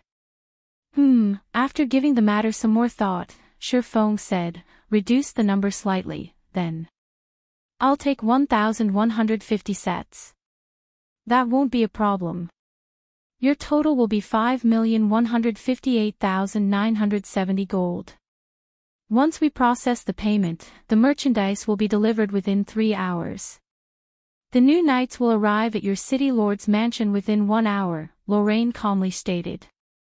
Shifeng then nearly emptied his bag of coins, and in the blink of an eye, he was once again a pauper. Nurturing a Knight division really is expensive. It's no wonder why all of the superpowers that had Knight divisions were poor, Shifeng muttered, bitterly smiling at the less than 3,000 gold in his bag. While Shifeng upgraded his Knight division, in a remote canyon in the distant Cold Spring Forest, a group of black-clad magical class players chanted an incantation along the edge of a gigantic magic array. The array covered a 200-yard radius, and in its center stood an indifferent, handsome youth with a night black crystal in his left hand, while writing a series of divine runes with his right. With each line of completed runes, a shard broke off of the crystal and disintegrated. Read latest chapters at Wuxia World. When the crystal was nearly gone, the youth completed the final line of divine runes. Suddenly, the sky above the magic array split, and a colossal door dropped from the spatial tear. The door was over 100 meters tall and covered in ancient runes, radiating a mighty aura that made everyone nearby shudder. Once the door landed, it began to part down the middle. Excellent! It's complete! Flaming Light exclaimed as the door began to open. He then glanced at the middle-aged man standing nearby and said, Heart, notify the various powers and tell them that the door is open. Whether they cherish this opportunity or not is up to them. Understood. Furious Heart respectfully responded, crossing the threshold with his team. Chapter 2556, Crazy Freedom Hotel Cold Spring Forest, Stone Forest City. As news regarding Stone Forest City spread to more independent players, the number of small adventurer teams visiting the city continued to increase. Less than a day after the city's reopening, it had become somewhat crowded, and even more players had lined up to enter the city. A 6-man party of cloaked players, all radiating darkness energy, stood among the long line, and none of the nearby players even dared to take half a step closer to them. Those players' killing intent is so strong. Not even dark players, who constantly slaughter others in the fields, have such intense hostility. Who are those people? Their killing intent isn't the only thing that's intense. Look at their equipment. They might have concealed the glow effect, but all of their items are engraved with magic runes. Their equipment should be fine gold rank or higher. Level 105 fine gold equipment. Not even the various superpowers' main force members necessarily have such top-tier items. Although the independent players nearby were afraid of the six-man party, they couldn't help but envy the party's equipment. Ever since mainstream players had reached level 100, demand for level 100+ secret silver weapons and equipment had skyrocketed, but supply remained incredibly low. Thus, these items' prices had substantially increased. Not even ordinary expert players could afford level 100+ fine gold weapons or equipment. Even the various superpowers' main force members would throw a party if they acquired just one such weapon or equipment piece. However, the weakest piece the six-man party wore was level 105 fine gold rank, and all of their equipment bore magic runes. To ordinary players, the equipment was divine. Despite noticing the surrounding players' envious looks, the members of the six-man party didn't respond. I guess the main continent's ordinary experts don't amount to much. Not only do they have such poor weapons and equipment, but they don't even know about magic enhancement. Once the army has gathered, the Dark World will likely claim this area as new territory in the blink of an eye. A grey-clad, Tier 3 Cursmancer with a military haircut disdainfully dismissed as he glanced at the independent experts around him. You shouldn't say such things, old Flash. After all, the environment in this area is no match for what we have in the Dark World. These players only have to worry about monsters in the fields, while we are always on the lookout for monster and player ambushes. It's only natural that our world's players have developed so much faster, a middle-aged, bearded man with simple features chided, chuckling. Besides, ordinary experts are just that. The various major powers experts are much stronger. Otherwise, our two guilds wouldn't have signed a non-interference pact with Zero Wing. I guess, but I still don't get why our guilds wanted to partner with Zero Wing in the first place. You must have seen how powerful that army was on our way here. How could Zero Wing possibly stop that kind of force? We shouldn't have a reason to pay Zero Wing 500,000 darkness crystals, the Cursmancer named Magic Flash grumbled. 500,000 darkness crystals was no small price, even to their guilds. They certainly weren't worth a non-interference agreement from Zero Wing in their fight for resources in Cold Spring Forest. The only thing Zero Wing could do when facing the Dark World's countless players was hold inside the city. I don't know, but the higher-ups have their own reasons. We just need to complete the task they've assigned us, the middle-aged man said, shaking his head. In all honesty, the situation confused him, too. The number of Dark World players preparing to invade Cold Spring Forest was no laughing matter. Several million players had already joined the invading army, and more were on their way. News of the open pathway had just begun to spread, and it would take time for the information to reach the far corners of the Dark World. Based on their guild's estimates, the army should easily include tens of millions of players, possibly over 100 million. Not even the neighboring kingdoms and empires stood a chance against such a force, much less Zero Wing. The Dark World's army would definitely cause a massive commotion when it arrived on the main continent. While Dark Rhapsody and Deity Society's members conversed, they crossed Stone Forest City's gates. The mana here sure is dense. If Dark Rhapsody's guild cities had this much mana, we'd easily become the #1 guild in the Dark World, Magic Flash noticed, envious when he felt the mesmerizing mana in the air. It is certainly astonishing. It's no wonder why so many superpowers want this city, the bearded middle-aged man replied. What a pity. If Demon's Heart hadn't opened the Dark World's portal in Cold Spring Forest, Zero Wing might have become a massive threat to the various superpowers, Magic Flash said, glancing around at the crowd of players and NPC merchants. Seeing so many people, he, more or less, understood why his superiors had decided to ally with Zero Wing. Stone Forest City was no less prosperous than major NPC cities. With a guild city like this under its control, Zero Wing would have no worries about its development. Since Cold Spring Forest was a level 100 neutral map, every player here had a certain degree of strength. Including the conveniences the city offered, not only could Zero Wing continue to recruit and nurture more expert players, but its members' average levels would gradually surpass the various superpowers, as well. Zero Wing definitely had the potential to become a titan in God's domain. Maybe, but we shouldn't dwell on it. We should hurry and contact Zero Wing. The sooner we get this done, the sooner we can return. If we wait and miss the invasion, it'll become more difficult to establish ourselves in Cold Spring Forest later, the middle-aged man cautioned.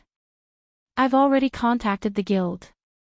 They said we should head toward the tallest building on the main street. Once we're there, someone will take us to meet their guild leader, Magic Flash said. You mean that building? The middle-aged man asked, pointing to the Freedom Hotel in the center of the city. Astonished, he continued, I'm impressed that Zero Wing managed to erect such a tall building. The tallest building either of our guilds has constructed is only a little over 50 meters tall, but that thing is at least 150. So what if it's tall?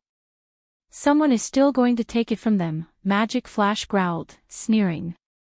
The middle-aged man didn't try to refute Magic Flash's assumption. Such a tall building would only be useful for visual impact. Zero Wing would have been far better off spending its money to strengthen its members, in his opinion. Strength meant everything in God's domain. The cloaked players then made their way toward the hotel. They didn't take long to reach it, and when they did, they noticed a long line of players both inside and outside of the Freedom Hotel. Many of the players in line were Tier 3 experts, and some of their auras even made Magic Flash and his companions shudder with fear. There were dozens of those experts, too. Even more surprising, every one of those experts obediently stood in line before the Freedom Hotel's front desk. The scene stupefied Magic Flash and his party. Normally, such experts could act as vice-commanders, even commanders, of their guild's legions. Players of their caliber warranted respect, regardless of where they were, yet they waited in line with a bunch of ordinary players. What was happening here? Moreover, Magic Flash's party was confused by the fact that every one of those experts, including the peak experts, seemed excited and grateful to receive one of the Freedom Hotel's room tokens from the front desk. Suddenly, Gentle Snow approached the cloaked party, asking, Are you representatives from Dark Rhapsody and Deity Society? That's right, we are, the middle-aged man confirmed, nodding as he spotted the Zero Wing emblem Gentle Snow wore. He was more than a little surprised when he sensed Gentle Snow's powerful aura.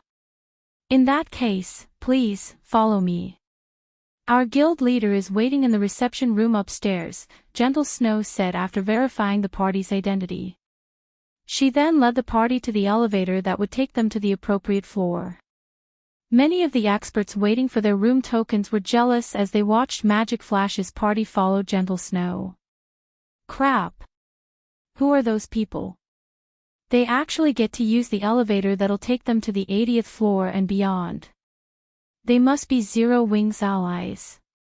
If I remember correctly, only the hotel's silver members get to stay on those floors. You need more than just coins and magic crystals to become a silver member, too. You also need to earn a large number of membership points. I've heard that not even top adventurer teams' commanders were granted silver memberships. Zero Wing is too stingy. It actually wants us to earn points just to stay in this hotel. I wonder when I'll earn enough to become a silver member. It's not all that unusual. There are only a limited number of rooms available, after all, and I've heard that the advanced rooms on the 80th floor and above are amazing. Not only is the recovery speed there 30% higher than in normal rooms, but each room also has its own training room. Players can practice simple combat techniques by themselves in those training rooms. Seriously. You can actually practice your combat skills in the advanced rooms. This won't do. I need to become a silver member as soon as possible. The players waiting in the Freedom Hotel's lobby were indescribably jealous as they watched Magic Flash's party enter the elevator. Their reactions confused the dark players. A short moment later, the group arrived on the Freedom Hotel's top floor. Read latest chapters at Wuxia World. EU. The instant Magic Flash and the others set foot on the Freedom Hotel's top floor, their minds felt serene. To be precise, they felt mentally refreshed, as if their thoughts had found their own unique paths. They could now conceptualize ideas without confusion. So, this is Zero Wing. Magic Flash and the others couldn't help but gasp when they felt the change. They had already been astonished by the Freedom Hotel's mana, but compared to this environment, the lobby was nothing. If they could train on this floor, they'd see results dozens of times faster. They might even be able to break into the Void Realm. Our guild leader is inside. Please, go in, Gentle Snow said, not surprised in the slightest to see the 6 players' astonished expressions. She simply smiled as she opened the reception room's doors. Chapter 2557, Astonishing Foundation's Gentle Snow's request yanked Magic Flash and the others from their reverie, and they walked into the VIP reception room with awkward expressions. As they entered the room, however, they were, once again, left speechless. The refreshed sensation they had enjoyed in the hall had been amazing, but it was amplified several times the moment they set foot in the reception room. The strange energy in the room was clearly denser than in the hall. If they could train inside this reception room for a few days, their combat standards would reach the next level. Even the various powers would treat a room like this like a sacred training ground, barring entry to anyone other than core members, and yet, Zero Wing used it as a reception room. Extravagance. This was too extravagant. A male swordsman reclined on one of the sofas in the reception room, wearing a simple set of equipment and a black cloak across his back. Opposite of the swordsman was a woman who had barely reached level 100. The woman radiated no aura whatsoever and looked even weaker than ordinary players. However, the advanced Master Forger's insignia the woman wore was extraordinarily eye-catching. The woman was none other than Melancholic Smile, who had been busy managing the candlelight trading firm. After long hours of crafting and frantic research, she had successfully become an advanced Master Forger, as well. Guild leader, this is our current limit. The forging techniques involved are simply too delicate and complex. Crafting a successful product in a short time is impossible, I'm afraid, Melancholic Smile disappointedly insisted as she placed several pieces of equipment on the table between her and Shifeng. The moment she did, Magic Flash and the others' eyes widened in shock. Not only were the several equipment pieces part of the same set, but they also carried the glow of fine gold equipment. In other words, the equipment placed on the table was a fine gold set equipment. Moreover, it was a level 100 plus fine gold set equipment. Even Dark Rhapsody and Deity Society had only found a few sets, yet Zero Wing could craft it, and based on Melancholic Smile's comment, that was a failed product. Meanwhile, as Magic Flash's party entered the reception room, Shifeng's gaze shifted to his guests. You must be Dark Rhapsody and Deity Society's representatives. Please, have a seat, Shifeng said. When he noticed that Magic Flash's group couldn't pull their eyes from the failed items on the table, he chuckled and said, It seems you are very interested in this Dark Demon set. After returning to Stone Forest City, he had immediately instructed Gentle Snow to pass the Dark Demon set forging design to Melancholic Smile for research and production. He had enough responsibilities at the moment and didn't have the time to forge the set equipment himself. In contrast, Melancholic Smile could and did devote her free time to forging. Hence, she improved her skills a lot faster than Shifeng could. She had even become an advanced master forger before he had. The candlelight trading firm also had Cream Cocoa, who focused all of her time on forging since she didn't have any management duties as Melancholic Smile did. She improved even faster than Melancholic Smile and had become the first advanced master forger in candlelight. Now, the trading firm had two. Unfortunately, the Dark Demon set proved far more difficult to produce than Sherfong had expected, and even after working together, Cream Cocoa and Melancholic Smile had barely managed to craft one fine gold set. Moreover, their production success rate wasn't particularly high. Even after involving all sorts of tools and rare materials, they had only managed to raise their success rate to 50%. I apologize for our earlier rude behavior, the bearded middle-aged man from Deity Society hurriedly apologized. It's just that level 100 plus fine gold set equipment is a truly rare sight. I had never imagined that Zero Wing was capable of crafting such equipment. It surprised me, but rest assured, we won't reveal this secret to anyone. It's fine. This doesn't need to be a secret. Since Dark Rhapsody, Deity Society, and Zero Wing are allies, you don't need to behave like outsiders. If you are interested, I can sell you a few sets, Sherfong nonchalantly offered. Zero Wing's possession of the Dark Demon set forging design had already been exposed. Only, news of it hadn't reached the eastern continent. Hence, there was no need to keep it a secret. Moreover, Sherfong intended to store these fine gold-ranked Dark Demon sets in the guild warehouse, making them available for purchase later. Once he did, there would be no containing the information. Besides, the sooner the public learned about the Dark Demon set, the better. That way, Zero Wing could use the set to attract more experts to join the guild. Are you serious, guild leader Black Flame? Magic Flash could not help but ask. That was a level 100 plus fine gold set equipment they were talking about. If he could get his hands on such a set, his combat power would increase by at least 30%. He might even catch up to peak experts of the same level. Of course, as Sherfong said, smiling when he saw the passionate light in Magic Flash's gaze. However, it won't be cheap, and I won't sell them for coins. He did not mind selling the fine gold-ranked Dark Demon set. This was only a failed product, after all, and at this point, most superpowers had at least a few sets of fine gold set equipment. Selling some to Zero Wing's partners wouldn't harm his guild in any way. What do you want for the set, then? Magic Flash eagerly asked. Darkness crystals, Sherfong said. My price isn't very high. What do you think of 15,000 crystals? The various powers still thought only dark players needed darkness crystals, but they didn't realize that as God's Domain's lifestyle players continued to develop, attributed magic crystals would become more valuable. Weapons and equipment crafted with attributed magic crystals would gain additional properties related to the crystals. Such changes wouldn't be visible in the item's attribute panel, but in the hands of Tier 3 players and above, they'd perform considerably better, especially for players with fully unlocked mana bodies. Fortunately, darkness crystals were relatively easy to acquire in the dark world. Hence, Sherfong had decided to collect some before the various powers realized their value. 15,000 crystals per set. Magic Flash was shocked. Isn't that a little too much? Guild leader Black Flame. Level 100 plus fine gold set equipment was indeed very rare and some of the best equipment available in God's Domain right now, but darkness crystals were similarly rare and valuable.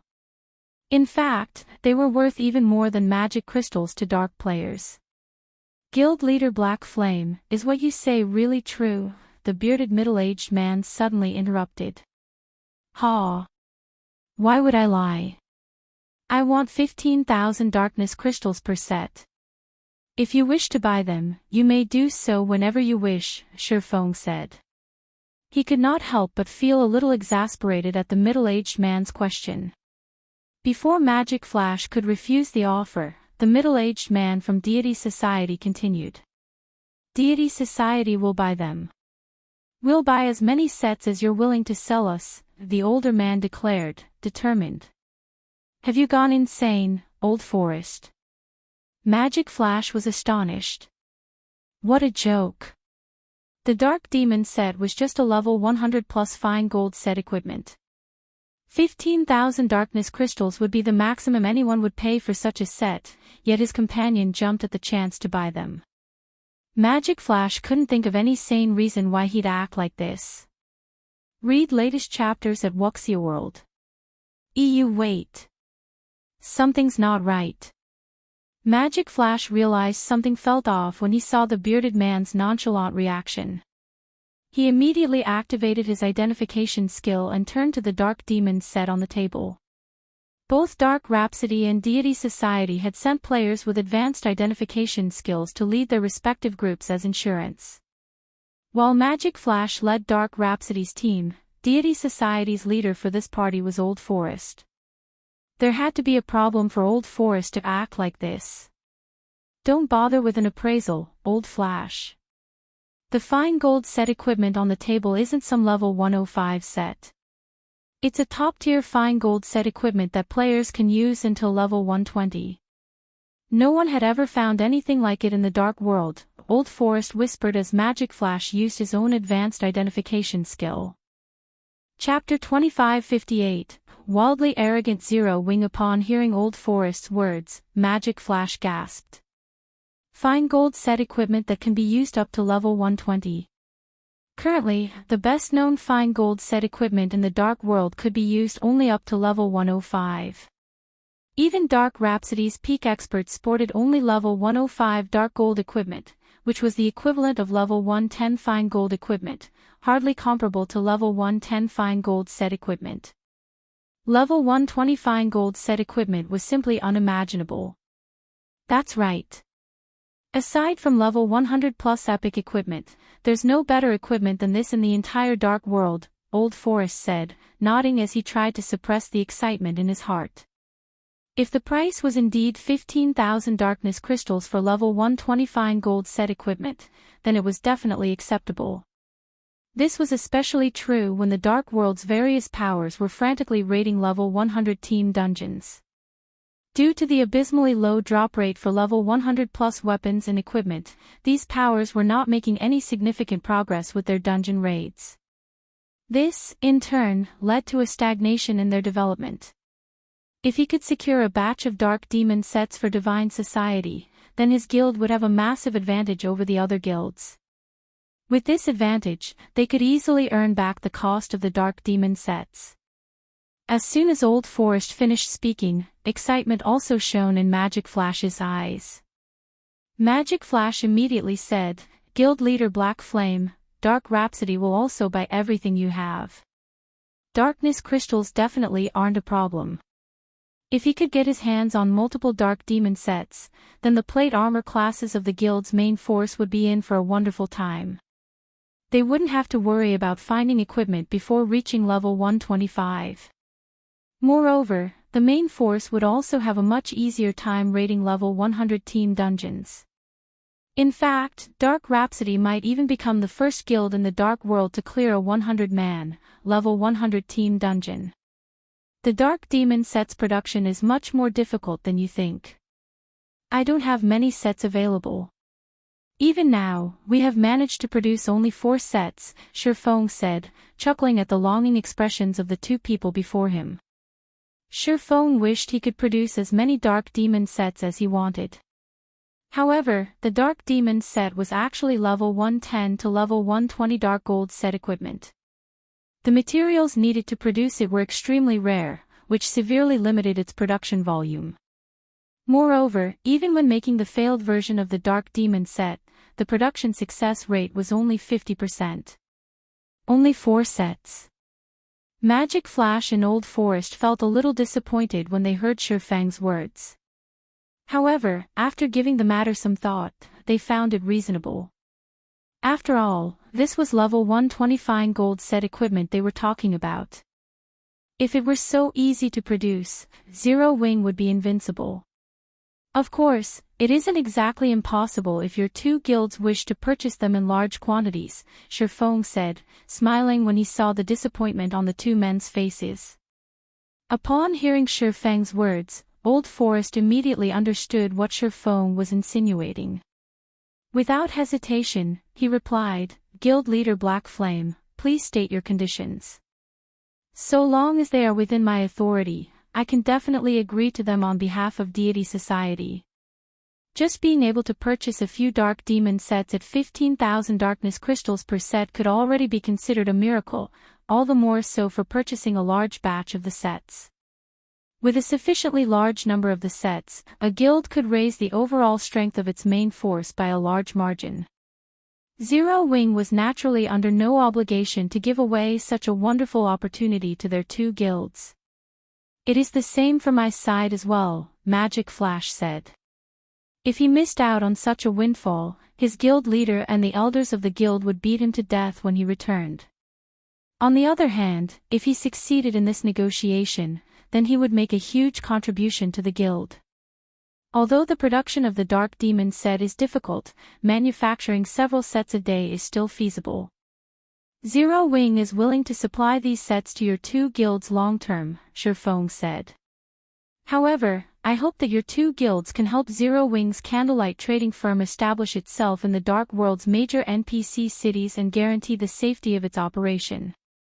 Silence momentarily fell over the entire room after Shifeng finished speaking, as both Magic Flash and Old Forest looked at him in astonishment. They never thought that Zero Wing's guild leader had such enormous ambitions. The Dark World was equivalent to roughly 3 ordinary empires on the main continent. The Otherworld's player population was larger than even that of the Fire Dragon Empire, one of the 4 great empires of God's domain. As the Dark World had been sealed all this time, it had almost no contact with the main continent whatsoever. Hence, the Dark World's various powers thoroughly monopolized the Otherworld's NPC cities. Moreover, the NPC cities found in the Dark World were different from those found on the main continent in that players held partial authority over them, which made taking over the Dark World's NPC cities incredibly difficult for outside powers. Meanwhile, the opening of the Dark World's portal now presented both the Dark World's powers and the main continent's powers with a huge business opportunity. Needless to say, the main continent's various superpowers would definitely contest over this opportunity and would naturally be willing to offer unimaginable prices. Guild leader Black Flame, "I'm afraid I don't have the authority to decide on such a matter," Old Forest stated honestly. Moreover, this matter involves a lot of interests. Even if Zero Wing is offering up the Dark Demon set, I do not believe my superiors will agree to your condition. As for Magic Flash, he inwardly rolled his eyes at Shifeng's demand. The Dark Demon set might be capable of further elevating the strength of their guild's main forces, but its value was nothing compared to the wealth of 3 empires' worth of players. This was also one of the reasons why the various superpowers were avoiding hostilities with dark guilds, as doing so would mean losing a massive business opportunity. At this moment, let alone team leaders like Magic Flash and Old Forest, even the other 4 members of the party disdained Shifeng. Shifeng was actually trying to secure such a huge business opportunity by offering just a few sets of fine gold set equipment. Did he take them for fools? Read latest chapters at Wuxia World.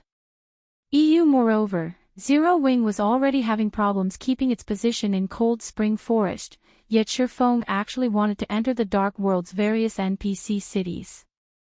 This was a complete and utter joke. Don't be in such a rush to reject my offer. I understand that this involves a lot of benefits. I know even the Dark Demon set is insufficient to persuade your 2 guilds, Shifeng said, chuckling at the duo's reactions. However, what if I can make it so that the people of your 2 guilds can freely move between the Dark World and Cold Spring Forest, while everyone else from the Dark World cannot? Guild leader Black Flame, what do you mean? Old Forest asked, unable to grasp Shifeng's meaning.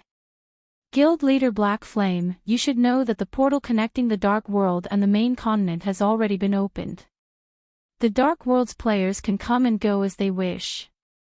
This is something even Flaming Light, the holder of the portal's key, cannot stop. What can Zero Wing possibly do? Magic Light said, laughing. I don't know whether Flaming Light can stop those players or not, but from now onward, Zero Wing is taking ownership of the Dark World's portal in Cold Spring Forest. Shifeng said, smiling. He paid no attention to the ridicule Magic Flash and the others were displaying. Chapter 2559, Heading Toward the Dark World. Magic Flash and his companion stared at Sherfong in stunned silence. How arrogant! This swordsman was wildly arrogant. Not even the main continent's super guilds would dare spout such nonsense. They were talking about all of the players in an entire otherworld, and not just any ordinary otherworld, but one subjected to cruel competition. Residents of the Dark World had to be extremely careful. Not only could a single mistake cost them their lives, but someone else could also benefit from their hard work. Hence, the Dark World had almost no ordinary players. Most would delete their accounts and try to start over in another world after spending just a few days in the other world. The players that chose to remain were either experts or particularly skilled at survival. When tens of millions of these players swarmed Cold Spring Forest, not even 5 superpowers working together could stop them all, much less a single superpower. Even if the various superpowers on the main continent banded together, they'd pay an unimaginable price to defeat the Dark World's denizens. Their losses might be severe enough to cause their eventual collapse. Sherfong, however, had just declared that Zero Wing could take control of the Dark World's portal. For a moment, Magic Flash and his party wondered if this swordsman had lost his mind. Did the man assume that he owned God's domain? Guild leader Black Flame, I don't mean to doubt you, but this matter does involve too many interests. I do not have the authority to agree to such a deal, Old Forest insisted. After taking in a deep breath, he continued, only my guild leader can preside over this matter. The most I can do is inform him of your offer. I cannot say whether or not he'll agree. That's right. Why don't we return and discuss this with our guild leaders for now? Later, we'll return with the results of those discussions, Magic Flash suggested, nodding in agreement. Inwardly, however, he had already decided that Sherfong was a lunatic. While the Dark Demon set might be valuable, obtaining fine gold set equipment wouldn't be an issue once their guilds began to negotiate alliances with the various superpowers. The only downside was that the various superpowers couldn't provide fine gold set equipment that players could use until level 120. However, it would be more than enough to raid team dungeons and grind for levels. Even as a lifestyle player, Melancholic Smile could tell that Magic Flash and Old Forest were making perfunctory promises, let alone Sherfong, whose 5 senses had already reached their limits. I understand. With so many interests involved, reaching a swift decision will be very difficult for your 2 guilds. Zero Wing isn't in a rush, so I have no problems waiting for you to relay the situation to your guild leaders, Sherfong calmly agreed. Please, rest assured, Guild Leader Black Flame. We'll inform our guild leaders upon our return, Old Forest said, nodding.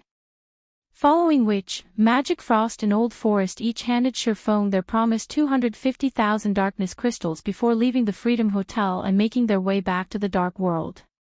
Once they left, Gentle Snow frowned.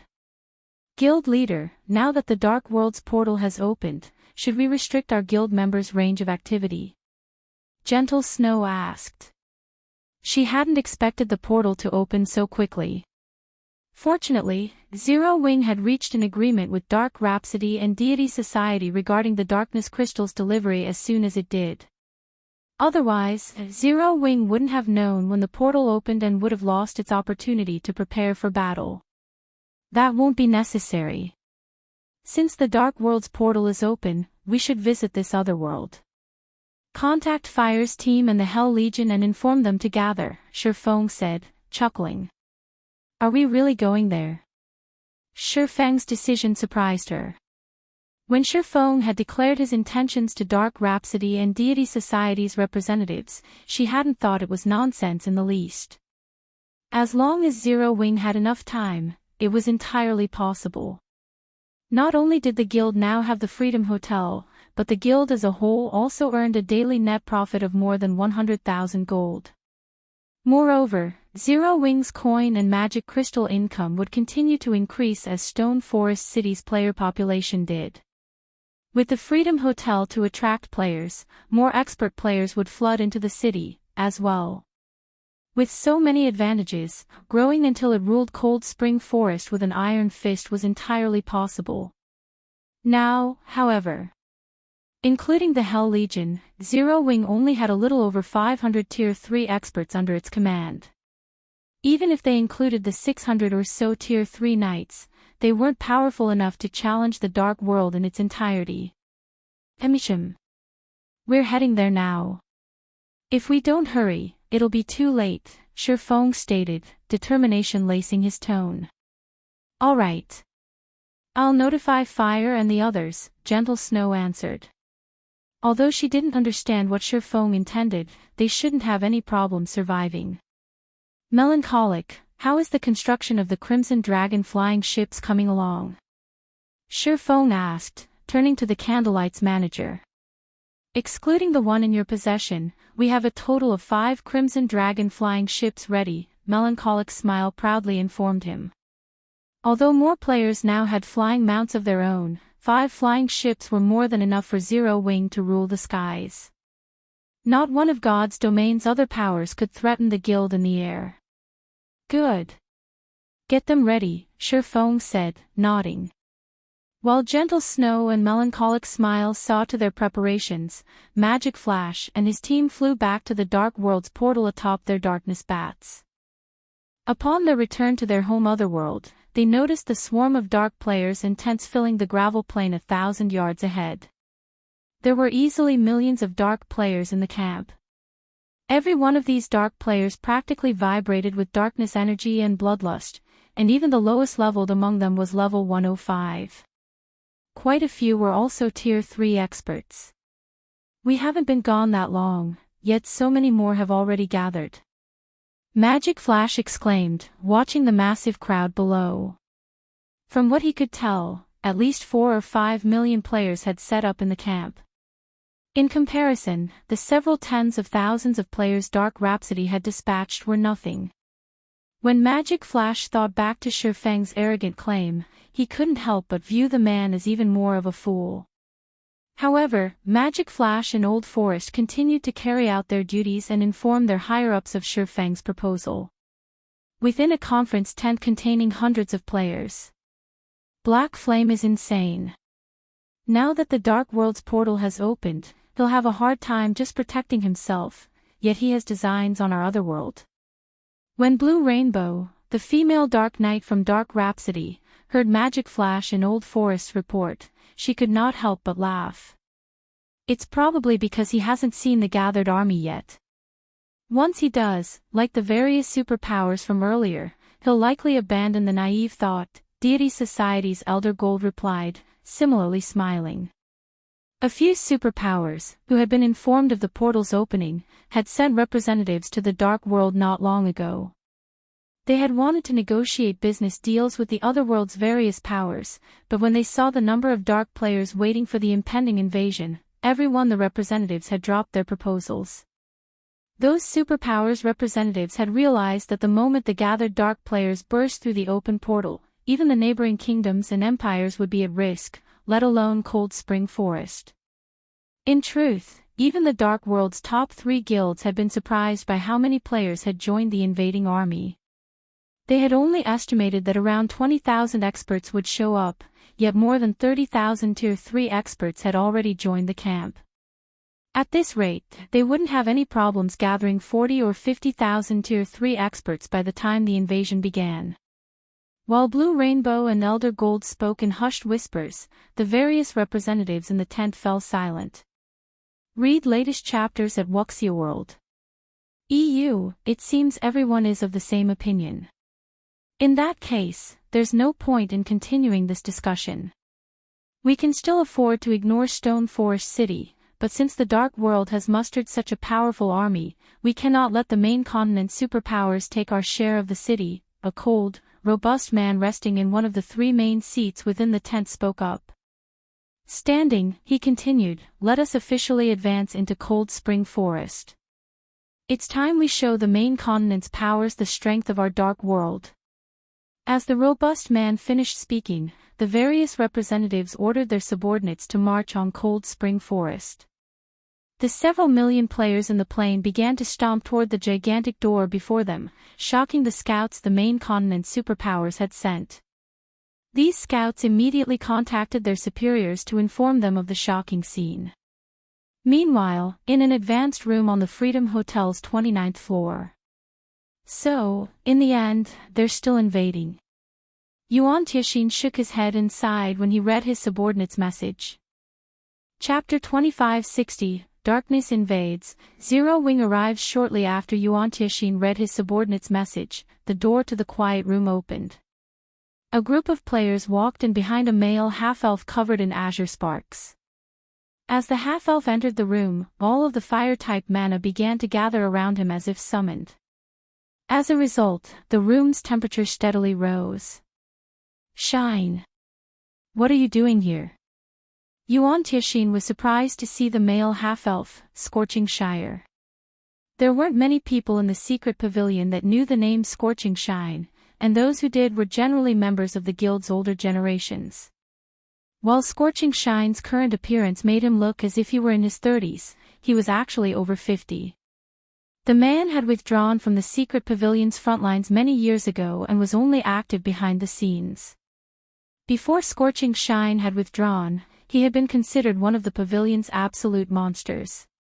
He could even contend with the commander of mythology's strongest trump card Legion. He no longer busied himself with guild affairs, however, preferring to focus on his own improvement. Not even Enchanting, who had a close relationship with Scorching Shine, could begin to imagine how powerful the man had become. However, Scorching Shine's individual strength wasn't the reason he was so well known in the secret pavilion. Rather, it was the Scorched Legion under his command. The Scorched Legion was one of the secret pavilion's trump card legions, and Scorching Shine had personally nurtured every one of its experts. Although the legion only had 200 members, they were all geniuses Scorching Shine had handpicked from the pavilion's new recruits. Initially, the man had set his sights on Purple Jade, as well. Unfortunately, she preferred one-handed swords, and Scorching Shine's knowledge of the combat style was limited. In the end, she hadn't joined his Scorched Legion. The Scorched Legion was still considered a hidden force, secretly fighting on God's domain's front lines. It existed solely for exploring new maps and almost never meddled in guild affairs. Now, however, Scorching Shine and his legion had come to Stone Forest City, which left Enchanting a little confused. We received the command from Vice Guild Leader Dawn. Now that the Dark World's portal has opened, she specifically sent me to negotiate with the various superpowers targeting the city, Scorching Shine softly explained. Vice Guild Leader Dawn sent you to take charge of the situation. Hearing the news, Enchanting breathed a sigh of relief. This is good. With you here, I'm sure those superpowers will show restraint. In that case, Zero Wing might have a chance of fending off their combined assault. Enchanting had been worried that Dawn Jade had given up on Stone Forest City, but now that the Scorched Legion had arrived, the city had gained an additional layer of defense. The Scorched Legion was no weaker than Netherworld Empire's Hell Legion. In fact, in large-scale combat, the Scorched Legion would easily outperform the Hell Legion since none of its members were human. Aside from half-elves, which were particularly skilled with magic, the Legion had half-orc members, who were formidable melee fighters. Their combat power was leagues greater than human players of the same level and tier. Of course, the secret pavilion had paid a huge price to ensure that the Scorched Legion's members reached Tier 3 as quickly as possible. Don't get excited just yet. Stone Forest City's recent promotion has made the various superpowers even more desperate to obtain it. Even with my legion here, we can't guarantee that Zero Wing will keep the right to rule Stone Forest City. However, if Zero Wing is willing to hand over some of the city's shares, I'm sure keeping the city under its control won't be a problem, Scorching Shine calmly stated. Let's not waste any more time. The Dark World's players are already marching on Cold Spring Forest. We need to prepare quickly. I'm not familiar with Black Flame, so you'll have to contact him. That won't be a problem. I'll inform Zero Wing right away, Enchanting agreed, nodding. He then contacted his connections in Zero Wing. The various superpowers' combined force wasn't the most worrisome, rather, the Dark World's forces warranted more concern. Not even the secret pavilion had expected the Dark World to be so powerful. The Otherworld's invading army had more than 5 million experts, and more than 30,000 of them were Tier 3 experts. The army also had more than 50 flying mounts, and to make matters worse, these numbers only grew as time passed. If this army were allowed to flood into Cold Spring Forest, the consequences would be dire. Shortly after Enchanting contacted Zero Wing, however, he froze in shock. "Old Yuan, has something happened with Zero Wing?" Scorching Shine asked, his curiosity piqued when he noticed his old comrade's stunned expression. "Not long ago, Black Flame led a team to the Dark World's portal. He plans to negotiate with the Dark World's players," Enchanting grimly explained. "Negotiate with the Dark World's players?" The news dazed Scorching Shrine, as well. He then looked at Enchanting and asked, "Are you sure Black Flame's brain is working properly?" What a joke. With the portal to the Dark World open, the Otherworld's players were like a pack of starving wolves that had just spotted fresh meat. They'd pounce on anyone they encountered, not wait for negotiations. This was precisely the reason that the various superpowers had ordered their members to stay at least 10,000 yards away from the portal, afraid that they'd lose their subordinates to these ravenous wolves. Feng, however, was doing the exact opposite. Instead of strengthening Stone Forest City's defenses, he had taken the initiative to contact the Dark World's players personally. He was heading straight for the portal, basically offering himself up, gift-wrapped, to the Dark World's army. Even the various superpowers were stunned when they learned of Feng's plan from their spies in Zero Wing. What was going on? Was Zero Wing about to surrender? Inside another advanced room within the Freedom Hotel. "Illusory, it seems Zero Wing will fall, even without the various superpowers' interference," the fierce man from Crimson Emperor said as he read a report from his subordinate.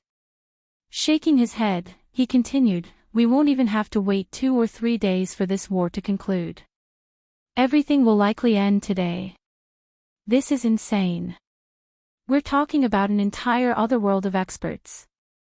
Why would he pull such a crazy stunt?" Illusory Words couldn't believe her eyes when she read the report. When Feng had tried to challenge an entire city with only several hundred players, she had seen a possibility for him to succeed, but trying to repel all of the players from an otherworld was a fool's dream. This was no longer a force an individual power could hope to overcome. While Illusory Words and many others were puzzled by Feng's most recent ploy, Furious Heart, who had been busy persuading the Dark World's players to act, received the news. "Interesting. It seems Black Flame really loves a fight. He must think this battle will be just like the one in Demon City," Furious Heart laughed as he read the report. "Hopefully, he doesn't turn and flee after witnessing the Dark World's army. I wouldn't want this to be too boring." Elated, Furious Heart shifted his gaze to the invading army that marched through the portal into Cold Spring Forest. In the face of this army of several million dark players, even a kingdom would fall, much less Zero Wing. Following which, Furious Heart tossed aside the report and led his team through the portal. When the Dark World's players arrived in Cold Spring Forest, a commotion broke out among the army. "So, this is the main continent. Crap. There are so many rare ores and herbs nearby. This place is ours for the taking." The dark players couldn't help their growing excitement as they drank in the beautiful scenery in Cold Spring Forest. They wanted nothing more than to claim the surrounding resource areas right away. Even the upper echelons from the otherworld's various powers looked around them with a passionate flame burning in their eyes. They had to admit that Cold Spring Forest was a much higher quality than the Dark World's level 100 maps. As long as they could collect these resources, neither their individual development nor their guilds would be a problem. Before the Dark World's residents could celebrate, however, they heard a loud roaring from the distance, a deep rumble that echoed throughout the valley the portal occupied. Read latest chapters at Wuxia World. Everyone turned toward the origin of the sound. The dark players then spotted 5 colossal figures flying toward them. As the roaring grew louder, they could begin to distinguish the flying giants' details. Are those flying ships? With a closer look and realizing what the monstrosities were, everyone was stunned. Those 5 flying ships were too massive. The largest flying mounts they had seen would be insignificant beside the steel giants. As the 5 flew in formation, they practically blotted out the sky. Chapter 2561, Zero Wings Foundations, Madness Time. Why are so many flying ships here? Did we trigger some kind of event, and NPCs have come to deal with us? The sudden appearance of the 5 flying ships stunned the dark players emerging from the gigantic door. They all began to talk about the incoming ships, anxious. Flying ships were no longer a foreign concept to God's Domain's players, but their familiarity was precisely the reason that the dark players were afraid of how powerful the machines were. Flying ships were powerful war weapons and absolute kings in the skies. One of those ships could effortlessly squash humans like ants. Current players, who sorely lacked aerial combat power, saw flying ships as unstoppable and destructive tools. With 5 flying ships approaching, why wouldn't these dark players worry? Wait, something's not right. There are players aboard the flying ships. A Tier 3 ranger, gifted with sharp vision, shouted as he pointed to the Crimson Dragon flying ships hovering above them. Nearly everyone's eyes narrowed as they tried to get a better look at the ships, and just as the Tier 3 ranger had announced, players stood on each of the flying ships' decks. While they were still too far off to get a clear view of the players, the green diamond markers were undoubtedly above the blurry figures' heads. Who are those people? They actually have flying ships. Could it be a super guild? Their curiosity piqued, the dark players wondered who piloted the incoming vessels. Flying ships were still far out of reach for the Dark World's residents. They barely had any flying mounts, after all, and yet, 5 player-owned flying ships were flying toward them right now. Even the upper echelons from the other world's various major powers were stunned. 5 flying ships. Who are these people? What are they trying to accomplish? 1 or 2 flying ships might not be a major problem, but 5 was a little too much. None of them wanted to face such a force in battle. If it did come down to a fight, the outcome wouldn't be in their favor, even if they eventually won. While the Dark World's powers discussed the situation in hushed tones, the 5 ships descended, stopping roughly 100 yards above ground. A figure then jumped from one of the ship's decks, landing in the center of the dark players' army. The players on the ground unconsciously stepped back, quickly clearing the way for the figure to land unhindered.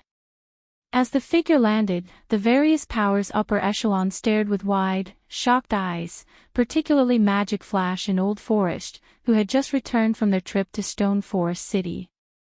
The individual who had jumped from one of the flying ships was none other than Zero Wings Guild leader, Black Flame. It's him. Impossible. When Magic Flash and Old Forest saw Shurfang's familiar face, they couldn't believe their eyes. Any power capable of owning 5 flying ships had to be a superpower with heaven-defying strength in their opinions, and yet, the reality was that Zero Wing, a guild at risk of obliteration, was responsible for this display. How could they possibly believe this?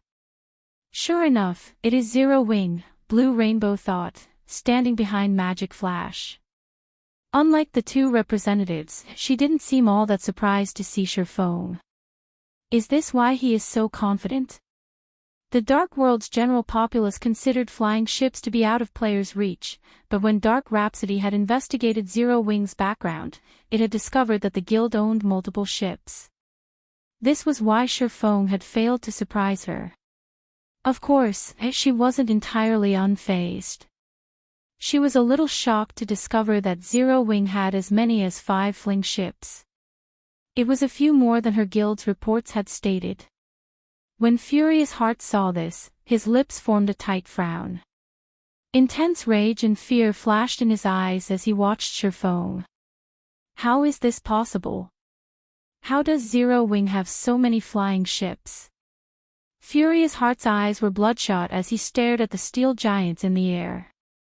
His guild had already been concerned when they received the report mentioning 3 flying ships in Zero Wing's possession. Now that he knew the guild had 2 more than that, Stone Forest City would be much more difficult to deal with. As the Dark World's major powers recognized Shurfeng and were astonished over his guild's foundations, an indifferent, robust man emerged from the crowd.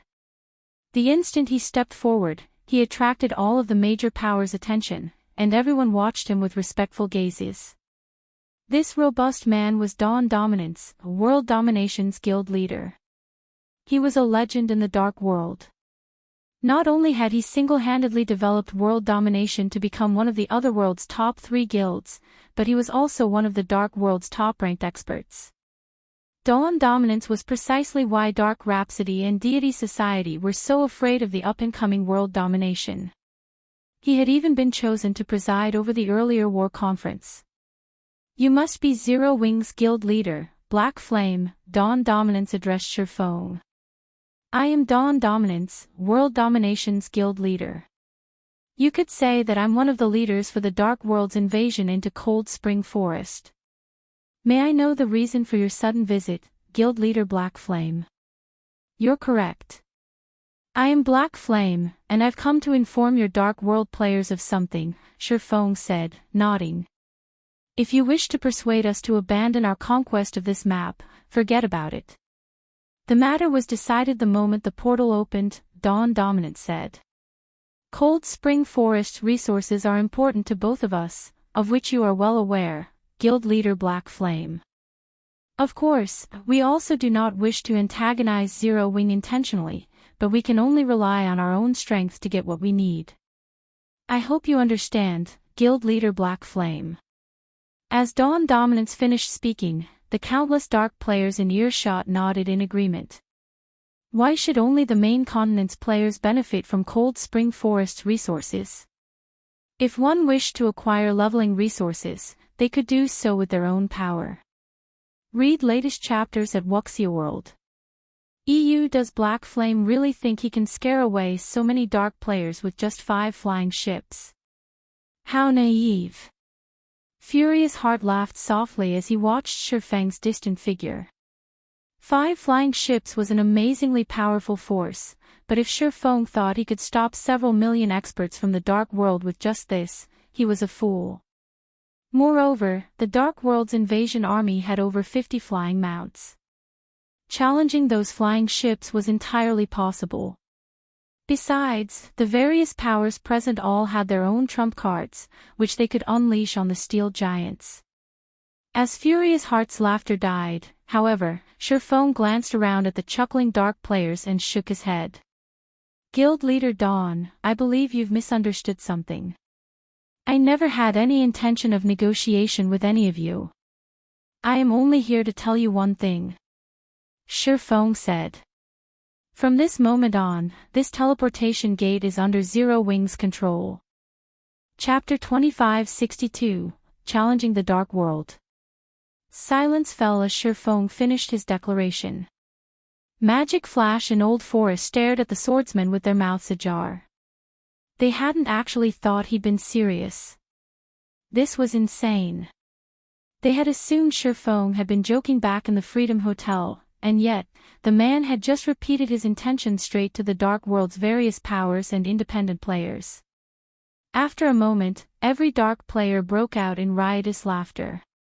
Did this guy come all this way just to tell us a joke? He actually thinks Zero Wing will manage this teleportation gate from now on. Does he really think he can claim ownership by declaring it? Who does this guy think he is? For a time, the countless Dark players expressed their anger and ridicule. Their prior fear and awe had evaporated like fog on a hot day. They wondered how hard Shurfeng had hit his head to provoke the Dark World in its entirety so boldly. What is Black Flame trying to do? Did he give himself a concussion and lose his mind? Doesn't he realize that he basically just declared war on everyone in the Dark World? Blue Rainbow frowned at Shurfeng, who still seemed quite calm. When they had heard Magic Flash and Old Forest report, they had considered Shifeng's intentions a joke. Now, however, Shifeng had publicly announced Zero Wing's plan to take control of the teleportation gate. If this was a joke, it wasn't funny. As far as she was concerned, this swordsman either overestimated himself or was on a path of self-destruction. Not even multiple cooperating super guilds would dare spout such nonsense before the Dark World's army, much less a single superpower. Anyone that took control of the teleportation gate would reign over the Dark World. This was beyond foolish. He's dead. He's definitely dead now. Furious Heart laughed maniacally as he watched Shifeng. Thanks to Shifeng's announcement, the Dark World's various powers and independent experts would stop at nothing to obliterate Zero Wing, even if Demon's Heart didn't pull any strings. They likely wouldn't let the matter rest until they had removed any trace of Zero Wing from Cold Spring Forest. If they didn't, the main continent's players would look down on them, which was something the Dark World's denizens and powers wouldn't allow. Once the Dark World's collective laughter died down, each of these dark players turned lethal gazes on Shifeng, killing intent radiating from them in waves. Some Tier 3 experts even unsheathed their weapons, preparing to teach this arrogant swordsman a lesson. What a pity, Guild Leader Black Flame. I had hoped you were smart enough to know when to advance and when to retreat, but it would seem that Dark Rhapsody and Deity Society had thought too highly of you, Dawn Dominant said, shaking his head. He then turned to leave, with no intention of continuing his conversation with Shifeng. A unit of 5 flying ships might be impressive, but it wasn't intimidating enough to force the Dark World's invading army to back down. While war weapons had frightening power and deadly potential, their attack rates were very low. When there wasn't much of a difference between two sides' combat power, an additional 5 flying ships would prove miraculously effective, but if one side had an overwhelming combat power advantage, the ships couldn't turn the tide of battle. At Tier 3, expert players were more than agile enough to evade flying ships' attacks as long as there was enough distance between them. Furthermore, the invading army had more than 50 flying mounts, just as much aerial combat power as Zero Wing. When Dawn Dominance left, the surrounding Tier 3 experts smirked and moved to surround Shifeng.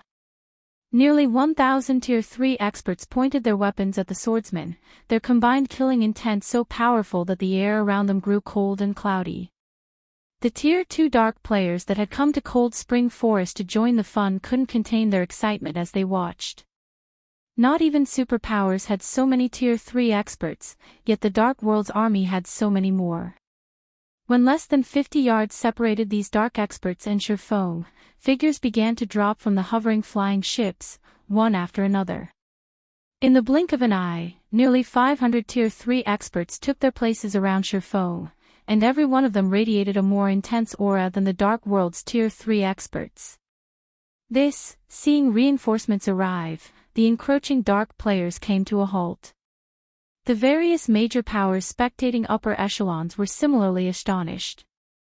They had never dreamed that Zero Wing could muster such strength. Now that 500 Tier 3 experts had joined the fray, the Dark World's top 3 guilds would be no match for Zero Wing's force, even if they worked together. Including the flying ship still looming above them, engaging in battle now would only invite Zero Wing to slaughter those top 3 guilds. It's no wonder why you dared to spout such nonsense. Zero Wing is actually quite formidable. Dawn Dominance had stopped, turning to glance at the Tier 3 experts around Shifeng, but he shook his head and continued, however, I'm afraid that still won't be enough to defeat the Dark World. As he finished speaking, more Tier 3 dark players swarmed around Shifeng. In less than 30 seconds, a group of over 6,000 Tier 3 dark players had joined the encirclement. Even Blue Frost and his Zero Wing companions from Shelter 1, all of whom had participated in numerous battles, couldn't help but frown. Blue, what do you think the guild leader is trying to do? We're not really going to fight against all those people, are we? Best Reincarnation, the leader of Shelter 1's second party, nervously asked. He had watched and fought in multiple wars involving tens of thousands of players, but compared to the Dark World's army, those forces weren't worth mentioning. Not even an army of tens of thousands would be a warm-up for these 6,000 plus Tier 3 experts. If this force entered the Dark Den, they could sweep through the otherworld without any trouble. Even if every shelter banded together, they wouldn't survive. Meanwhile, Zero Wing had fewer than 500 Tier 3 experts present, and even with monsters like Fire Dance and Hell Rush, their chances of victory were unknown. I don't know, but even if we lose this battle, it'll be helpful in the future. Not just anyone gets an opportunity to face such a powerful force, Blue Frost replied with a bitter smile. He had to admit that while Shifeng's behavior was insane, his blood boiled with excitement. After all, who, at this stage of the game, would dare challenge such a formidable army? Even the main continent's various superpowers were afraid of the Dark World's invading army, but not Zero Wing. If they lost, they'd lose with their pride intact. This was also a super rare opportunity to clash with a large number of Tier 3 experts, and the experience would definitely bolster their future development. Read latest chapters at Wuxia World. EU. As soon as Blue Frost finished his reply, however, Shifeng stepped forward from Zero Wing's defensive circle and faced the Dark World's several thousand Tier 3 experts directly. It seems you still don't understand, Shifeng said, shaking his head at the Tier 3 dark players around him. Calmly, he continued, since the very beginning, I told you that I've only come to inform you. I'm not here to negotiate. Since you wish to test my patience, I regret to inform you that you've picked a fight with the wrong person. Shifeng then pulled a token from his bag and started to chant an incantation. It was simple, only consisting of a dozen or so syllables, and would even be easy for a player new to God's domain to chant. Before the dark players could mock Shifeng for his ignorant foolishness, several magic arrays quickly manifested behind the swordsman. In less than a second, they transformed into a spatial gate, and once the gate was complete, NPCs in exquisite, uniform equipment marched into Cold Spring Forest like a well-trained army. Every one of these NPCs had at least reached level 120 and Tier 3. Many of them even hailed from other races, and in the blink of an eye, more than 1,000 NPCs had joined the battlefield. Chapter 2563, Suppressing Everyone, Crazy Zero Wing. When more than 1,000 Tier 3 NPCs appeared behind Shifeng, the Dark Players, Zero Wing's members, and the Hell Legion were stunned. In the various NPC kingdoms and empires, Tier 3 NPCs were considered powerhouses. They could even serve as magistrates in minor cities. And yet, Shifeng had just summoned over 1,000 of these NPCs, including non-human NPCs. It was unbelievable. We already have so many. When Gentle Snow saw Shifeng's night division, surprise colored her features. She had known for a while that Shifeng had invested a ton of coins in developing the guild's night division, but she had assumed they'd need a long time to amass and nurture so many Tier 3 NPCs. During Shifeng's visit to the Western continent, she had felt they'd be lucky enough to gain an additional 200 or 300 Tier 3 knights, but contrary to her expectations, they had several times that. With this many Tier 3 knights, not even taking out an army of more than 10,000 Tier 3 players would be a problem, much less defeating the 6,000 Tier 3 dark players before them. The reason was very simple. Not only were NPCs' basic attributes far higher than players of the same level and tier, but they also commanded a large number of skills and spells. Their skill and spell completion rates also triumphed over players. Moreover, as God's domain underwent more system updates, NPCs' intellect and combat standards would improve. At Tier 3, NPCs could already, more or less, rival Refinement Realm experts, with some surpassing them. This was why even Tier 3 players would receive a one-sided beating if they challenged Tier 3 NPCs. Of course, the biggest difference between the two was NPCs' equipment standards. Acquiring level 100 plus fine gold weapons and equipment was currently incredibly difficult for players, but even the weakest of God's domain's Tier 3 NPCs, at least those not bound to players, wore full sets of dark gold equipment. Most of Zero Wing's Tier 3 knights, on the other hand, wore epic equipment. Even Tier 3 Void Realm experts would have to flee from these knights, let alone Tier 3 Refinement Realm experts. The surrounding 6,000+ Tier 3 Dark players unconsciously began to retreat. The major powers' upper echelons watched on with grim expressions, astonished. None of them had ever thought Zero Wing's strength would be this frightening. When they had learned, throughout their investigations, that Zero Wing had nearly 600 Tier 3 knights, the prospect of dealing with the guild had given them huge headaches. If they wanted to capture Stone Forest City, they knew they'd have to work with the main continent's various superpowers. But not only had they just learned that Zero Wing had 5 Crimson Dragon flying ships, but it also had more than twice the reported Tier 3 knights. Just how were they supposed to fight such a force? Is this why he hadn't hesitated to give away 70% of Cold Spring Forest's resource spots? Realization dawned on Blue Rainbow as she watched Sherfong. She had thought the man was insane for giving up so much of Cold Spring Forest and increasing the competition between his guild and the Dark World's various powers, but looking at it now, it seemed she had been sorely mistaken. With so much combat power, no power or player in the Dark World would dare compete with Zero Wing for the remaining 30% of Cold Spring Forest. On the contrary, Dark Rhapsody and Deity Society would have a much harder time controlling their 70%. Most of the two guilds' influence lay in the Dark World, and outside of it, they had barely any at all. If the Dark World's players were too afraid to take a bite out of Zero Wing's resource spots, it would only be natural that they'd contest with Dark Rhapsody and Deity Society's territory instead. Damn it! How is this possible? Furious Heart felt as if he were going mad as he gazed at the 1,000+ Tier 3 NPCs behind Sherfong. He couldn't fathom how Zero Wing had gotten its hand on so many, and every one wore excellent equipment too. Against such a force, not even an army of more than 10,000 Tier 3 experts would have an advantage. Moreover, the Tier 3 experts that had joined the invading army belonged to the various guilds and adventurer teams. Commanding them like a proper army would prove very difficult. No one wanted to serve as cannon fodder and die a pointless death. If the invading army had had an absolute advantage, overwhelming Zero Wing's experts with their numbers would have been easy, but now that there was such a radical difference between the two sides' strength, the various guilds and adventurer teams' Tier 3 experts wouldn't be so keen to take action. The 1,000+ NPCs waiting for orders petrified the Dark World's players.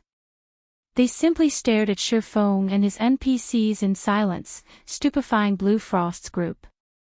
Even the Hell Legion's members were astonished. Before coming here, they had accepted their impending deaths. They had been massively outnumbered, after all. Even if they were more powerful individually, they wouldn't be able to kill enough players with their limited stamina and concentration. However, none of them had imagined that the situation would develop as it had. The army of several million, which had boldly marched into Cold Spring Forest, had come to a grinding halt, and none of the Dark World's players dared to step forward. Everyone stood frozen in front of the teleportation gate. After the silence had dragged on for a while, Dawn Dominance emerged from the crowd, presenting himself before Sherfong once more. This time, however, the man didn't look down on Sherfong. Rather, he appeared cautious. Guild leader Black Flame, you truly are amazing. It's no wonder how you established Stone Forest City in Cold Spring Forest, Dawn Dominance said, applauding Sherfong in admiration. Since everyone here has recognized your display of strength, on behalf of the Dark World's various guilds and adventurer teams, I will declare that we will not participate in Zero Wing's struggle against the various superpowers. Do you find this arrangement agreeable, Guild leader Black Flame? While Dawn Dominance spoke, the various guilds and adventurer teams' upper echelons nodded in agreement. If Zero Wing had proven as weak as they had expected, they wouldn't have had a problem, but now that they saw how mighty the guild was, they wouldn't fight it. Even if they worked with the main continent's various superpowers, capturing Stone Forest City was impossible. They'd only incur unnecessary losses if they faced Zero Wing in battle. Dawn Dominance. How can you do this? Furious Heart bellowed, enraged, when he heard Dawn Dominance surrender to Zero Wing.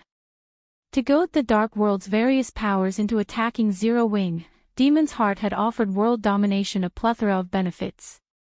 However, now that the situation had turned south, Dawn Dominance had decided to give up. With world domination leading the Dark World surrender, the other world's other powers wouldn't target Zero Wing either. Read latest chapters at Wuxia World. EU. Before Furious Heart could continue to curse at Dawn Dominance, however, Shifeng shook his head. Guild Leader Dawn, how many times must I repeat myself before you get it through your head? I am only here to notify you that Zero Wing will be managing the Dark World's teleportation gate from now on, and in the future, my guild will collect a fee from anyone that wishes to use it. Have I been specific enough now? Shifeng asked the other guild leader. I don't care if you wish to work with those superpowers against Stone Forest City or not. Dawn Dominance, who had intended to say more, was speechless. Even Furious Heart, who had been angrily cursing in the distance, gaped at Shifeng. Is this guy insane? Dawn Dominance has already declared that none of us would target Stone Forest City, yet he insists on managing the teleportation gate. Does he really want to make the entire Dark World his enemy? When Magic Flash heard Shifeng's response, he, too, was at a loss for words. This was the best outcome Zero Wing could hope for, but rather than settling, Shifeng insisted on owning the Dark World's teleportation gate. He was a madman. Chapter 2564, Crazy. Night Division take action. Does he really plan to start a war with the entire Dark World?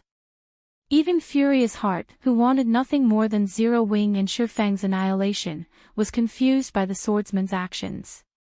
He even wondered if he had misheard the man. Instead of settling for a peaceful outcome, Shifeng continued to insist that he'd wrestle for control over the Dark World's teleportation gate. Even if they banded together, the various superpowers wouldn't dare threaten such a thing. In fact, they hadn't even harbored the thought.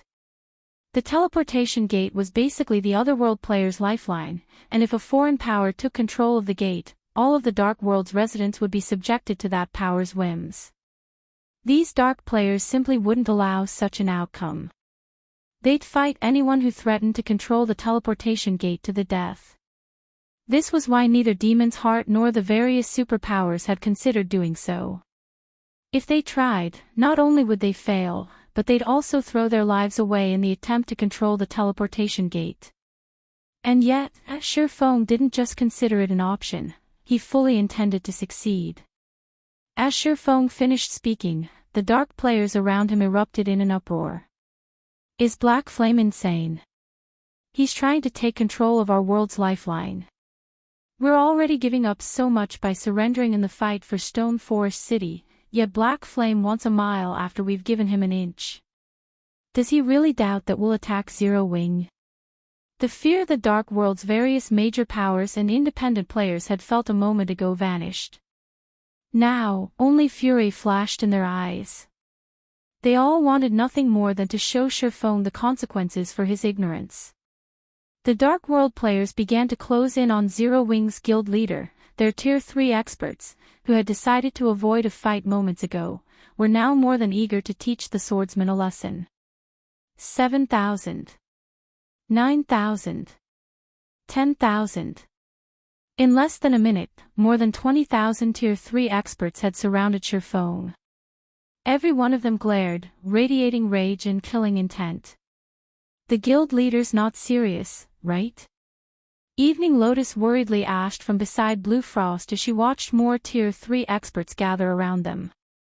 With the combined strength of Zero Wing's Tier 3 knights, Tier 3 experts, and the Crimson Dragon flying ship, they could, at most, take on 10,000 Tier 3 experts at a time.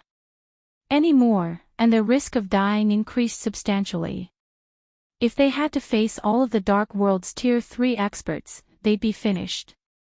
Here, they didn't have the protection of Stone Forest City. Moreover, NPCs were far more troublesome to resurrect than players. Generally, the various powers only used their NPCSW as a deterrent and avoided sending them into battle unless absolutely necessary. Are you serious, Guild Leader Black Flame? Dawn Dominance asked after taking a deep breath, a cold glint flashing in his eyes. While he could ignore the struggle for Stone Forest City, he couldn't ignore Shifeng's declaration to control the teleportation gate as it involved his guild's continued development. Of course. Shifeng confidently replied. He hadn't actually considered taking control of the Dark World's teleportation gate before today, but times had changed.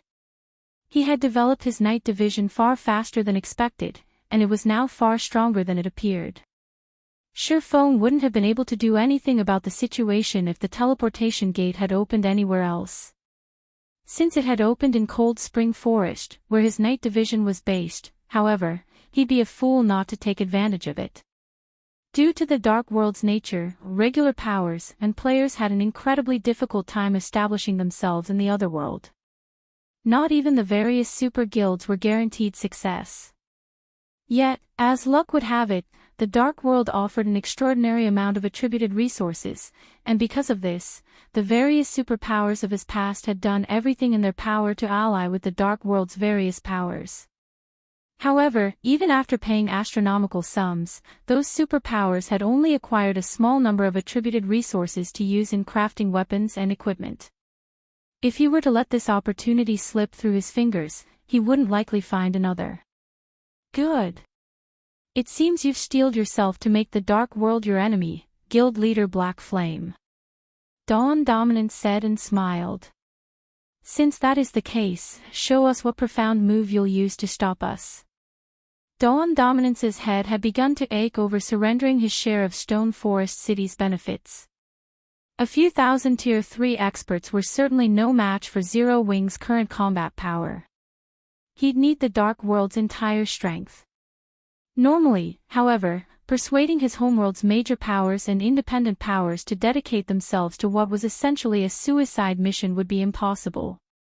Fortunately, Shifeng had just given him the opening to succeed with an extremely persuasive bargaining chip, the Dark World's very future. This would be more than enough of a reason for the Dark World's masses to combine their strength.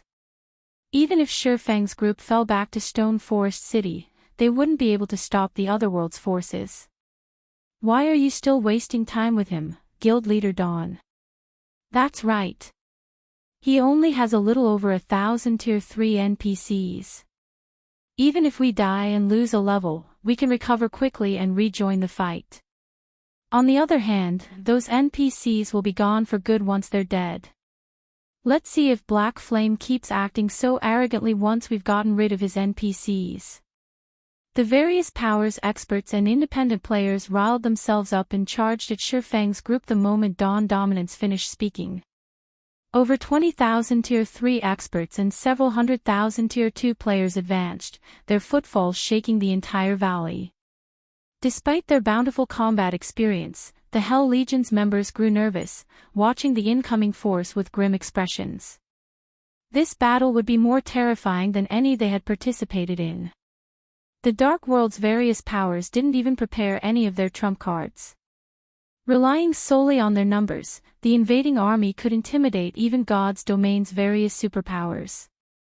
Moreover, some of the Dark players used Tier 3 defensive magic scrolls to cope with potential Tier 4 attacks. This greatly limited how effective the flying ships could be in this fight. Ha ha ha. Die. So what if you have over 1,000 Tier 3 NPCs and 5 flying ships? None of them can reach their full potential in such a vast plane. Furious Heart excitedly shouted as he watched the Dark players swarm toward Shifeng. Every Dark player participating in the army was an expert. They had long since familiarized themselves with large-scale combat and knew how to minimize the damage enemy AoE attacks could deal. Furthermore, unlike in a siege, Zero Wing's forces didn't have a defensive magic array to hide behind. Once the two armies engaged, war weapons like the Crimson Dragon flying ships and large-scale destruction spells would be nearly useless. However, Sherfong didn't mobilize his flying ships or instruct his Tier 3 magical class NPCs to cast large-scale destruction spells as everyone had expected. He simply watched the dark players approach in silence. Have they forgotten how to attack? Scared silly. They must not have expected an actual fight, but it's too late for regret now. The dark players were confused when Zero Wing's forces remained motionless, but that didn't stop them in closing the distance. 100 yards. 50 yards. 30 yards. Fools. When less than 30 yards separated Sherfeng's forces from the dark players, he swung a hand forward and shouted, "Attack!" Suddenly, over 100 tall, brawny oars geared with epic weapons and equipment exploded forth, reaching the enemy's frontline in the blink of an eye. They brandished their swords and axes, cutting down the enemy Tier 3 MTs with speed and accuracy. Read latest chapters at Wuxia World. EU skillfully responding to the Or Knight's assault, the Tier 3 MTs raised their shields, effectively blocking the attacks. After a moment, however, every dark player was stupefied. The instant the oar's weapons slammed into the Tier 3 MT shields, every player that took a hit flew backward as if a giant boulder had slammed into them. From afar, it had looked like the Dark World's army had crashed into an immovable wall. Not only had the army's advance ended in a grinding halt, but bodies flew above the rest of the force, as well. Before these players fell to the ground, however, countless magic arrays appeared above, bombarding them with another series of attacks. The casters exhibited astounding control with their spells, and the spells themselves were unbelievably powerful. Every attack had as much power as level 110 mythic monsters. Despite their defensive spells' protection, the targeted players lost every last HP in no time at all. Over 1,000 Tier 3 players and several Tier 3 players had died in less than a second, leaving nothing but empty space among the tide of dark players. The Dark World's denizens hadn't even had a chance to retaliate. Chapter 2565, Frightening Night Division, True Despair. Less than 10 seconds after the battle had begun, the dark players' confidence shattered. The MTs on the front line were bona fide Tier 3 players, and many of them were well-known experts in the Dark World. They had so much HP and defense that they could stand there, unfazed, as other Tier 3 experts wailed on them. And yet, these same Tier 3 MTs were dying too quickly for the rear line's healers to restore their HPs. They had lost their lives without any chance to retaliate. For a moment, everyone watching wondered if those MTs had deliberately worn bronze equipment into battle. Their opponents were only level 120+, Tier 3 NPCs, and many of the Dark World's players had fought NPC cities Tier 3 soldiers before. Although Tier 3 NPCs might have higher basic attributes and combat standards, the difference shouldn't be this massive. Even Zero Wing's players were stunned. The Tier 3 Knights had slain over 1,000 Tier 3 players and several thousand Tier 2 players with a single round of attacks. Such a force would even give super guilds a painful headache, and putting an end to the battle would take quite a while. However, those Tier 2 and 3 dark players were little more than infants before the Tier 3 Knights. The two sides' combat power was on entirely different levels. Only Sherfong remained unperturbed. His Tier 3 Knights only seemed to be 10 or so levels higher than the enemy's Tier 3 players on the surface. Logically, there shouldn't be such a huge gap between the two forces' strength, even if the Tier 3 Knights were fully armed with epic weapons and equipment. However, God's Domain's current players didn't know that there were significant differences among NPCs' combat power, even at Tier 3. One of the most obvious was the liberation of their mana bodies. Unlike players, NPCs did not need to invest a large amount of time to unlock their mana body's potential after reaching Tier 3. Instead, they relied on their talent and growth potential. As long as Tier 3 NPCs had the required talent and growth potential, they could unlock their mana bodies immediately. Conversely, some failed to accomplish the feat throughout their lifetimes. The applicants Sherfong had accepted into his night division were considered elites among NPCs. Their innate talent and growth potential were far superior to the soldiers in NPC cities. Hence, as soon as they reached Tier 3, they had unlocked their mana body's full potential. They hadn't needed to experiment as players did. But what about God's Domain's current players? Most hadn't even started the process of unlocking their mana bodies, let alone unlock them fully. They were 10 years too early if they thought they could stand against Sherfang's night division. Moreover, Sherfang had employed plenty of ors, elves, and giants. Their combat power was even greater than human NPCs of the same tier and level. For example, a mysterious iron-ranked or warrior could rival a secret silver-ranked human warrior. Of the non-human members of Sherfang's night division, even the weakest had mysterious iron growth potential. Not even Tier 3 peak experts in full, top-tier equipment would last more than a few seconds against these NPCs, much less ordinary Tier 3 experts. Before the Dark Worlds players could snap out of their daze, Zero Wing's knights swept through them again. Like harvesting wheat, the knights needed no more than 3 moves to slay the Dark players, reaping their lives in the blink of an eye. None had time for elegant or astonishing combat techniques on this battlefield. Only pure strength and terror reigned. The first unit, consisting of more than 50,000 players, had been annihilated in less than 2 minutes, and over 6,000 of them had been Tier 3 experts. In contrast, Zero Wing hadn't lost a single knight. In fact, they had hardly taken any damage. Silence descended on the battlefield. The Dark players that had eagerly charged into combat had begun to back away, one step after another. How is this possible? Furious Heart, who had been preparing to join the fray, gasped when he saw the field of corpses. He had assumed the Dark World's overwhelming victory had been assured. He had never expected the battle to end like this. They were talking about more than 6,000 Tier 3 experts. The horrific force could easily destroy a guild city, yet before Zero Wing's night division, those experts had been as weak as common monsters. How do they have so much more combat power? Blue Rainbow and Elder Gold, who watched from afar, were just as shocked after watching the knights obliterate the first wave of players. They had thought Sherfang's confidence had been a joke. They had never dreamed that his guild was actually this strong. When Zero Wing had refrained from using its flying ships, they had seen the decision as foolish. Looking at it now, however, that was not the case. Zero Wing had merely decided against using the ships because it didn't need them. How could these 1,000+ NPCs even be Tier 3 beings? They seemed more like Tier 4 mythic monsters, and ones with incredibly high combat standards. If the Dark World wanted to defeat such a frightening force, it would have to rely on its foundations. Otherwise, it didn't matter how many players they sent at those Tier 3 NPCs. All would perish. How are these Tier 3 NPCs so strong? Dawn Dominance frowned after watching several thousand Tier 3 experts die. Gritting his teeth, he snarled, "Everyone, now is not the time to hold back. All guilds and adventurer teams, use your trump cards and crush those NPCs. If we keep holding back, Zero Wing will take the teleportation gate." The various guilds and adventurer teams' upper echelons immediately took action.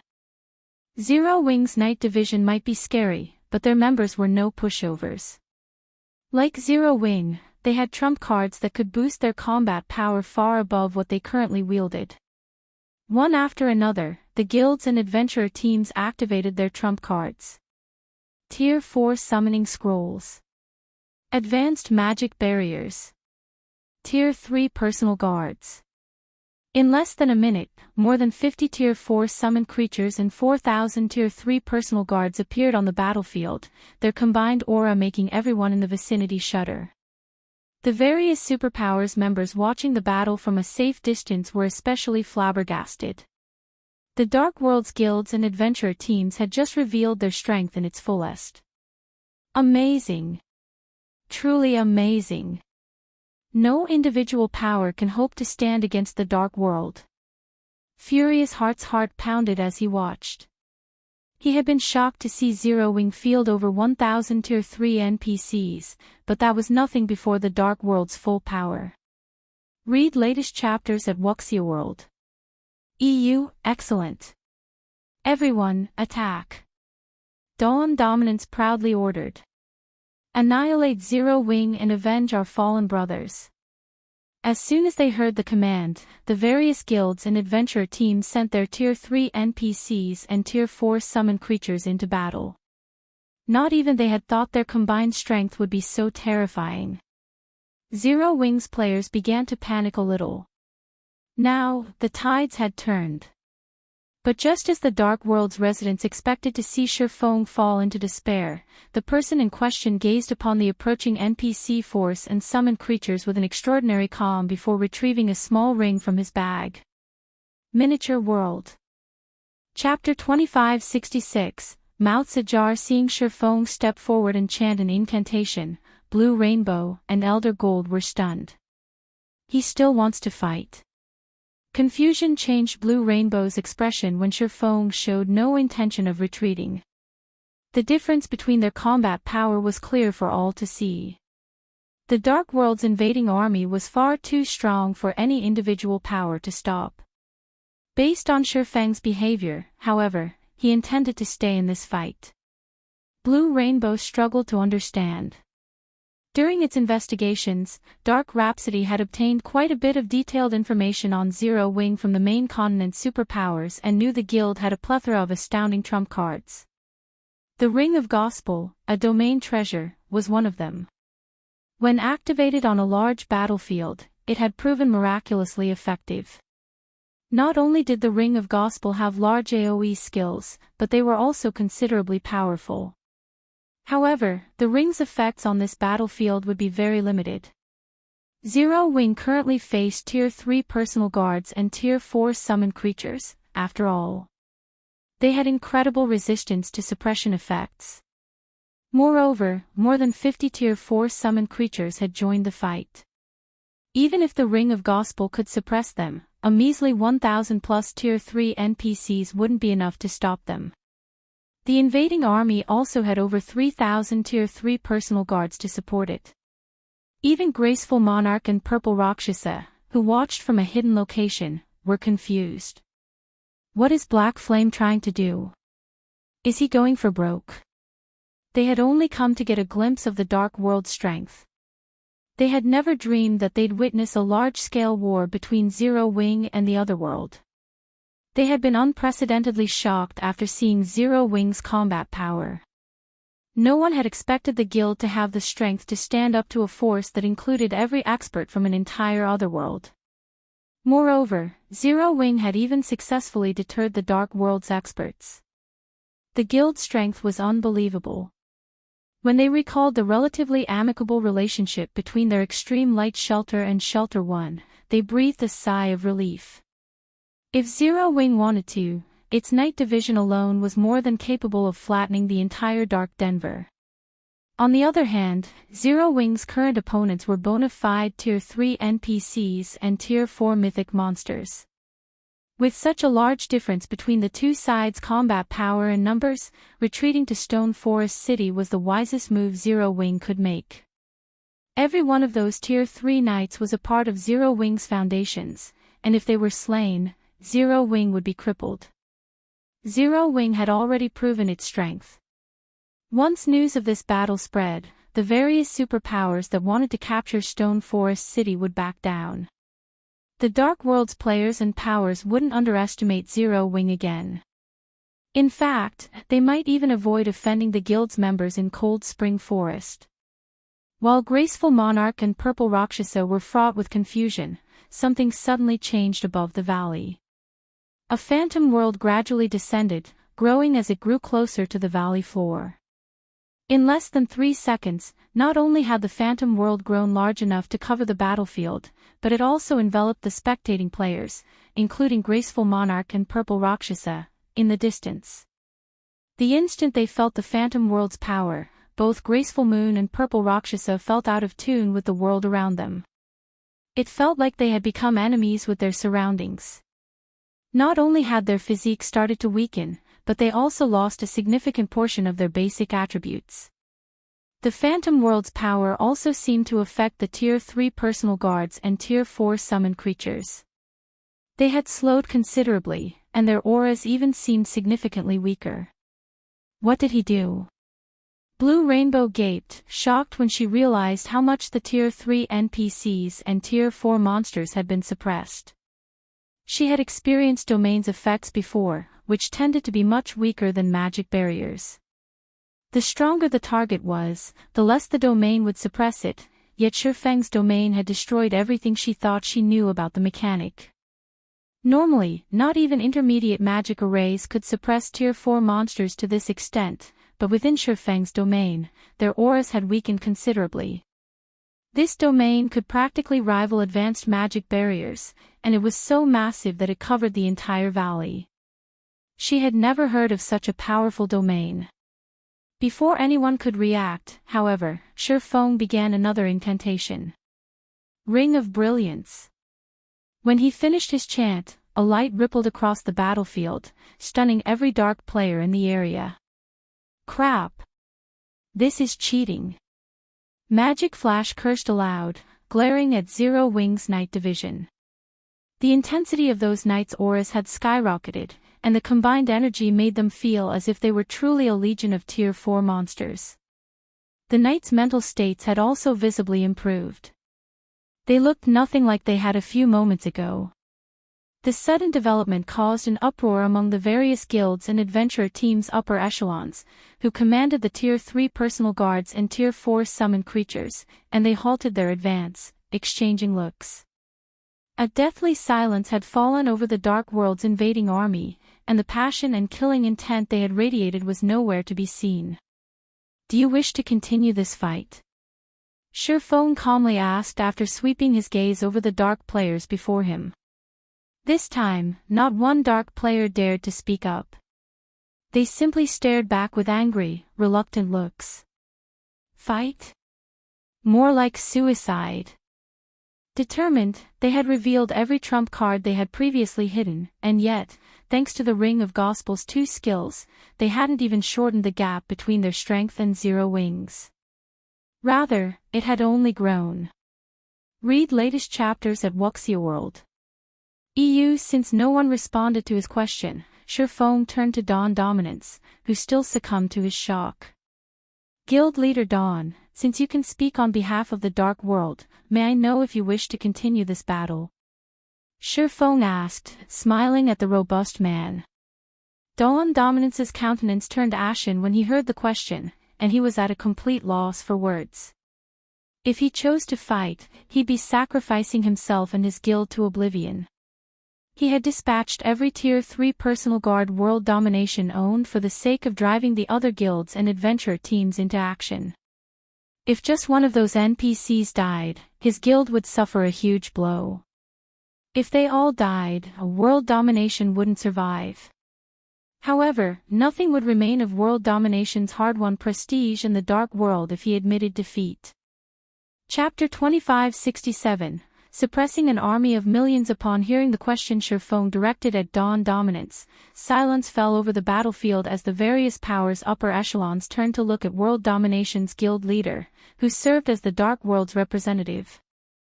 Zero Wing's strength had far exceeded their expectations. The guild possessed not only an incredibly strong knight division but also a domain treasure capable of significantly suppressing even Tier 4 creatures. The combination of the 2 cards meant no power could threaten Zero Wing's Knight Legion at this stage of the game. For a time, silence reigned over the Dark World's army of several millions because of Shifeng's words. This situation stupefied Magic Flash and the others, who were spectating the battle from afar. Arrogance. Ignorance. When Magic Flash and the others thought back to the opinions they had of Shifeng, they realized how ridiculous those were. At the same time, they celebrated inwardly. This was because they finally saw for themselves what a true monster was today. Previously, in their opinion, single-handedly going up against thousands of enemies simultaneously could already be considered a legendary feat. In fact, 99% of the people who claimed to be capable of such a feat were undoubtedly spouting nonsense. As expert players, Magic Flash and his companions knew just how difficult it was to go up against thousands of enemies simultaneously, especially in a large-scale guild war. The enemy side would definitely have numerous expert players amidst their forces. Trying to fight against thousands in such a situation ramped up the difficulty. Now, however, not only did this legendary feat happen right before their very eyes, but the scale of this feat had even been magnified by 1,000. Feng had single-handedly suppressed an army of millions. Due to just this one scene, they could say with certainty that the name of Black Flame would shake the entire dark world in the future. Is he really human? Purple Rakshas's heart pounded rapidly as she took in the army of millions remaining motionless before Feng. At this moment, she earnestly doubted Feng was human. He had intimidated several million expert players and several thousand Tier 3 NPCs. Although Feng's previous performance at the Extreme Light Shelter had already been plenty shocking, that feat was nothing compared to this. Even standing a great distance away, she had still shuddered upon sighting the army of millions. Feng, however, had single-handedly silenced these several million experts. The power and influence he wielded were simply inhuman. It seems Shelter 1 no longer has to worry about its development from now on, Graceful Monarch said, a bitter smile forming on her face as she gazed at Blue Frost, one of her rivals in the Dark Den. Originally, Graceful Monarch thought that, with Crimson Emperor's help, the Extreme Light Shelter could surpass Shelter 1 in the Dark Denver. In light of the turn of events, however, that was categorically impossible. Zero Wing was a guild capable of suppressing an entire world's players to the point where they didn't even dare to breathe. Once news of this feat reached the Dark Den, the experts that revered strength would definitely do everything they could to join Shelter 1 and Zero Wing. Moreover, Feng had previously displayed extraordinary individual strength in the Dark Denver. With these two factors combined, Shelter 1 would surely become a sacred land for Dark Den's experts. After the silence on the battlefield persisted for some time, Dawn Dominance walked up to Feng with an incomparably gloomy expression. The pride and fighting spirit he had before were nowhere to be seen now. Guild leader Black Flame, this move of yours is indeed amazing. I'm afraid nobody ever thought that Zero Wing might actually possess so much hidden strength, Dawn Dominance said after taking a deep breath. However, it is wise not to bum one's bridges. I admit that the domain skills you used are very powerful. However, these domain skills will only remain active so long as their user is alive. Once the user dies, the effects of the domain skills will disappear. The Dark World's army might not be a match for your army, but we have plenty of people. We have more than enough manpower to spare to kill you, the user of the domain skills. Of course, I also have to admit that we will suffer plenty of losses before we succeed. However, the final outcome is similarly one that you will not wish to see, Guild Leader Black Flame. Instead of suffering mutual destruction, why don't we each take a step back? Our request is very simple. So long as Zero Wing stops having designs on the teleportation gate, everything else is negotiable. Upon hearing Dawn Dominance's suggestion, realization immediately dawned upon the dark players present. Guild leader Dawn really is the best. How could we have forgotten such a thing? Due to the immense shock they felt before, one simple thing actually slipped their minds. In God's domain, magic arrays and domain skills required a user to sustain them. Domain tools were no exception. If they killed the player using the tool, then the tool would naturally lose effect. Meanwhile, once the Dark Army no longer suffered under the effects of Miniature World, taking care of Zero Wing would be a piece of cake. However, Dawn Dominance was also correct in that they would have to pay a huge price to annihilate Zero Wing if they continued fighting, and this was not something they wished to see. The best solution now was for both sides to each take a step back. What if I refuse? Feng asked, smiling. At Shifeng's words, silence filled the battlefield once more. Lunatic. He's definitely a lunatic. The Dark World has already taken a step back, yet he's still insisting on controlling the teleportation gate. Is he really not afraid of losing everything? The spectating experts of the various superpowers found Shifeng's intransigence insane. Previously, the Dark World's offer to give up on participating in the superpowers' fight for Stone Forest City was already plenty shocking. Now, the Dark World was even willing to take another step back and provide Zero Wing with other benefits in exchange for Zero Wing giving up its designs on the teleportation gate. In the eyes of the main continent's various superpowers, this was an unbelievable opportunity, something any power would wish to obtain, yet Shifeng had still rejected it without hesitation. They had no doubt that this was the Dark World's bottom line. There would be no more concessions after this. If Shifeng continued insisting on taking control of the teleportation gate, then Zero Wing really would enter an irreconcilable feud with the Dark World. Guild Leader Black Flame, do you really intend to drag Zero Wing into a fight to the death? Dawn Dominance demanded as he tried to suppress the anger in his heart as much as possible. You'll regret it if that happens. Zero Wing's strength thoroughly exceeded Dawn Dominance's expectations. If both sides continued fighting, the only outcome would be mutual destruction, an outcome he was not willing to see. After all, world domination still needed to develop on the main continent. Without sufficient strength, its efforts would be futile. However, he never imagined that Shifeng would actually be so stubborn as to refuse to take a step back even when given an excellent opportunity to do so. Guild Leader Dawn, there's no need to continue showing Black Flame any respect. Since he doesn't know how to appreciate goodwill, I say that we just teach him a lesson. At worst, we'll have a slower time developing on the main continent. That's right. Since he doesn't want the goodwill we're showing him, let's just annihilate Zero Wing and be done with this. Let's see what he can do then. The dark players present similarly grew enraged at Shifeng's response. They had already offered a huge concession to Zero Wing, a condition that even super guilds wouldn't dream of obtaining, yet Shifeng had still chosen to reject it. This rekindled the various powers' thoughts of annihilating Zero Wing. A fight to the death. Shaking his head, Shifeng said, Guild Leader Dawn, you're over-exaggerating things. In my eyes, it is, at most, negligible losses. Good. Since you wish to remain stubborn, you have only yourself to blame, Guild Leader Black Flame. Brothers, no need to hold back anymore. Dawn Dominant snarled as he glared at Shifeng in anger. Negligible losses. Such arrogance. Shifeng was simply too arrogant. However, just as the Dark World's army was about to advance once more, Shifeng made his move. Read latest chapters at Wuxia World. EU Unsheathing Killing Ray, Shifeng executed a forward slash. Lightning slash.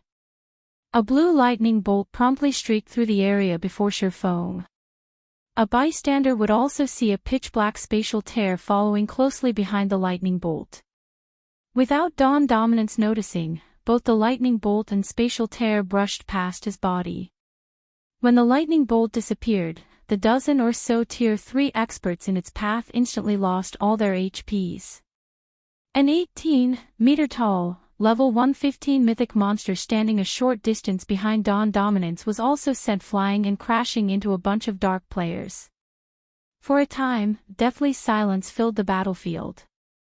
Chapter 2568, Dark World defeated, Zero Wing flourishes. After a short period of stunned silence, a gabble of confusion erupted as everyone present stared at Shifeng in disbelief. What happened? How did he send a Tier 4 summoned creature flying? What did he do? Everyone present had seen Shifeng's actions very clearly. In fact, they even felt that Shifeng had moved very slowly. However, nobody could wrap their heads around what had actually happened. All they had seen was Shifeng executing a forward slash at the empty space before him and releasing a streak of blue light from his sword.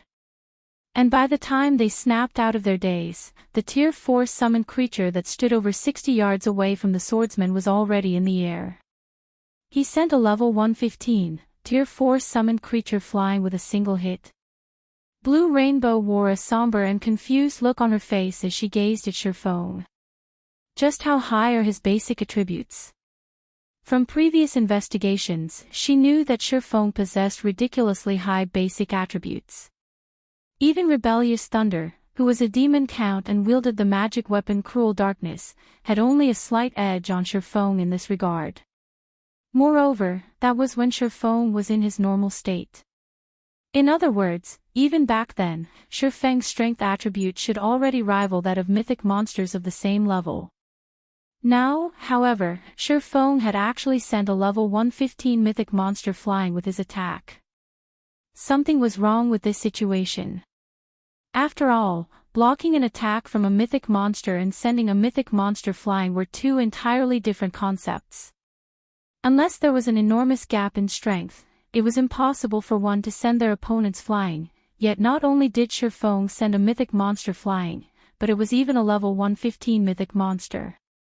The current strength he displayed was starkly different from what the reports mentioned. How is this possible? Furious Heart, who was spectating from afar, was similarly stunned by this situation. He had personally witnessed Sherfang's strength before. However, despite so little time having passed since their last meeting, Sherfone could now actually send a level 115 mythic monster flying with his attacks. For a moment, Furious Heart suspected that the main god system was playing a prank on him. With such frightening strength, let alone Tier 3 NPCs, even Tier 4 NPCs would struggle to deal with Sherfone. Needless to say, it would be a fool's dream to hope that a bunch of Tier 4 mythic monsters would defeat him. Monsters generally had very low combat standards. In a situation where the difference in basic attributes was negligible, they would be no different from common monsters in front of even ordinary expert players, let alone a domain realm expert like Sherfone. If all 50+ Tier 4 summoned creatures attacked the swordsman, they would still have an incredibly difficult time inflicting damage on him. Not to mention, Sherfone still had a legion of Tier 3 knights behind him. How did he get so strong?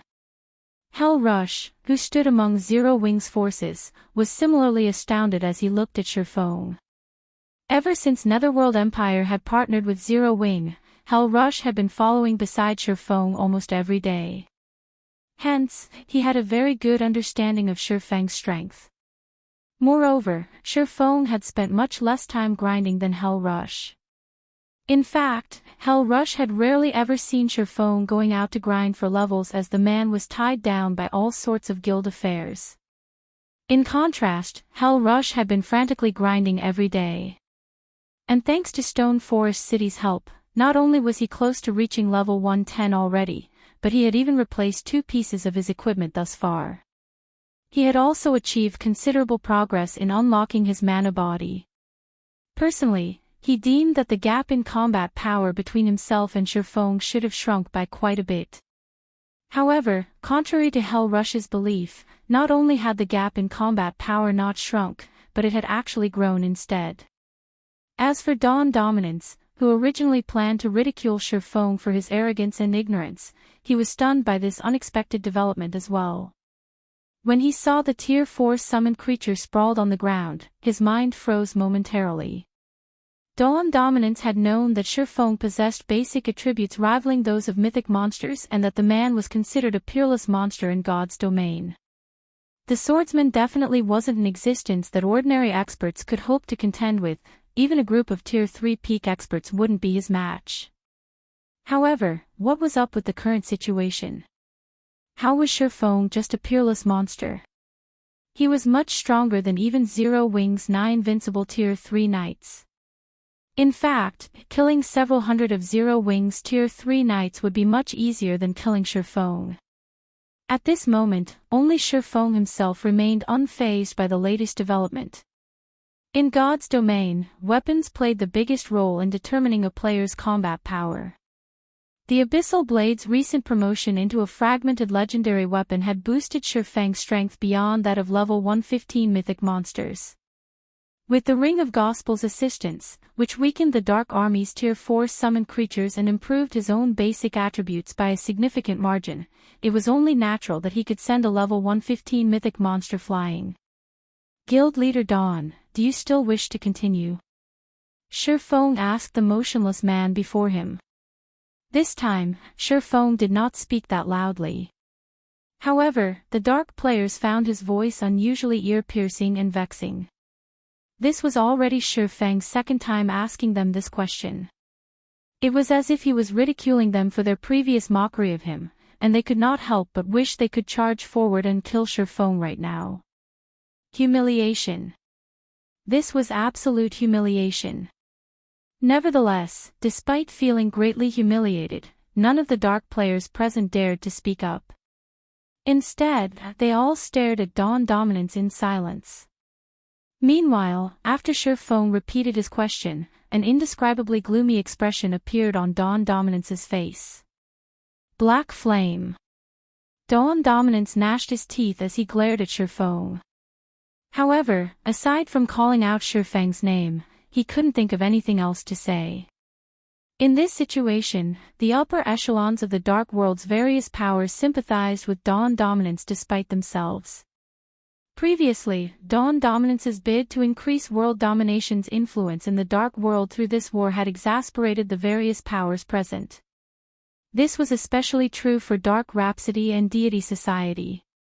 Currently, however, both Blue Rainbow and Elder Gold only felt pity for Dawn Dominance.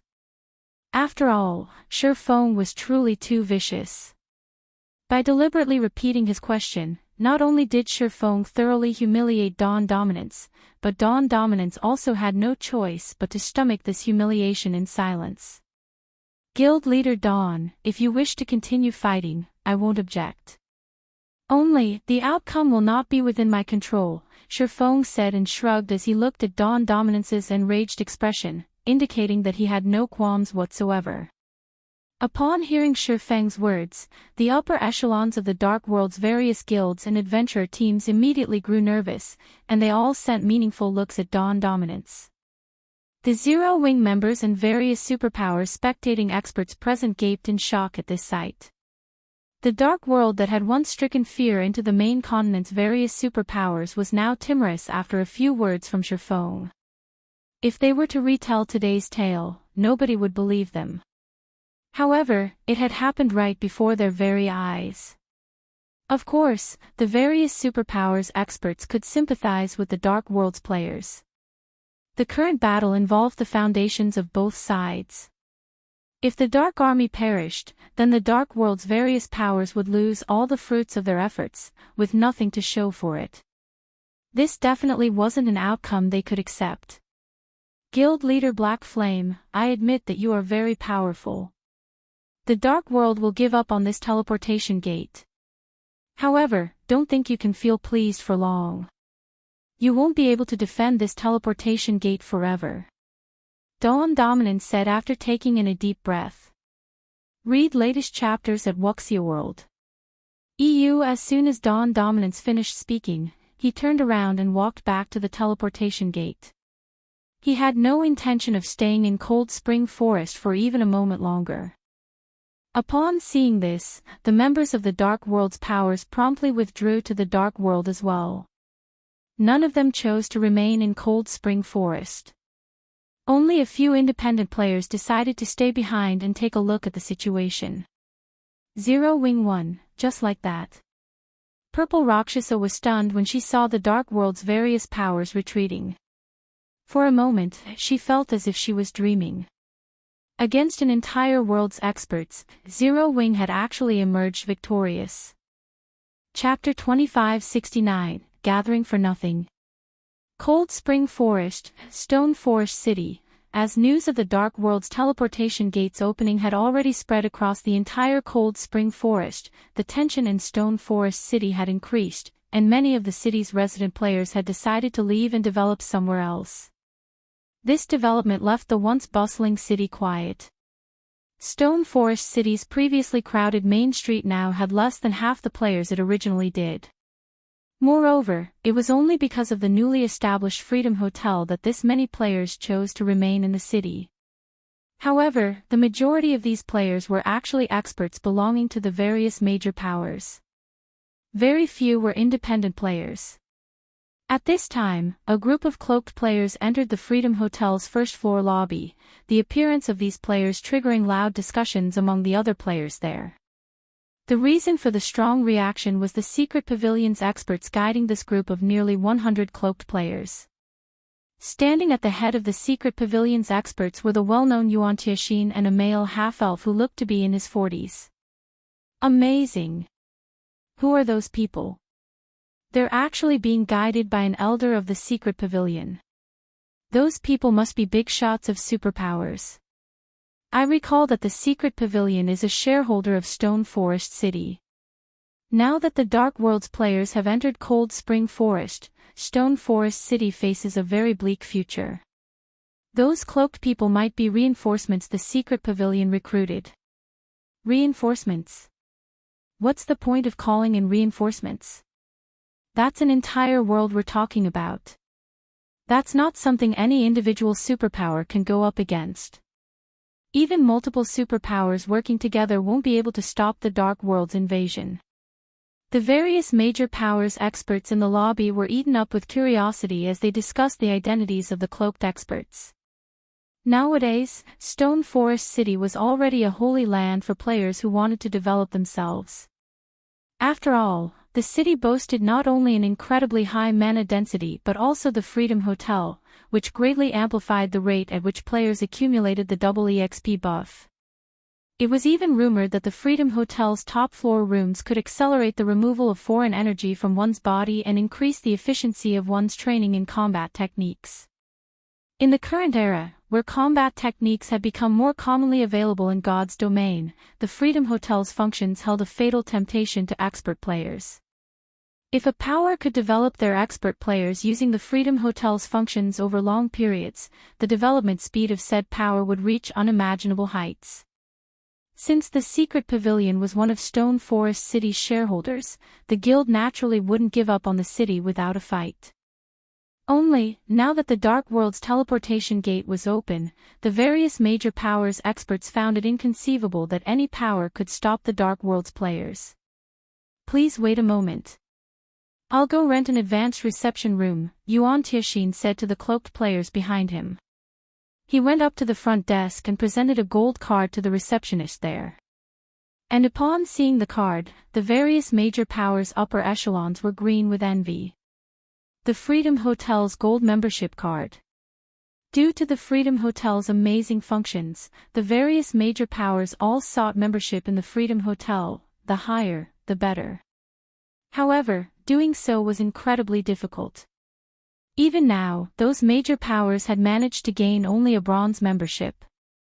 If they wished to elevate their membership status to silver, they would need to accumulate a large number of contribution points in the Freedom Hotel, which could be acquired only by selling rare materials and doing quests. Moreover, each player could sell only a limited amount of materials per day. Meanwhile, a gold membership allowed players to rent the rooms on the Freedom Hotel's top floor. While Ajar was handling the rental procedures, the cloaked players standing behind him studied the Freedom Hotel's interior. So, this is Zero Wing's Freedom Hotel. This place really is amazing, said a cloaked, male youth radiating dense darkness energy.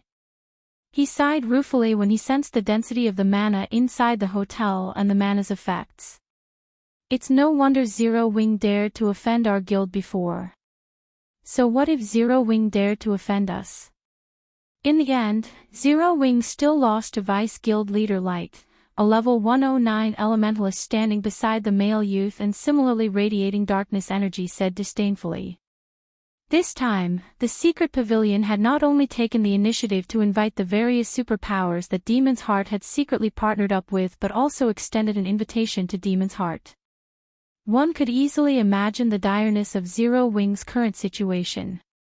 Unfortunately, even if the secret pavilion stepped forward this time, it couldn't do much to change the outcome of this war, as the various superpowers present were hell-bent on obtaining Stone Forest City.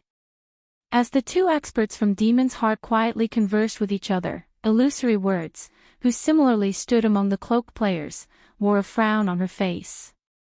Illusory, it seems the chances of Zero Wing surviving are slim. So many superpowers have actually gathered to obtain Stone Forest City. I doubt even the secret pavilion expected such a development, the fierce man standing beside Illusory Words said, sighing. The secret pavilion had invited all the superpowers targeting Stone Forest City to the negotiations. Crimson Emperor had estimated that 6 or 7 superpowers, at most, had their eye on Stone Forest City. However, the actual number turned out to be more than 10. Even Battle Wolves, which had an irreconcilable feud with Demon's Heart, had decided to join in the fray. If these superpowers banded together, they would have a minimum of 4,000 Tier 3 experts with very high combat standards. If they worked together with the Dark World's forces and attacked Stone Forest City from both the inside and outside, Stone Forest City wouldn't stand a chance. Of course, the fierce man could also understand why the various superpowers were willing to go to such lengths to obtain Stone Forest City. After all, the advantages the city brought were simply amazing. This was especially true for the Freedom Hotel. No superpower would pass up the Freedom Hotel's benefits. Moreover, Zero Wing had even taken the initiative to meet the Dark World's army at the teleportation gate. That was simply suicide. Now, even if all of the 5 great super guilds banded together, they still wouldn't be able to save Zero Wing. At this moment, let alone Illusory Words and the fierce man from Crimson Emperor, even Yuan Tianxin, who had invited the various superpowers secretly targeting Stone Forest City, was surprised by this situation. He never thought that there would be more than 10 superpowers targeting Stone Forest City this time. Aside from Demon's Heart and Starlink, which bore deep hatred for Zero Wing, the superpowers included the 10 Saints Empire's Demon Palace, the Shadow World's Shadowless Empire, and the Super Guilds Battle Wolves and Pantheon. Not to mention, Mythology, one of the 5 great super guilds, which wasn't present among the superpowers he invited, was sure to be taking action in secret against Stone Forest City as well. If all these superpowers worked together, they could shake the entire eastern continent, what more a measly Stone Forest City. For a moment, Yuan Tianxin could not help but doubt if the negotiations this time would truly yield any results. Ha ha ha.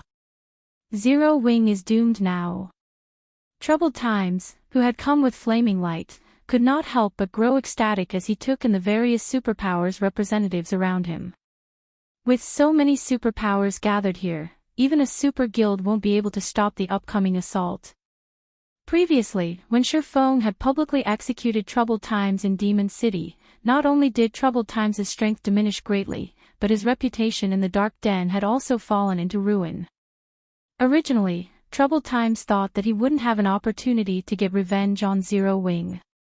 However, his chance had come so quickly. Everyone, the reception room is ready. Please follow me, Yuan Tianxin said to the cloaked group behind him.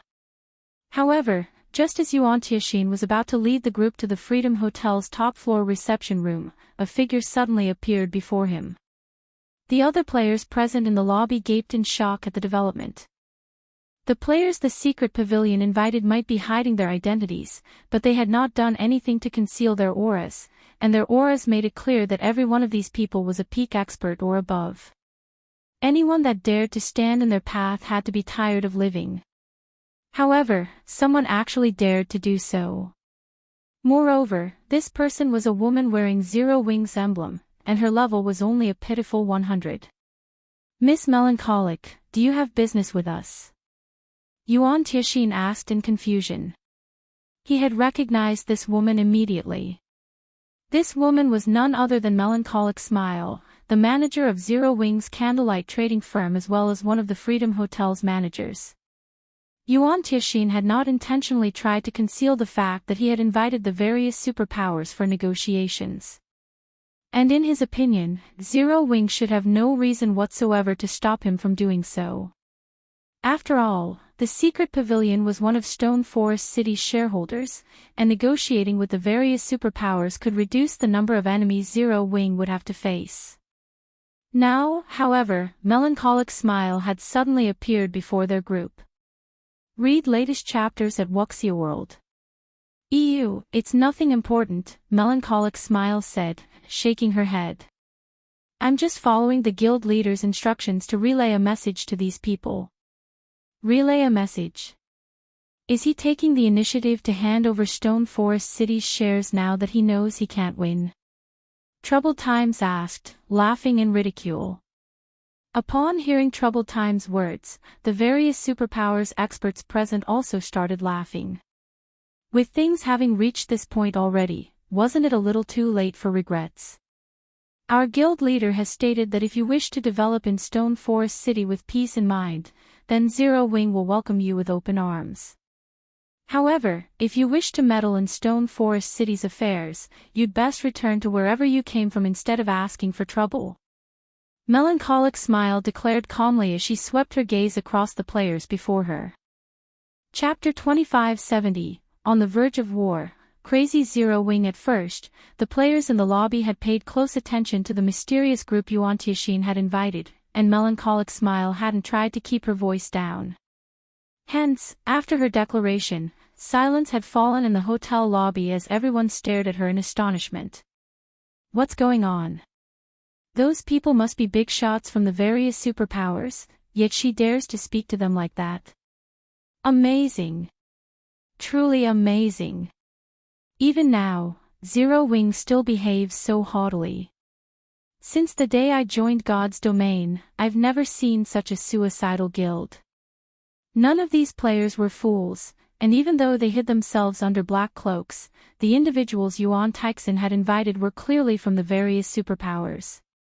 Moreover, they should be the superpowers' top-ranked experts based on their auras. Now that the Dark World's teleportation gate was active, it would only be a matter of time before dark players flooded into Cold Spring Forest. The entire level 100 neutral map was in danger, as was Stone Forest City. Yet, even in such a dire predicament, Zero Wing continued to maintain its arrogance before the various superpowers. This was just insane. Miss Melancholic, what are you? Yuan Tianxin was flabbergasted. He couldn't believe what was happening. If he hadn't been certain that Melancholic Smile wasn't some spy and an actual core member in Zero Wing, who had worked her way up the ranks, he would have suspected otherwise. Her announcement was practically a dare to the various superpowers and would undoubtedly lead to Zero Wing's elimination from Cold Spring Forest. What are Zero Wing's intentions, old Yuan? Scorching Shine asked from beside Yuan Tianxin with a frosty look. He had already surmised that the chances of their plan succeeding were very low. Stone Forest City's Freedom Hotel was too tempting to give up, after all. However, it was also the reason that the secret pavilion didn't want other superpowers to stick their fingers in the city. Unfortunately, Melancholic Smile's statement had as good as ruined their plan. No one would be surprised if the various superpowers shed all pretenses with Zero Wing immediately, let alone negotiate. For a moment, Yuan Tianxin was speechless. Cold Spring Forest was a lost cause at this point. Even the various superpowers would have a hard time developing in the area, much less Zero Wing. There was simply no way Zero Wing could retain absolute control over Stone Forest City. It'd be a miracle if the guild even kept a portion of the city. Yuan Tianxin had worked with Shifeng many times before, so he knew the swordsman was open to persuasion, not coercion. If he insisted that Shifeng gave away a significant portion of the city's shares, their discussion would end on a sour note. Knowing this, he hadn't bothered to contact Shifeng before his negotiation with the various superpowers.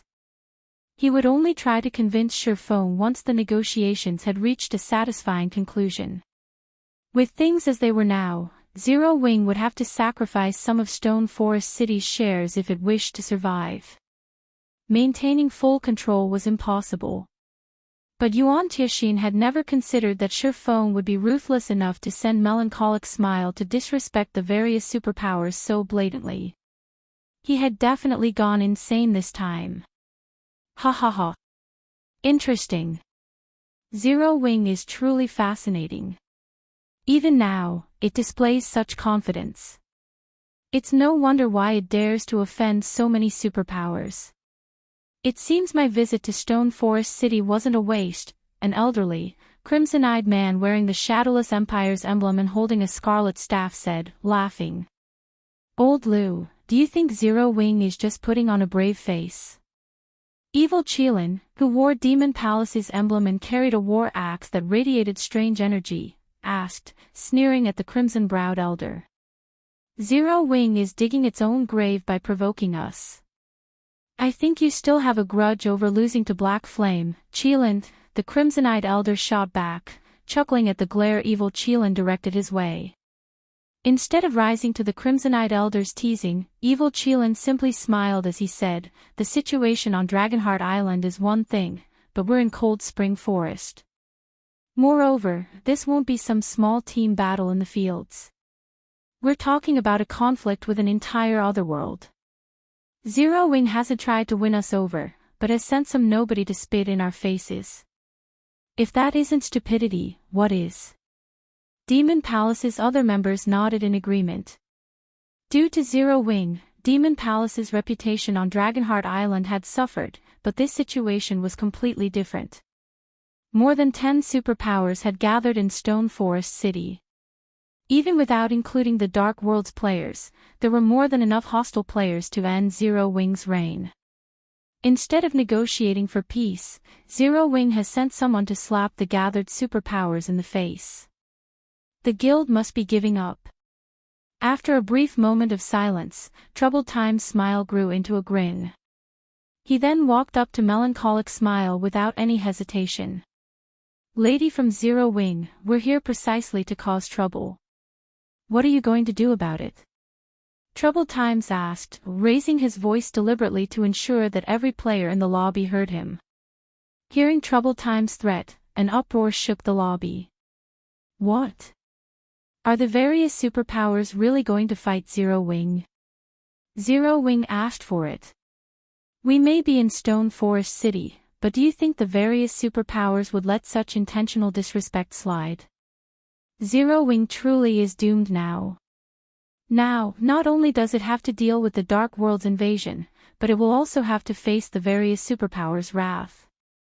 The experts that recently joined Zero Wing must deeply regret their decisions. The various major powers members started chatting amongst themselves as they watched the tense conversation play out. They could hardly believe Zero Wing's behavior. None of them had expected the guild to shed all pretenses before the various superpowers representatives. While everyone expected Melancholic Smile to panic, however, she smiled brightly at Troubled Times and replied, if that's the case, Zero Wing will have no choice but to erase you from Cold Spring Forest. Read latest chapters at Wuxia World. EU again, the lobby fell deathly silent. Melancholic Smile's response even stunned Troubled Times.